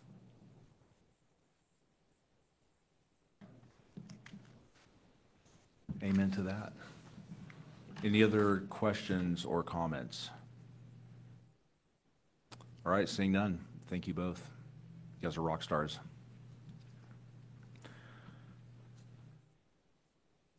All right, that brings us to the end of 6.2. Moving on to 6.3, update on our 2022 to 2027 strategic plan progress. And We are once again joined by Donna. And I have Elizabeth Nolan, who's also joining. And I'm just waiting for the presentation.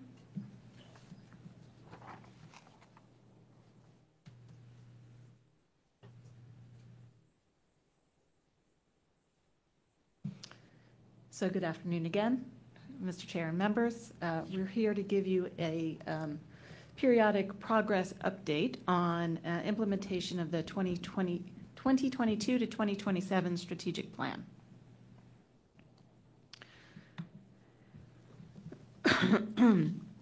As you all should recall, having spent quite a lot of time doing it, you adopted the 2022 to 2027 strategic plan, setting forth 5 key goals for how to achieve our mission of protecting the public.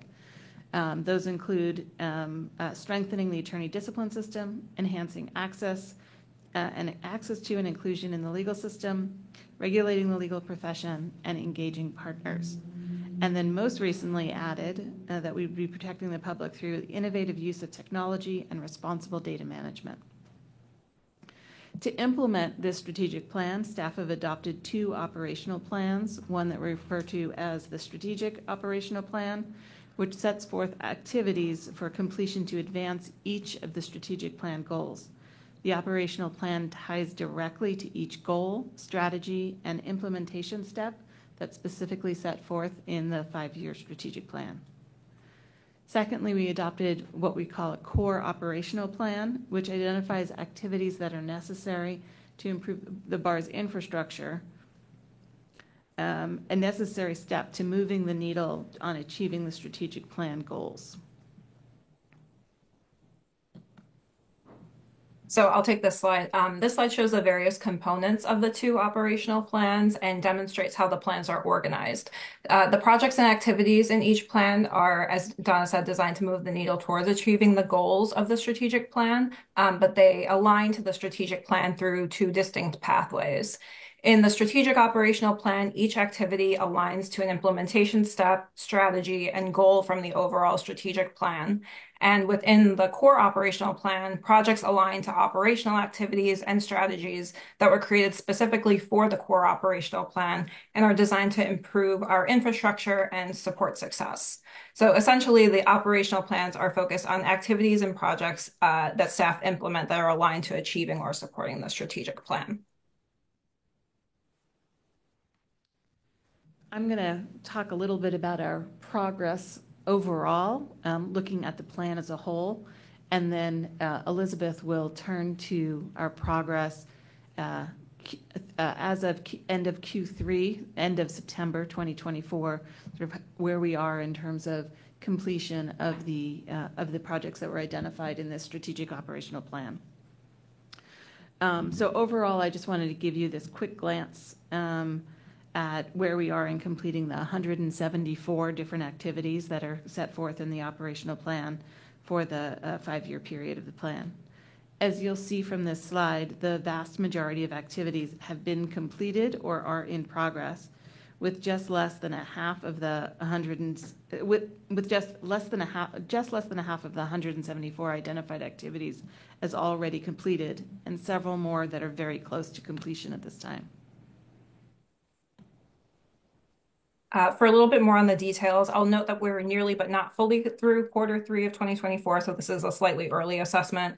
But of the 95 projects that were due through Q3 of 2024, 82% are complete and 18% are in progress. The majority of these projects are related to Goal 1 of the strategic plan, which is protect the public by strengthening the attorney discipline system, and Goal 2, protect the public by enhancing access to and inclusion in the legal system. In terms of recent specific accomplishments, those are listed in the staff report, but they include things like submitting the SB 40 mandated reports on progress of the discipline system and the justification for the fee increase, deploying our new agenda management system, and completing an overall IT organizational assessment. And I would note that there are a couple of items that are listed in progress, which we fully expect to be completed by the end of the quarter, if not a week or 2 after. Turning now to the core operational plan, Elizabeth and I have divided the presentation in the same way. I will talk about how we are doing in achieving the all of the activities of the plan over the course of the plan in terms of everything that's identified at this moment. And then Elizabeth will focus on looking at where we are as of this quarter. So this plan, again, focuses on our resources and our infrastructure. And so here is a quick snapshot of where we are in terms of the entirety of the plan, with more than 2/3 of the projects or activities that are set forth in this core operational plan having been completed as of now. And finally, this slide outlines those details from the core operational plan, again, reporting progress between 2022 and Q3 of 2024. 94% of the projects in the core operational plan have been completed or started, with only 6% not started, which is 2 projects. The highest number of projects in the plan relate to the strategy of investing in our people. Recent accomplishments in 2024 include increasing the number of internships, conducting a procurement disparities analysis, and creating a data-driven HR recruitment dashboard with key metrics. I'll point out here that 2 of the projects that aren't started yet do have an automation or IT component, so I would expect those to be completed or at least started by the time the CIO is on board. And this core operational plan used to have more activities that were tied to it, but once the board added goal 5, dealing with our technology and our technological infrastructure to the strategic plan, we migrated those activities to our strategic operational plan out of the core plan. And with that, Elizabeth and I are happy to take any questions. Thank you for that update. Any questions? Looking at the screen, seeing none. Looking in the room, seeing none. All right. Thank you. Thank you. Moving on to item 6.4. This is the update from the Office of Admissions, and we are going to be joined by Director Audrey Ching. And Bridget Grammy. Right, got our entourages here today. Me again. Okay, so we are going to, I just wanted to give you a quick update, as I alluded earlier about the Measure Learning contract and these petitions that we filed with Supreme Court. And then Audrey's going to go ahead and walk you through exactly what our plan is for how we will implement the February 2025 bar exam with the new modifications. So I already mentioned about the first petition that we filed with the Supreme Court, and the plan for that is for the Committee of Bar Examiners to convene on September 30th. We also filed another petition that I just wanted to talk about very briefly, which is to request a scoring incentive or a grade incentive on the bar exam to encourage participants to participate in this, what we're calling phase 1 of the experiment. And really what that is the field testing of the questions, so we can make sure that they're accurate, we can look at the evidence, make any refinements before the exam. The reason for the scoring incentive that we're proposing is because we need these participants to be motivated, sufficiently motivated to take the test as if they were taking the bar exam. That's going to give us the best data. And so what we're doing is, what the proposal is for, after the exam happens, our psychometrician can do an analysis and decide and see who is giving a good faith effort. We call it a minimum effort threshold, if you will. Just so we're not going to be giving points to anyone who participates, but you have to have given it a good faith effort. It's not, a super high bar, but just enough for us to know that you are actually participating in this in good faith. And then also after the analysis, the psychometrician will make a recommendation to the Committee of Bar Examiners on exactly what that incentive would be. But anyone who meets the threshold would get these points. The way that we have proposed it to the court is that the amount of points that would be given would be no more than one what they call standard error of measurement. I've learned a lot of these terms. And really what that equates to is approximately 40 points out of 2,000. So this is this range when we would do a second read normally. So if someone scores a 1350 on the exam, we will automatically do a second read of their essay questions. And, this is kind of this bubble. It's already within the standard error of measurement, so we're double checking. That's really the same range of scores that we're looking at, people that might be given a bump. It would be no more than that for 40 points, but it could be less than that. We're going to recommend, the psychometrician would recommend a particular range to the Committee of Bar Examiners, and they would make that determination as a policy decision to, incentivize people to participate in making that determination about how important the evidence will be. So that is currently pending right now before the court. We have not received an order on that petition, but whether they rule in granting it or not, we will still participate. We'll still move forward with the experiment. That's going to be very important. We just wouldn't have that grading incentive to add. Anyway, I just wanted to give you that overview of what's going on with the court, and then Audrey's going to walk you through, what the different plan is for how we are going to accomplish this. Thank you. Unless anyone has any questions for me so far. Okay, go ahead. Thank you. Again, Audrey Ching, the Director of the Office of Admissions. I think this is my first time ever being here in person. It's really nice. Nice to see you all. Thank you. I have one slide with a lot of wonderful content to share with you.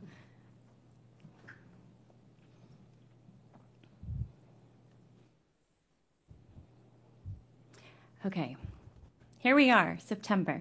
Part of this already happened. The board approved during earlier in the day for us to move forward to do negotiations and contracts with Measure Learning.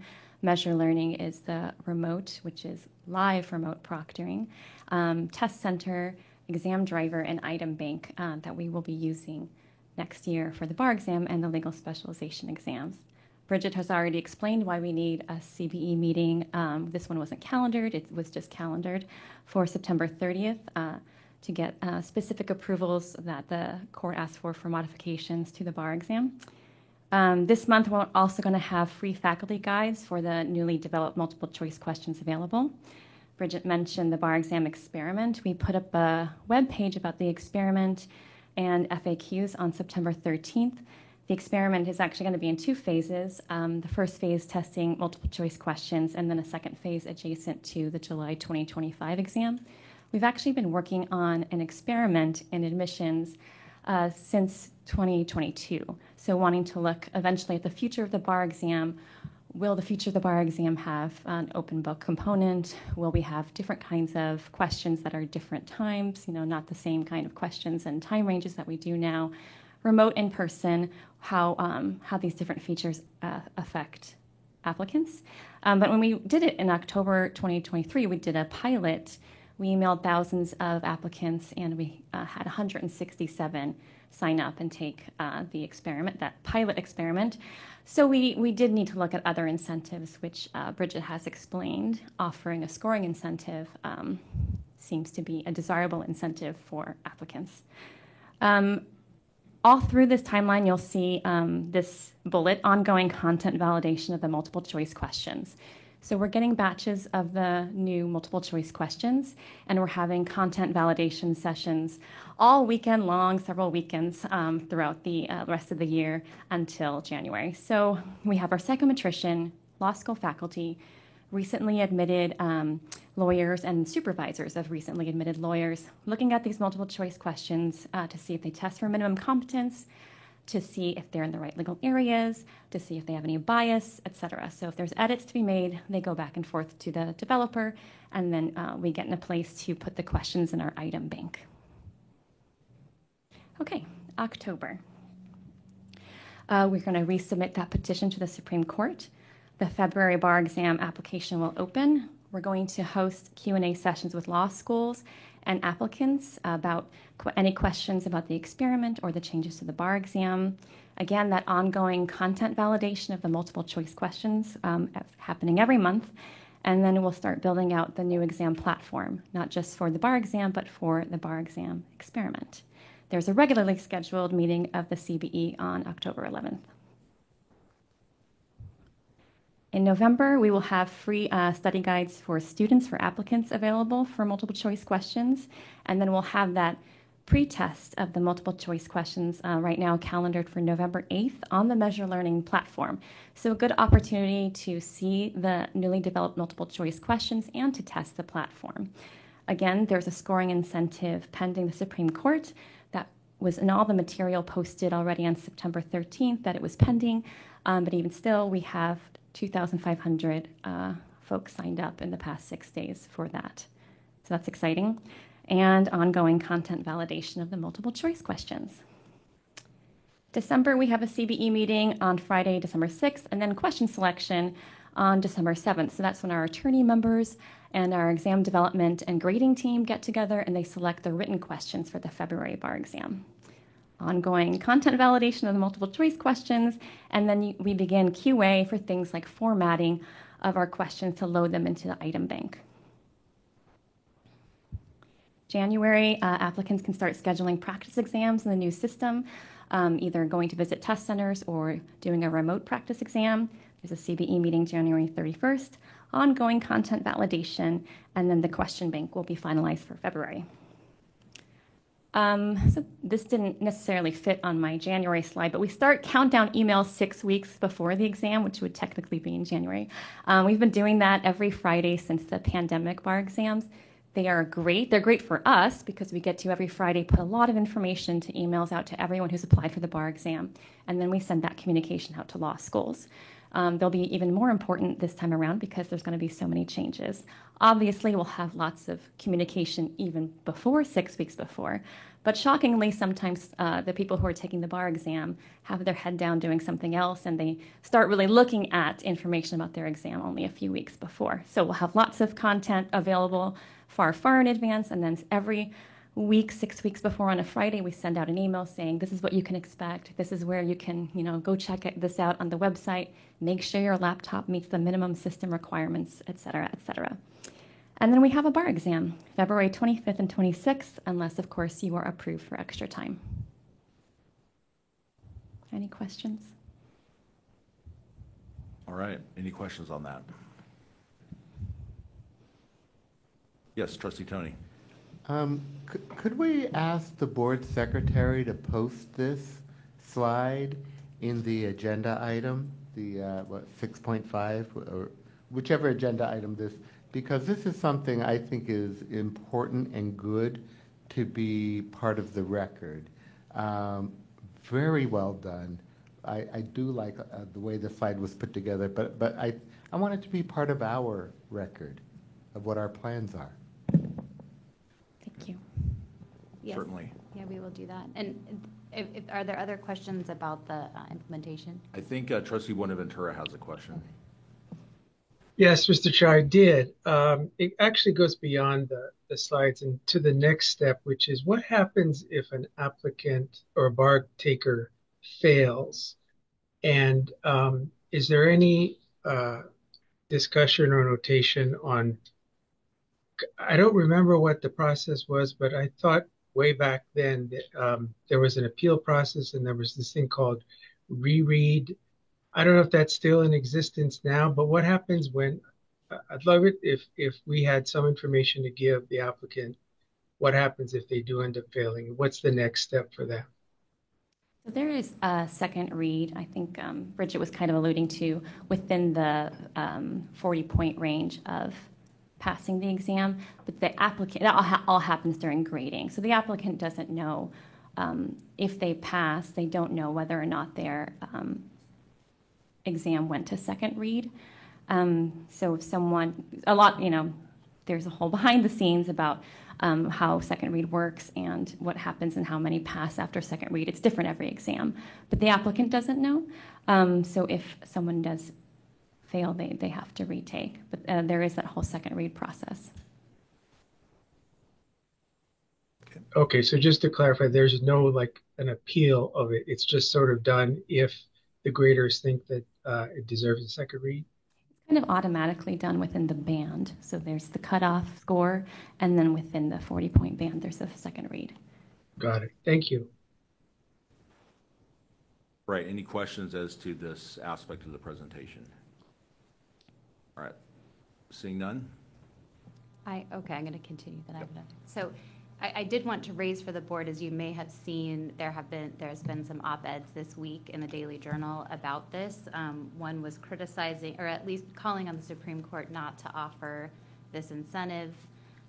We've also been CC'd on a letter from the ABA Law School deans that they filed with the Supreme Court asking the court to at least delay the implementation of the new exam, and questioning again, raising the same concerns as the op-ed about the incentive. And so I just want you all to be aware of that, and I think there have been some written comments that you've also received alluding to those things. We are still doing a lot of outreach with all of the law schools. We've been in contact with the people, particularly who've been writing the op-eds, but also we're sending out very intentional communications, and we'll continue to meet with law school deans to understand the concerns, particularly in advance of this Committee of Bar Examiners meeting, and then they'll have another opportunity to talk to the committee at that public meeting about these concerns. So I don't know if anyone has any more specific questions about those, but I just did want to make sure to let you all know that that was happening also. Any questions? Doesn't look like anybody has any questions. Okay. Give it a couple seconds to germinate. Okay, going once, going twice. It just sounds like September 30th is a pretty important date. Yes. That's an understatement. Yes, please attend. Well, and I guess I would chime in just to offer my congratulations. I think this is brilliant. The 2,500 signups in 6 days tells you that the bar is going where it needs to be going in terms of how we are testing our new lawyers, and we're maybe going to catch up with Europe and other jurisdictions that have been doing this, but happy that California is going to be the first.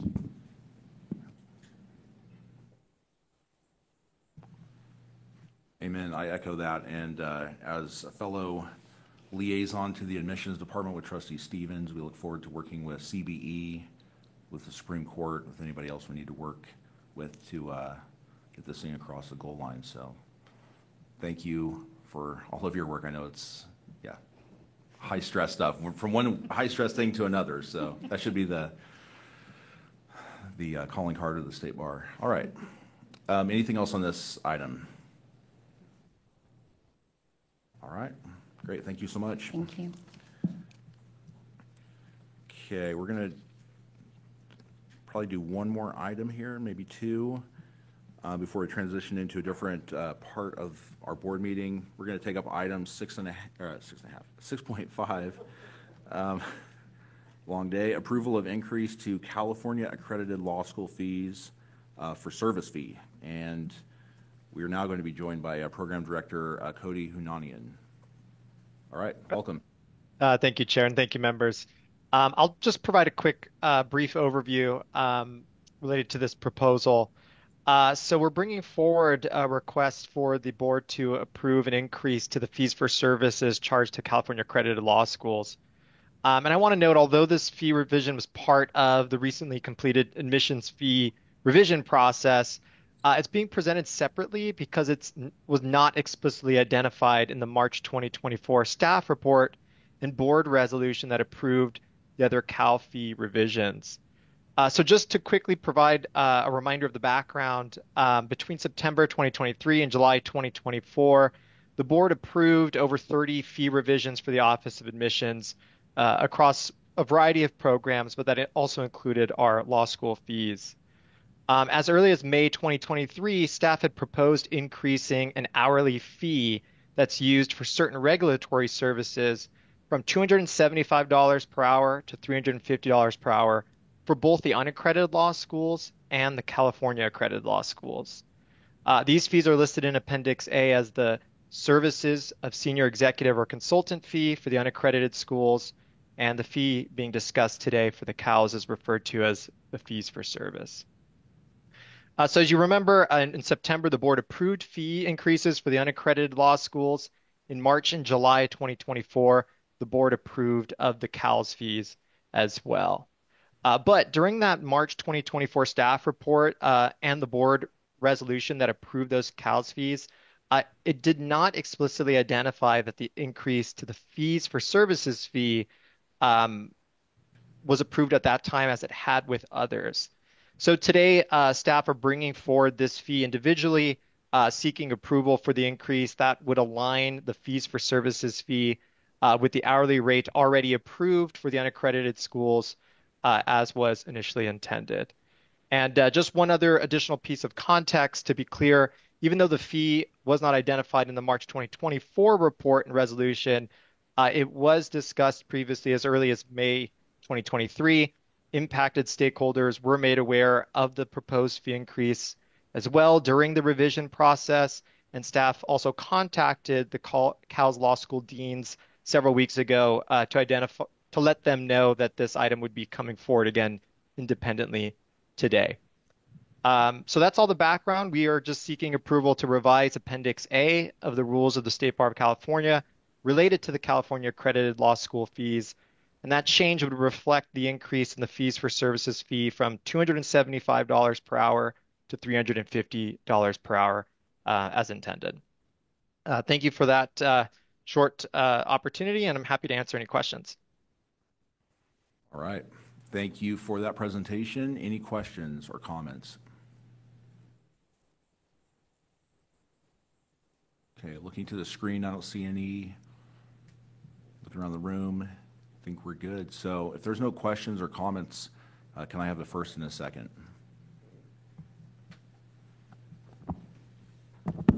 So move. Second. All right, first by Trustee Shelby, second by Trustee Stevens. May I have a roll call vote, please? Barahona. Aye. Buenaventura. Aye. Chen. Cisneros. Aye. Good. Aye. Grande. Aye. Huser. Aye. Thank you. Shelby. Aye. Stevens. Aye. Soel. Aye. Tony. Aye. Trejo. Aye.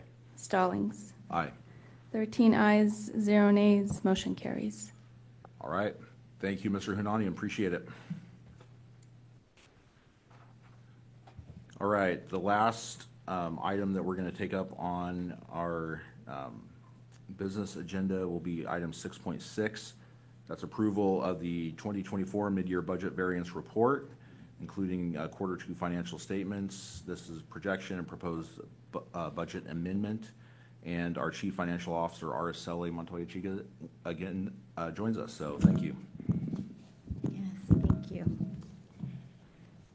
Okay, let's see if it works. Perfect. So this item is the mid-year budget variance report, which includes the results of our quarter two financial statements, the projections, as well as some budget amendments and transfers that were proposed and that the Finance Committee adopted earlier in the presentation. So some of you may have seen this already. So first, I'll start off with the revenue highlights of our Q2 results, which is as of June 30th. Bar-wide, our operating revenue is above budget by close to $30 million. Most of that, however, is the Legal Services Trust Fund, which is one of our grants funds, and it's mostly passed through.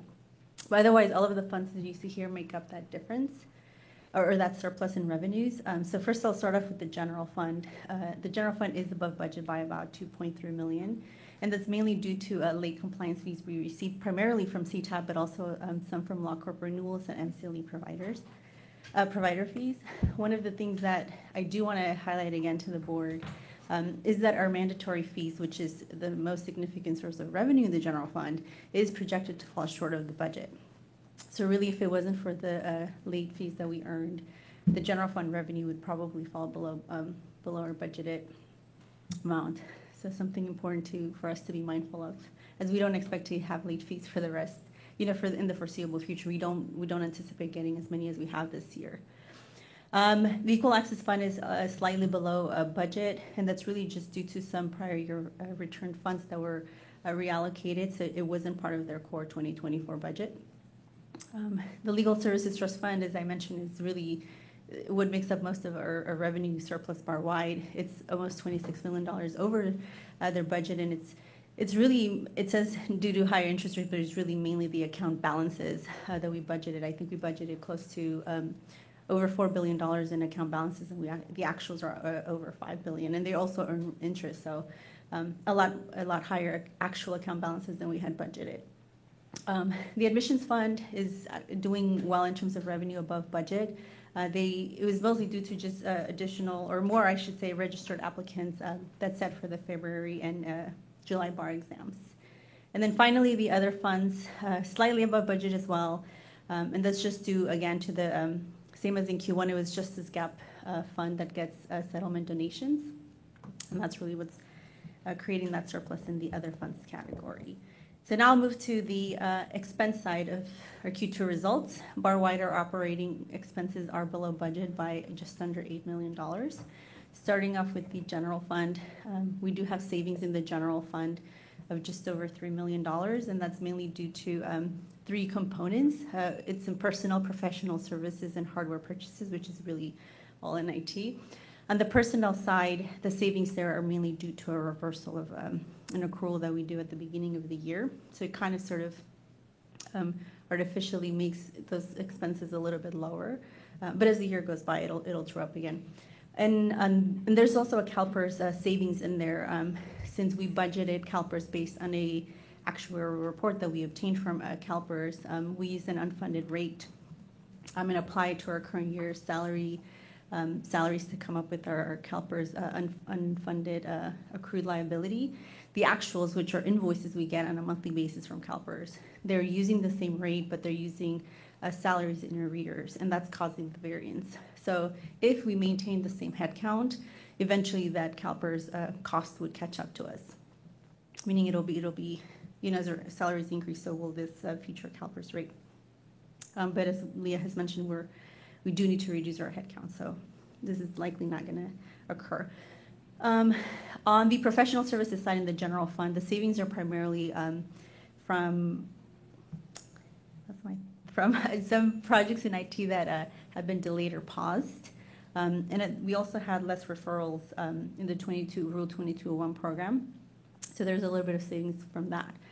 On the Equal Access Fund, it is below budget also. If you see on the revenue side, it was below budget. On the expense side, you'll see the exact same, since it's a pass-through. Most of the revenues and expenses are passed through. So this is the flip side of that on the Equal Access Fund. The grants fund is slightly above budget due to another situation where funds returned from 2023 were dispersed in 2024. The Legal Services Trust Fund is at budget. Nothing really to call out there. The admissions fund is below budget by just under $1 million.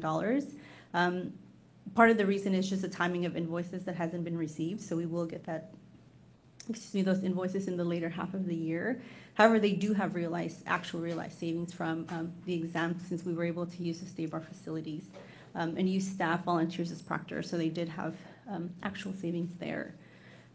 The Client Security Fund, those savings also under $1 million, and that's purely just due to fewer eligible claims that were paid in the first half of the year. But they will ramp up in the second half of the year to have more eligible claims paid out. And then finally, the other funds is below budget by $2.5 million. And this is really a budgeting error. We had budgeted in the bank settlement fund 2 years worth of expenditures instead of one. So one of the proposed budget amendments that I'll speak about later is to correct this particular fund, and the variance will go away in the subsequent quarters. Okay, now I'm going to move on to the financial projections. These are the projections. This is where we estimate we will end up the year. Where we will estimate to end up. So Q2 was just through June 30th, and the projections here, we take the data as of June 30th and project the next 6 months out and adjust our budgeted revenues and expenses up or down as needed to see if we're still on target with our deficit forecast for all of surplus or deficit spending for the funds, as well as update any projected reserves or fund balances. So this is the updated reserve projections for the general fund and all the other restricted funds you see here. And just as a reminder, the board's policy target for all of the funds is between 17 and 30%. As you see here, all of the funds, or none of the funds, excuse me, except the Legislative Activities Fund is within that target. The funds that you see here as NA, those are all grant-related funds, and those are exempt from the target policy. Well, and the Client Security Fund, but otherwise, any grant-related fund is exempt from the policy. So just to highlight some funds here, admissions did improve in terms of the results where we're projecting. I know we had budgeted their deficit spending to be around $3.8 million, and now we're projecting them to end up still a deficit spending, but a much smaller one at about $2 million. So that decreased, what, about $1.8 million or so. So their reserve, their fund balance now is projected to be almost $5 million. The elimination of bias fund that you see here, it's pretty much ran out of reserves. This is where we have a lot of our ongoing DEI activity work, and it is funded by a $2 voluntary contribution, opt-in contribution. And the revenues we've collected, because it is an opt-in, it just haven't been sufficient to cover the cost of the activities in that fund. So any ongoing work here will probably, we will need to fund it from the general fund to continue the work that's done through this fund. Another fund I want to call out is the Legislative Activities Fund. This turned from an opt-out to an opt-in now, and ever since that change, we've received significantly less revenue in this fund than we had. So we're going to have to keep an eye on this fund, since the revenues are much less than we had received historically, and they're just not sufficient to probably cover the ongoing costs in the future for the Legislative Activities Fund. So in this slide, I just want to highlight mainly the general fund. Our deficit did improve. We adopted a budget of deficit spending about $22 million, but based on our projections, with additional revenues earned and savings and expenses, our deficit spending is now $15 million and no longer 21 as we had projected. And that's really mainly due to two reasons. Obviously, we have additional revenues from, as I mentioned in our Q2 results, is the CTAP late compliance fees we received, as well as the investment income. And the investment income really has benefited all of the funds, not just the general fund. So you see that's a reason for revenues being higher than budget in most of these funds that I'm highlighting here. And then the expenses, we do have savings and expenses in the general fund, and that's mainly due to our elevator project that has been delayed to next year. So really those costs are being shifted to 2025, but we're not going to incur those in 2024, and we do have savings from that. We also have realized savings from the digitization project. As part of our move in San Francisco, we budgeted to digitize a lot of our hard copy files we have, and that contract actually ended up being less than what we had budgeted. So there's savings there. And then, as I mentioned in my previous slides, we do have reduced CalPERS spending from the unfunded actuarial liability, which is helping expenses be less than what we had budgeted. The Client Security Fund, it is projected to have a higher surplus than we had budgeted. We budgeted about $500,000 in surplus, but they're actually going to be around $1.5 million. And you see the reasons here why it's mainly investment income on the revenue side and sanction fees, and just some endless payouts on the expense side. And then next year, our fee bill will allow us to pull $2 million from the Client Security Fund into the general fund. So the more surplus they have, they have a healthy reserve, but this is a good thing, since we will get to move $2 million into the general fund from the Client Security Fund next year. Both the Equal Access Fund and the Legal Services Trust Fund are doing better, and these are all pass-through grant funds. So most of, as I mentioned, all of the revenue and expenses are mostly passed through to the grantees. The only thing I'll highlight in the Legal Services Trust Fund, they have a huge budget surplus, again, mainly from their account balances and the earnings the IOLTA earnings in there. They're projected to end at about $117 million versus the almost $59 million we ended. And as you see here, they have almost $306 million in reserves, which is great, but it's all restricted money that we cannot touch. The revenue projections in this fund, though, are approved by the Legal Services Trust Fund Commission. The next piece of this agenda item is the variance analysis report. The variances are detailed in attachment D. This budget to variance report, we take the actuals compared to budget through the 6 months ended June 30th. And we explain any variance at the cost center level that's plus or minus 100,000. And this is a requirement of the board book for us to do once a year at mid-year. So any questions on that? The variances are detailed in attachment D. And then finally, the proposed budget amendments or transfers. We again take the actual data through June 30th and see if there's any corrections that we need to account for in the budget. The main purpose is to correct any inaccuracies or errors that we've identified, as well as unanticipated changes that may have occurred since we adopted the budget. So in attachment E, we have kind of three categories. The first one is budget transfers. And if you look at the details in attachment E, all of those transfers are in the general fund. We're basically just shifting money between cost centers. We have savings in some cost centers that we're moving to other cost centers that need those funds. But the bottom line in the general fund doesn't change. It's really just shifting funds from one cost center to another.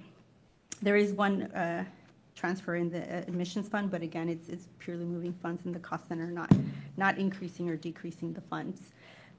The actual proposed budget amendments, however, those are all grant-related revenues and expenses. Again, it's, for example, the bank settlement fund is one of the proposed amendments that we want to correct so that we don't have ongoing variances. But again, all of the grant-related funds are either additional revenues we need to adjust for expenses, and they're mostly passed through. And those are all the budget amendments and transfers. And that's what I have for this last item. If there's any questions. All right. Any questions or comments? Looking around the room, Mr. Tony gave the nod of he's good. All right. If there's no further questions or comments, can I have a motion and a second? I'll make the motion to accept the variance projections, et cetera, report. I'll second. All right. Oh man, I'm gonna give the tie to Trustee Good, or not. Let me get so the first goes to Trustee Swell and the second goes to Trustee Grande. Sorry, Trustee Good. Okay. Yep. And if I could have a roll call vote, please. Barahona. Aye. Buenaventura. Aye. Chen. Aye. Cisneros. Cisneros stepped out. Good. Aye. Grande. Aye. Huser. Aye. Shelby. Aye. Stevens. Aye. Soel. Aye. Tony. Aye. Trejo. Aye. Stallings. Aye. It's 12 ayes, 0 nays. Motion carries. All right. Thank you for that presentation and for keeping us out of trouble. Appreciate it.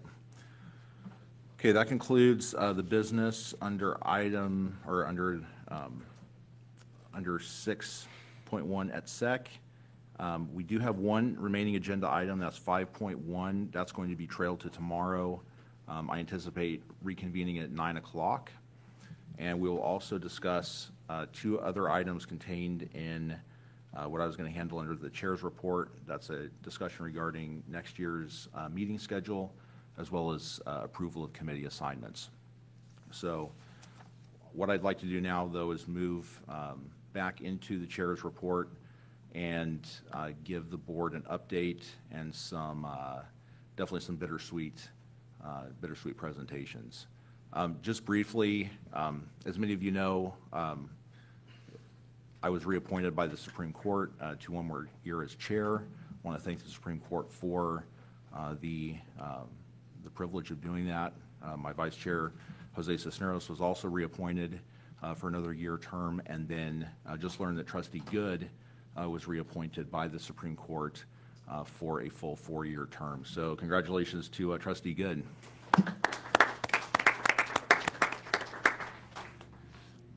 When I started my first year as chair, I definitely had big shoes to fill.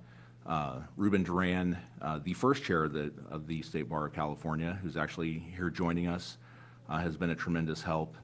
And wasn't he the first chair? Yeah. Yeah. Leah's trying to take away the luster from your laurels here. But at the beginning of the term, I had a lot of people who gave me great advice. One of the things I talked about was maintaining a trajectory of organizational excellence, and I think that has absolutely been achieved. And it's not because of anything that I've done. It's not any one person in this room. It is us as a collective whole. And each one of us, we have our own life experiences that we bring to this table. And I'm just so honored that you would invest your time here at the State Bar and do so to try and make California a better place for everybody. But I can think of 2 individuals who unfortunately are leaving us, who have done an incredible amount for the State Bar, Melanie Shelby and Hai-Lin Chen. And it's definitely bittersweet that we're going to be bidding them farewell. And in order to give them a proper send-off, we've prepared a presentation. It's not a roast. Now you're going to see this and be like, I thought Stallings, I thought he scrapbooked, but this is actually not me. Big thanks to Leah Wilson and to Louisa for putting this together. So we are honoring our departing board members, hopefully not saying goodbye, but saying see you later. But I think it's an incredible opportunity to really reflect on the work that they've done, Hai-Lin over the last 7 years and Melanie over the last 4 years, and have been instrumental change makers here at the State Bar. So if we go to the next slide, please.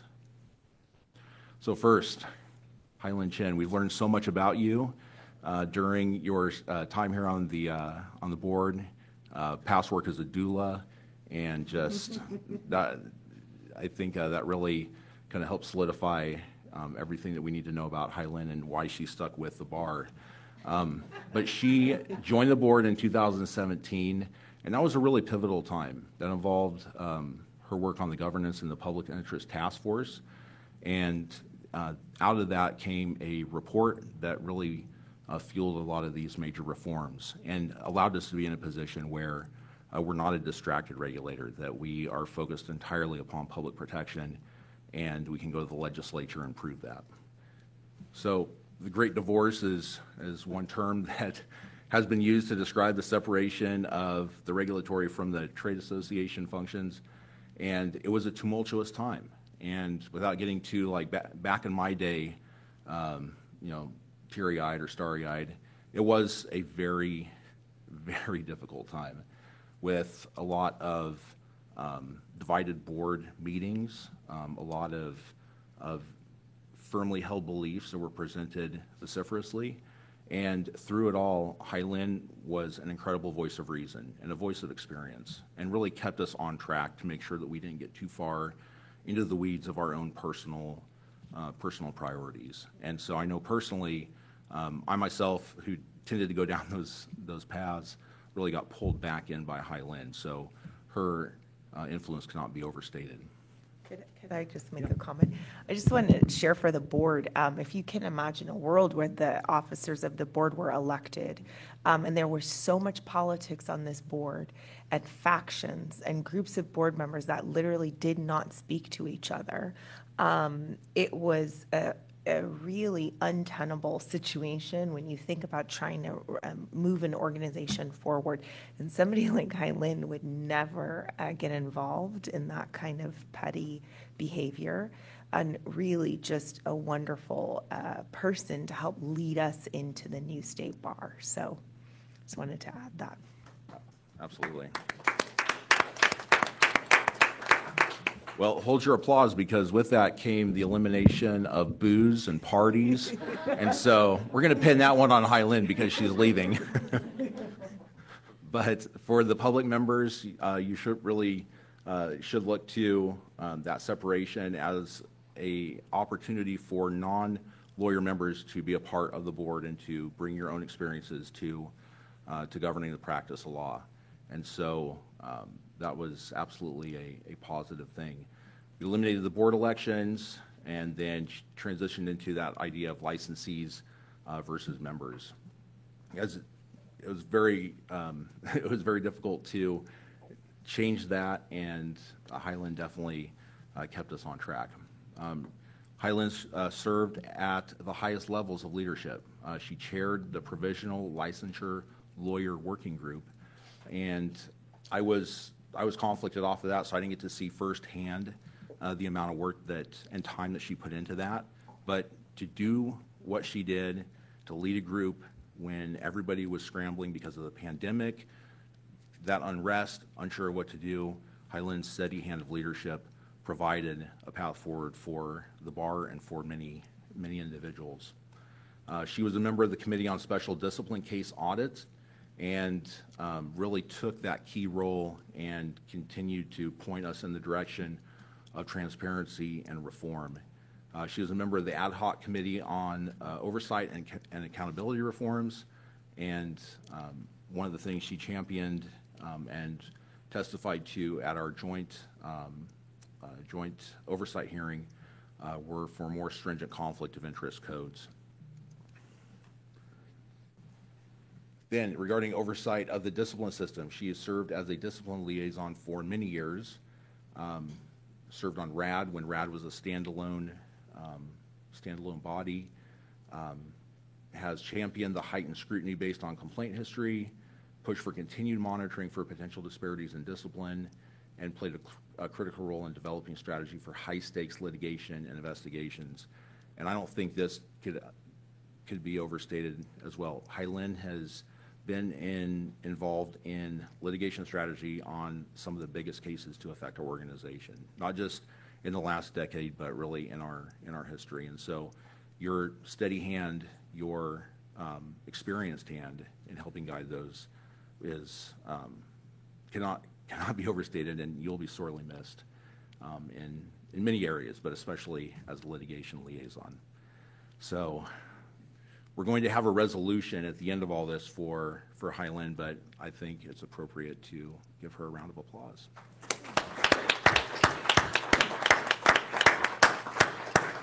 And we wanted to find a picture of you doing all of this while on your treadmill. Yeah.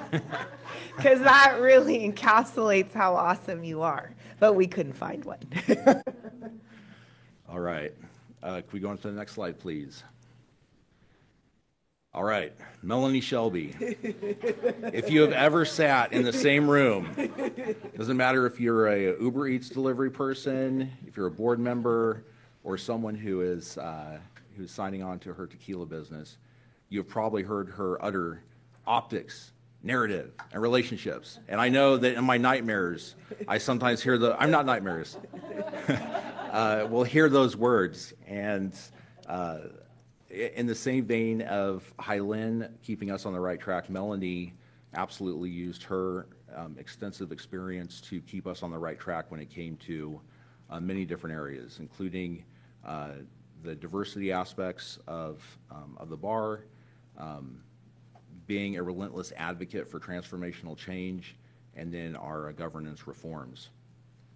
One of the things that we have always talked about at the bar since I got on the board was to have a better strategy in regards to legislative relationships.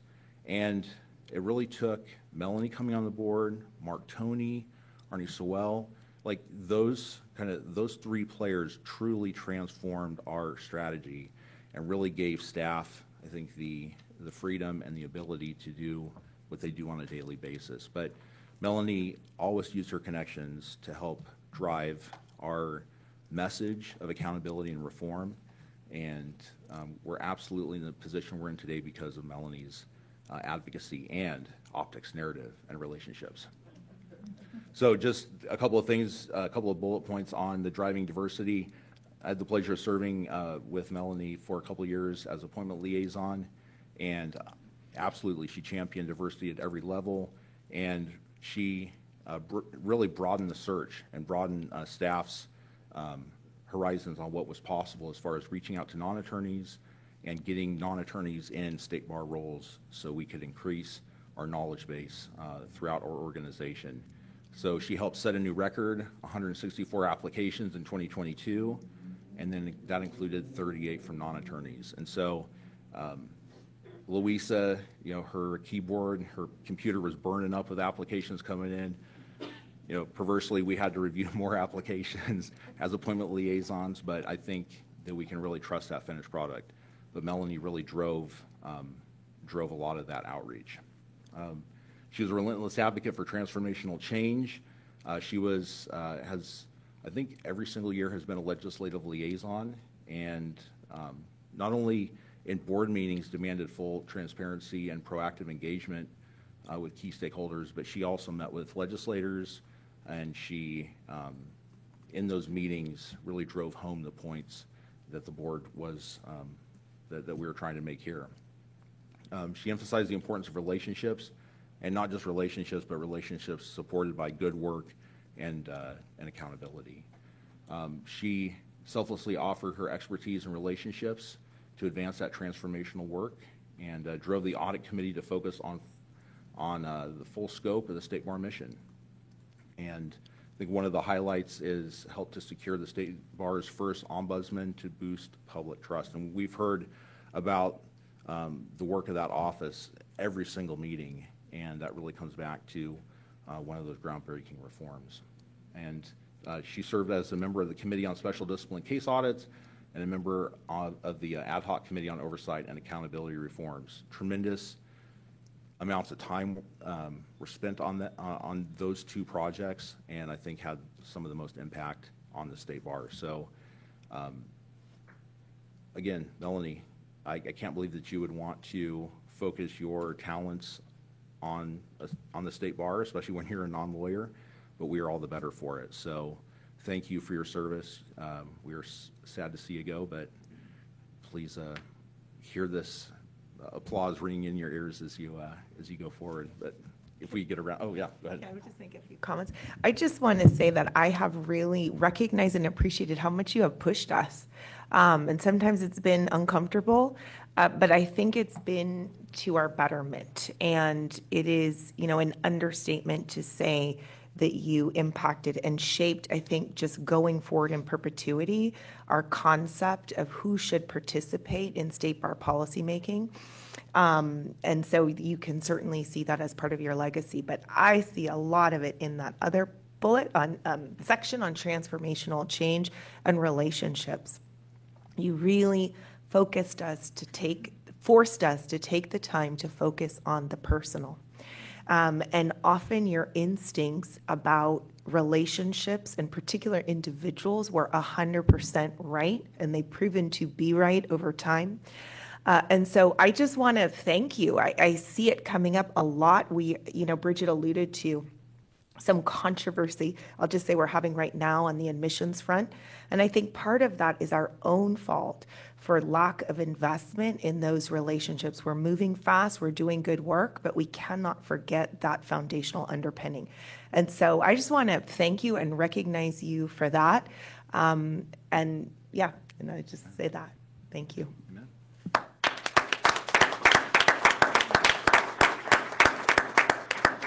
We have a couple more slides that talk about the teamwork aspect of what both Hylin and Melanie have accomplished with the board. So we pushed for California to adopt Rule .83, the mandatory reporting, which I'll tell you among licensees has been not the most popular thing, but absolutely necessary to restore public trust in our profession. We approved the first ever client trust account protection program. And I will always point to Vice Chair Jose Cisneros and his work on that, and Hylin and Melanie, you absolutely drove that discussion as well.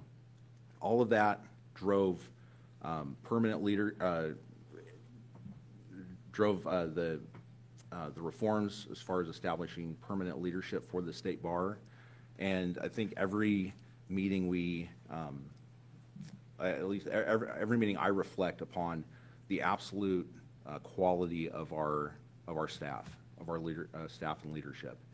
And Melanie and Hylin were involved in the hiring of our new general counsel.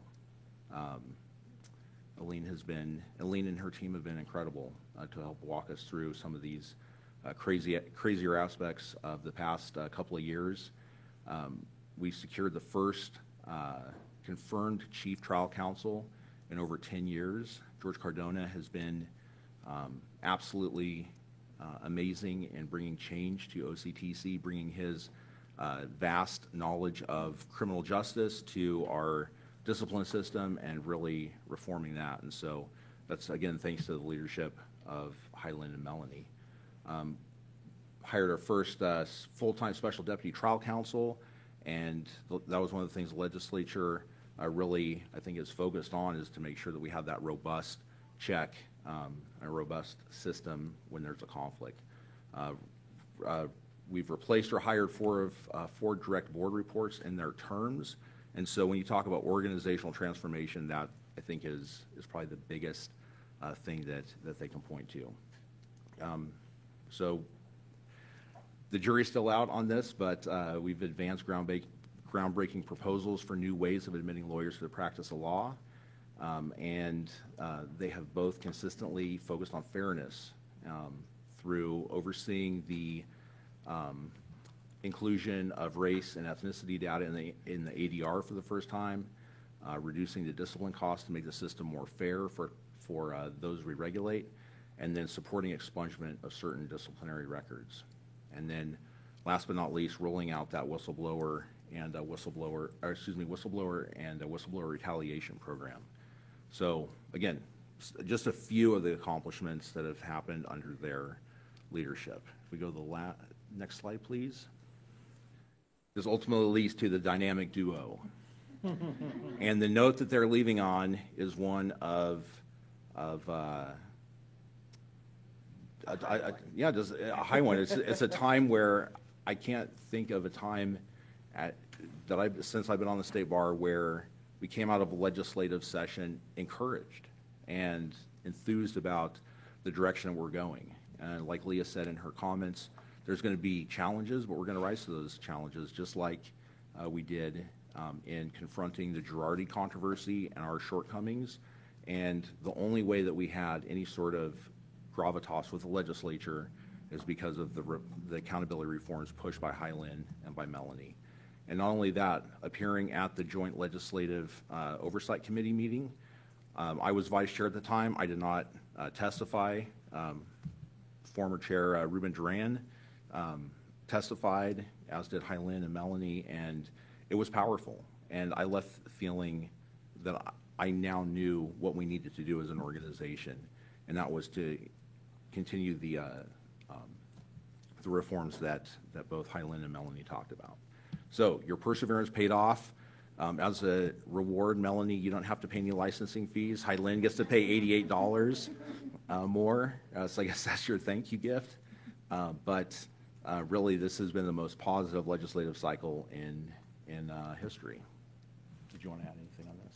No, I think it speaks for itself.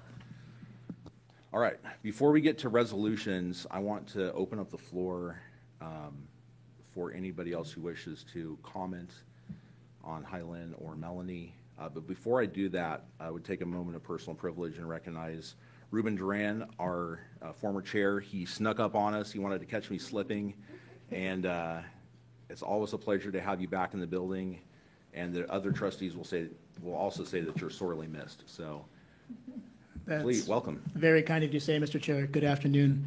It is a privilege and an honor to be back in this building and in the presence of this august body. I know that's a pretty big word, but just from the past 10 minutes of presentation by the chair and through the vehicle of trustees Chen and Shelby, the public gets to be reminded of the incredible work that this agency does under the policy direction and leadership of this body.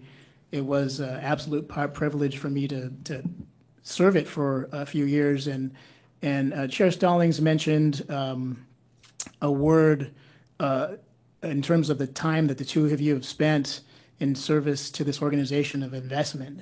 Certainly an investment of your time and your talents, but in the truest sense, public service, coming from very different perspectives. You know, Hylin, and we've heard about your incredible success as a lawyer, in your role here as a lawyer rep on the board.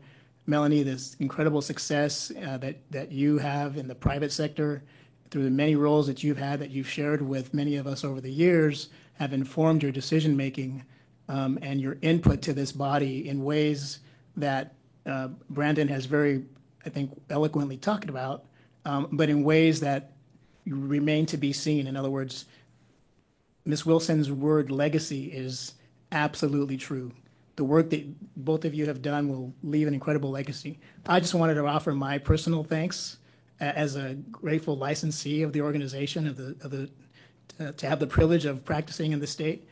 You have made this a better agency. You've made lawyers and lawyering a better thing in the state, and our public, I think, will benefit for years to come.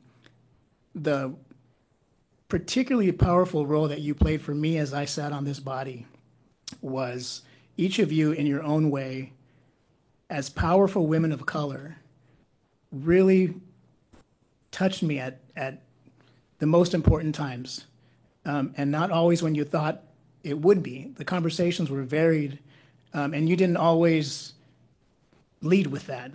You know, you're serving on this body as in your respective roles, but there were key moments where I was reminded that that is such an important perspective to have in a field like the law. So thank you for that. Congratulations. I wish you Godspeed.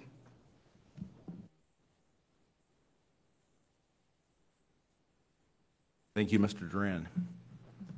All right. Anybody want to follow that up?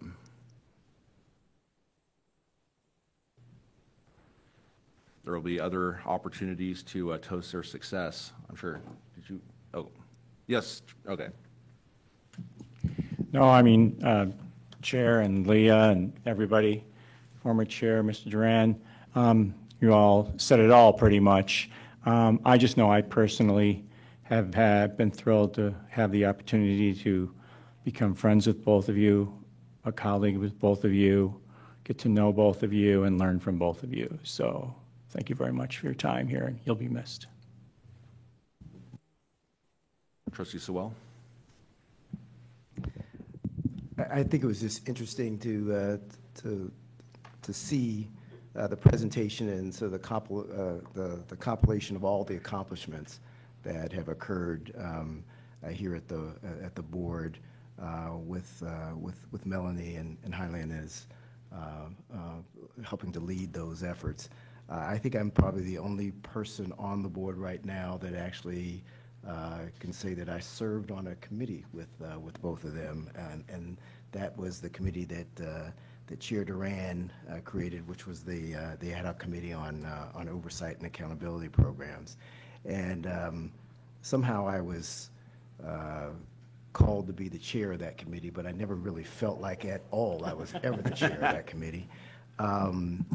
But the effort that was put forward there, the work that was put in there, the diligence and the just sort of the stick-to-itiveness, the way the two of them that's really just sort of rolled up their sleeves, and we got to it because we knew and they knew, and they imparted to all of us how important and critical the work that we needed to do, not only for the board, but also I think outwardly to sort of show that we were serious about reforming what we needed to do from a disciplinary standpoint. I first heard about Hylin from one of my former bosses, Speaker John Perez, who she had worked with quite extensively. I think when he was at UC, and I got appointed to the board really by happenstance. I was supposed to just be here for a couple of months, and as a non-attorney, I just happened to run into Speaker Perez and just sort of say, hey, this just happened, and he said, well, who's on that board?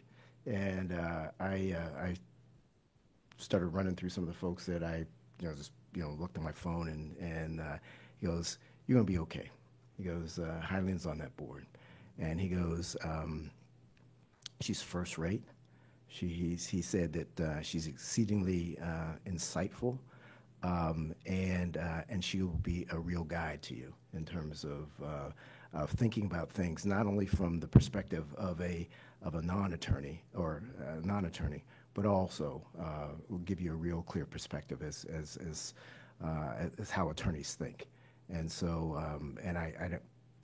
that's been very true. And Melanie, Mark and Melanie and I are about a month apart, I think, in terms of when we were appointed to the board. Didn't know Melanie, knew her dad, but didn't know her. And it's been an utter honor and a privilege. That whole optics, narratives, and relationship thing has been so ingrained in my mind that I use that now in many of the in the ways that I work with my team in my day job, and how we think about and how we attack problems. She's been exceedingly helpful to me in that work that I do outside the board. And I can't express enough how important her contributions have been to the work of this board. She lives in the Sacramento area, so I know that I will see and make a point of seeing Melanie at many occasions, and wherever I might be needed to help her continue to promote what she's doing on the tequila side of things. I think. I just want to conclude by just sort of saying, as former Chair Duran said, these are two giants. These are two giants in what it is that what they bring to this board, but what they bring to, I think, our society in the form of public service. And I think they are what we should all aspire to be when we are asked to serve, to stand up, to show courage, to lead, and to try to make the world a better place. And I'm kind of I'm idealistic that way, but truly appreciate the honor it's been to be able to serve with both of them. Amen. Well said. Trustee Tony. Thank you. When I was recruited and drafted to join this board, it was a hard time. I feel like it was a hard time. I had a hard time coming onto this board. And I have to tell you what a difference it made for Hylene to be on this board. For those who don't know, in our day jobs, we're leaders of organizations that are mortal adversaries, okay, that act as mortal adversaries, that represent. And so I was actually worried about that, okay? I was worried about it personally. And, I'll be honest, I never knew like a corporate attorney before, outside of arguing with them, okay? And I have to say how much I appreciate Hylene's professionalism, focus, putting all that aside. It helped invite me to put all that aside, leave that somewhere else, and to learn how to become colleagues, and to learn to put the State Bar mission first. We, as State Bar trustees, that was our responsibility. And that when we discussed different issues, whether we came to a common understanding, or maybe we saw it differently, it was outside of the context of our day-to-day jobs, but it was really with the mission of the State Bar. And I think over time, we've actually come much closer together in the viewpoint as to what's best for the State Bar. We may have started a little, I was new, okay? And, but I want to thank you, Highland. I really want to thank you for that. It's meaningful, and I actually hope that in the future, some of this can carry through. Look, we got to do what we got to do in our day jobs, but that the respect we have learned to develop for each other, that will remain no matter what. You're on, you're not on. So I want you to hear that from me directly. Thank you. And Melanie, Melanie and I have known each other for a while, and she used to serve on the Turn Board of Directors. And, we each knew when we were being interviewed that the governor's office was appointing 2 people, but we only found out the day of the appointment, the morning of the appointment before the announcement, who the other person was. And it was just, and I don't think the governor's office realized, because they didn't ask us if we knew each other, right? So anyway, it made such a difference to have a partner in crime joining this, because there were times I thought maybe I am, one of my lines is there's a thin line between being visionary and being delusional. And I was worried about being delusional. Am I just completely, misreading stuff? But anyway, it made a difference to have someone who had I could just talk to and get advice from. And, Melanie has so much experience that I don't have in dealing with a much wider range of circles than I usually do. Made such a difference. And so I just really want to thank personally Melanie. You've made such a difference. And miss you on this board, but of course we'll continue to work together on tequila and other things. And thank you both. Amen. All right. Anybody else? We have a couple of resolutions here. And we have a celebratory dinner to get to as well, but don't want to cut anybody off. Yes, I just Trustee feel Stevens. cheated. I just, you're going so soon? All right. We have a couple of resolutions. Should we take them one at a time? Okay. So we put the first resolution up.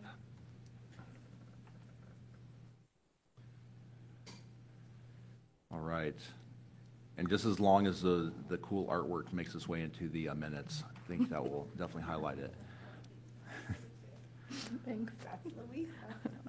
So, resolved that the Board of Trustees hereby expresses its profound appreciation to Highland Chen for her exceptional service, leadership, and commitment to excellence, integrity, and ethics to advance the mission of the State Bar of California. Unless there's an objection, no. But hearing no objection, can I get a first and a second? Move to approve. Second. All right, first by Trustee Stevens, second by Trustee Grande.